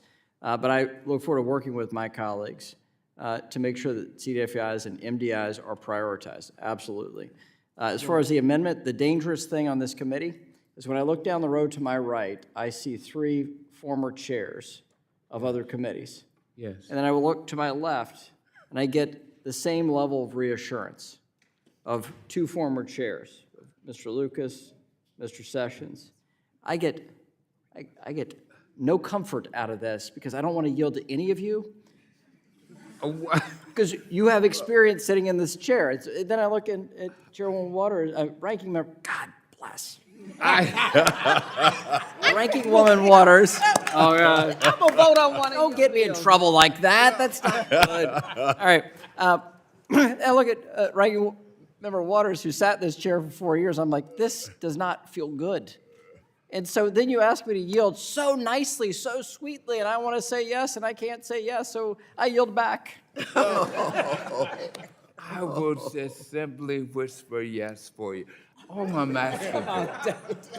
asking for is we have been here now since, It's okay. what, 12 o'clock? 1 o'clock. We've been faithful. We have gone, we voted. All I'm asking for is a show, a sign of bipartisanship. This is a bill that you've just said you support and agree in. Give us Well, the a gentleman feeling. yielded, perhaps I could choose a bipartisan vote. Final passage. Yield back. All right. God bless you, my friend, and thank you. Further discussion or debate? Mr. Chairman, Gentleman from Arkansas. he has run the good race, he's kept the faith, he's struck a no-hitter, and I ask to remove the point of order. I thank the gentleman. The question occurs on the amendment. All those in favor of the amendment say aye. Aye. All those opposed, no. In the opinion of the chair, the noes have it. The noes have it. The amendment is not agreed to. Well, Recorded vote let's is ask for a requested. All those in recorded favor vote. of a recorded vote will please There raise may your be hands. some of I see all the hands that are currently not raised. A sufficient number of having arisen. A recorded vote is ordered. The clerk will call the roll. Mr. Hill? No. Mr. Hill votes no. Mr. Lucas? Mr. Lucas votes no. Mr. Sessions? Mr. Sessions votes no. Mr. Posey? Mr. Posey votes no. Mr. Lukemeyer? Mr. Lukemeyer votes no. Mr. Huizinga? Mr. Huizinga votes no. Mrs. Wagner? Mrs. Wagner votes no. Mr. Barr? Mr. Barr votes no. Mr. Williams of Texas? Mr. Williams of Texas votes no. Mr. Emmer? Mr. Emmer? Mr. Loudermilk? Mr. Loudermilk votes no. Mr. Mooney? Mr. Mooney? Mr. Davidson? Mr. Mooney votes no. Mr. Davidson votes no. Mr. Rose?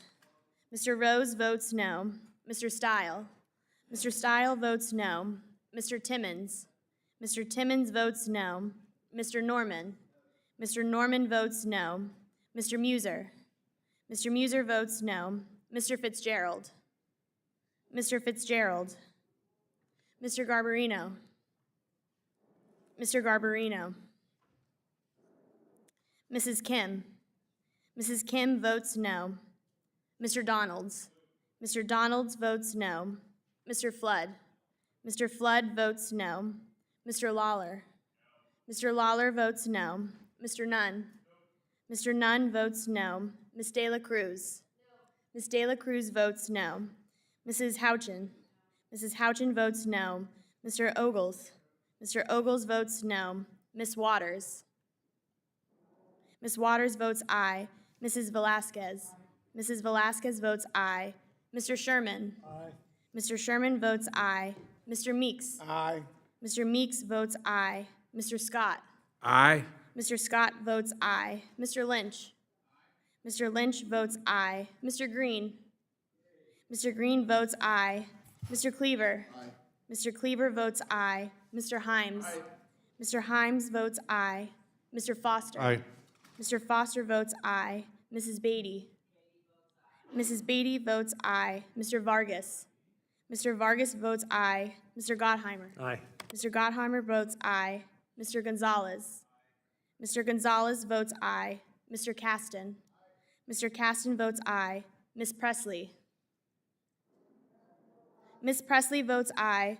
Mr. Horsford? Mr. Horsford? Ms. Talib? Ms. Talib votes aye. Mr. Torres? Mr. Torres votes aye. Ms. Garcia? Aye. Ms. Garcia votes aye. Ms. Williams of Georgia? Williams of Georgia votes aye. Ms. Williams of Georgia votes aye. Mr. Nickel? Mr. Nickel votes aye. Ms. Pedersen? Ms. Pedersen votes aye. Mr. Chairman? Mr. Chairman votes no. Mr. Emmer? Mr. Fitzgerald? Mr. Garbarino? Mr. Garbarino votes no. Mr. Horsford?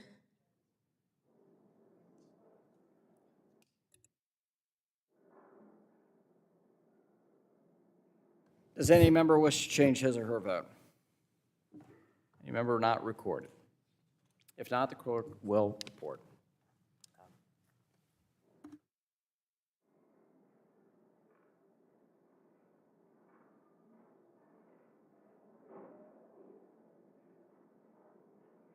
Mr. Chairman, on this vote, the yeas are 22 and the nays are 27. A majority of members voted against the amendment. The amendment is not agreed to. Is there further discussion on the authorization and oversight plan? I have an amendment at the desk. The ranking member has a member at the, Mr. Chairman, the ranking member has an amendment at the desk, and we'll pause for the distribution of the amendments.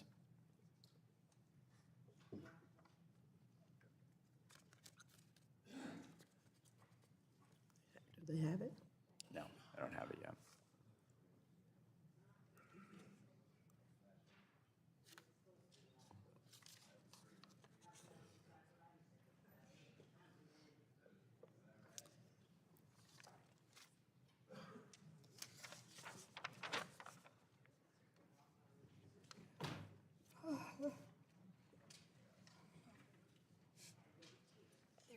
This is the camera. This is the camera with it.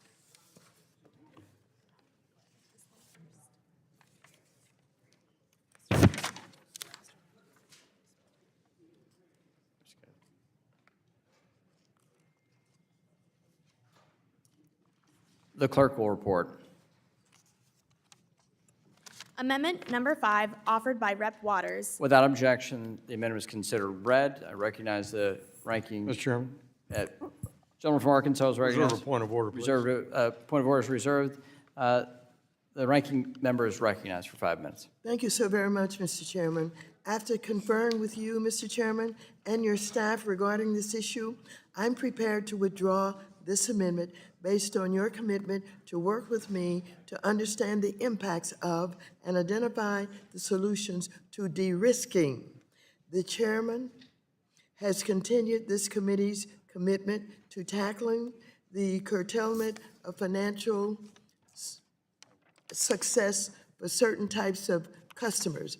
And I'm pleased that you agree that it is a serious enough issue that it deserves to continue on its own category in the committee's oversight plan.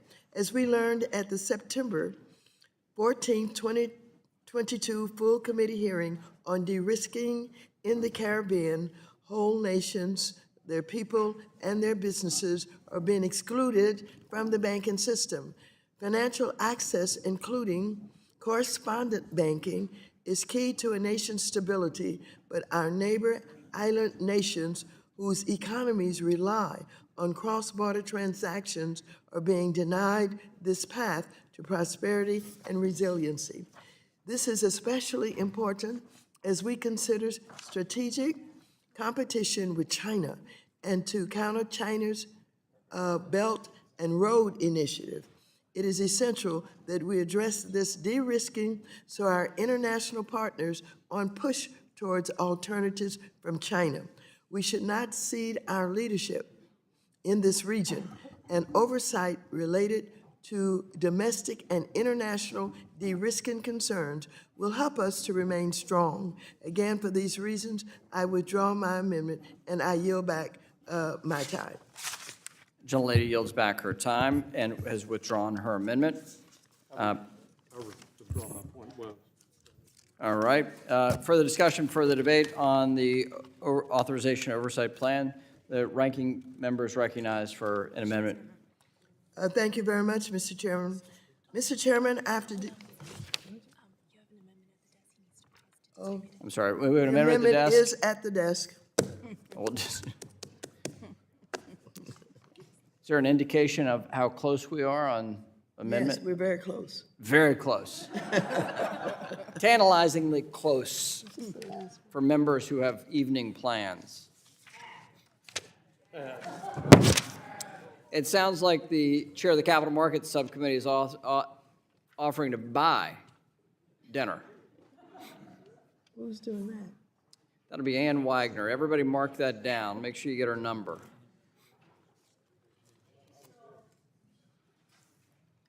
With the pay we have, nobody can afford to buy it.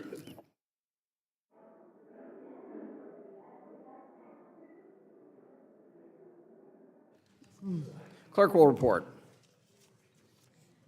Amendment number 2, offered by Rep. Waters. Without objection, the amendment is considered as read. My colleague from South Carolina will stand perfectly in front of me. Let me just get through this, Ralph. Sorry. Troublemakers, right? Troublemakers. I think we made a strategic error in putting you two right here at the aisle together.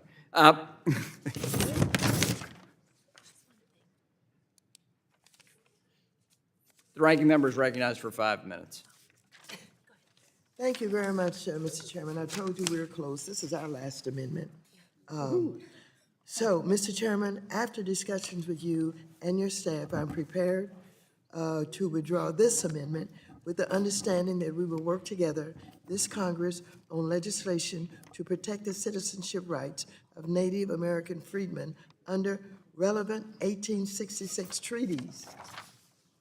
As long as housing and community development resources are provided to the Cherokee, the Muskogee Creek, the Choctaw, the Chickasaw, and the Seminole nations under our jurisdiction through NAHASDA, we must ensure that freedmen and their descendants have equal access to the benefits of those tribal resources in a way that is free from discrimination and disenfranchisement. So I appreciate your willingness to work with me on this issue, and I've been fighting on it for years, and I hope our collaboration will result in justice for the freedmen once and for all. And if my colleague will yield, I appreciate the ranking member for bringing up this issue that I know has been very important to her over the years, and she prioritized very keenly in her chairmanship. The freedmen issue has been out there for a long time and was touched upon during the hearing that we had last Congress on Native American housing issues. I think it certainly deserves a discussion and debate and getting to a good resolution that's acceptable to all interested parties as we move forward. So I thank the ranking member for offering the amendment, for raising the issue, and also for withdrawing the amendment. Thank you very much. And the amendment is withdrawn. Is there further discussion or debate? If not, without objection, the previous question is ordered. The question now occurs on adopting the authorization and oversight plan for the 118th Congress. All those in favor of the authorization and oversight plan say aye. Aye. All those opposed? In the opinion of the chair, the ayes have it, and the plan is agreed to. The plan is agreed to. And with that, Request a recorded vote. You paused too long.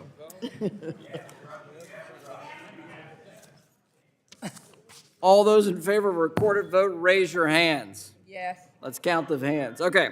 A sufficient number of hands having arisen, a recorded vote is ordered. The clerk, my colleagues, if you'll exit quietly after you vote, I wish you a good evening and look forward to your feedback on real-time voting in the committee.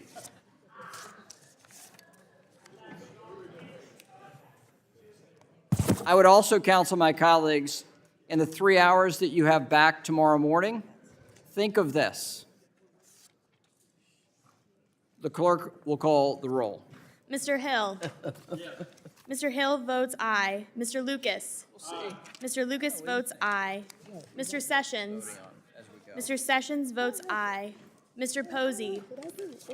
Mr. Posey votes aye. Mr. Lukedemeyer. Mr. Lukedemeyer votes aye. Mr. Huizinga. Mr. Huizinga votes aye. Mrs. Wagner. Mrs. Wagner votes aye. Mr. Barr. Mr. Barr votes aye. Mr. Williams of Texas. Mr. Williams of Texas votes aye. Mr. Emmer. Mr. Emmer. Clerk will continue the roll. Mr. Loudermilk. Mr. Loudermilk votes aye. Mr. Mooney. Mr. Mooney votes aye. Mr. Davidson. Mr. Davidson votes aye. Mr. Rose. Mr. Rose votes aye. Mr. Stile. Mr. Stile votes aye. Mr. Timmons. Mr. Timmons votes aye. Mr. Norman. Mr. Norman votes aye. Mr. Muser. Mr. Muser votes aye. Mr. Fitzgerald. Mr. Fitzgerald. Mr. Garbarino. Mr. Garbarino votes aye. Mrs. Kim. Mrs. Kim votes aye. Mr. Donalds. Mr. Donalds votes aye. Mr. Flood. Mr. Flood votes aye. Mr. Lawler. Mr. Lawler votes aye. Mr. Nunn? Mr. Nunn votes aye. Ms. De La Cruz? Ms. De La Cruz votes aye. Mrs. Houchin? Mrs. Houchin votes aye. Mr. Ogles? Mr. Ogles votes aye. Ms. Waters? Ms. Waters votes no. Mrs. Velasquez? Mrs. Velasquez votes no. Mr. Sherman? Mr. Sherman votes no. Mr. Meeks? Mr. Meeks votes no. Mr. Scott? Mr. Scott votes no. Mr. Lynch? Mr. Lynch votes no. Mr. Green? Mr. Green votes no. Mr. Cleaver? Mr. Cleaver votes no. Mr. Himes? Mr. Himes votes no. Mr. Foster? Mr. Foster votes no. Mrs. Beatty? Beatty votes no. Mrs. Beatty votes no. Mrs. Vargas? Mr. Vargas? Votes no. Mr. Gottheimer? Mr. Gottheimer votes no. Mr. Gonzalez? Mr. Gonzalez votes no. Mr. Caston? Mr. Caston votes no. Ms. Presley? Ms. Presley? Ms. Presley votes no. Mr. Horsford? Mr. Horsford votes no. Ms. Tlaib? Ms. Tlaib votes no. Mr. Torres? Mr. Torres votes no. Ms. Garcia? No. Ms. Garcia votes no. Ms. Williams of Georgia? Williams of Georgia votes no. Ms. Williams of Georgia votes no. Mr. Nickel? Nope. Mr. Nickel votes no. Ms. Pedersen? Ms. Pedersen votes... Ms. Pedersen votes no. Mr. Chair? Aye. Mr. Chair votes aye. Mr. Emmer?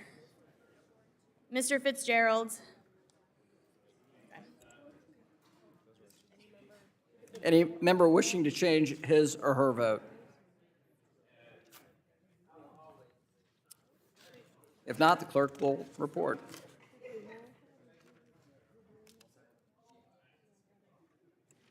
Mr. Chairman, on this vote, the yeas are 27 and the nays are 23.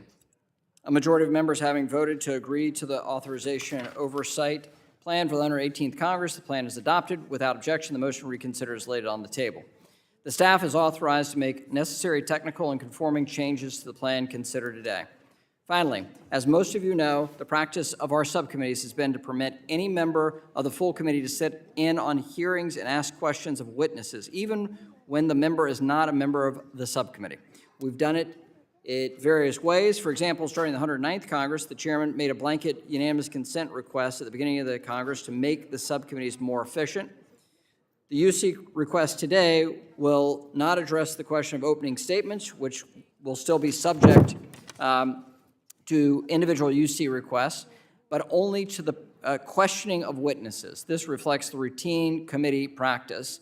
Therefore, without objection, any member of the full committee who does not sit on a particular subcommittee may be recognized by the chair of that subcommittee to question witnesses under the 5-minute rule, so long as all members of the subcommittee who are present have already been recognized for that round of questioning.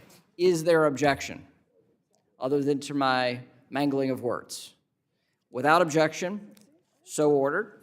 The chair thanks the members and for their indulgence today and for the spirited and healthy debate we've had. Without objection, the staff is authorized to make technical and conforming changes to all matters approved by the committee today. If there is no further business to come before the committee stands adjourned. And thank you to the staff.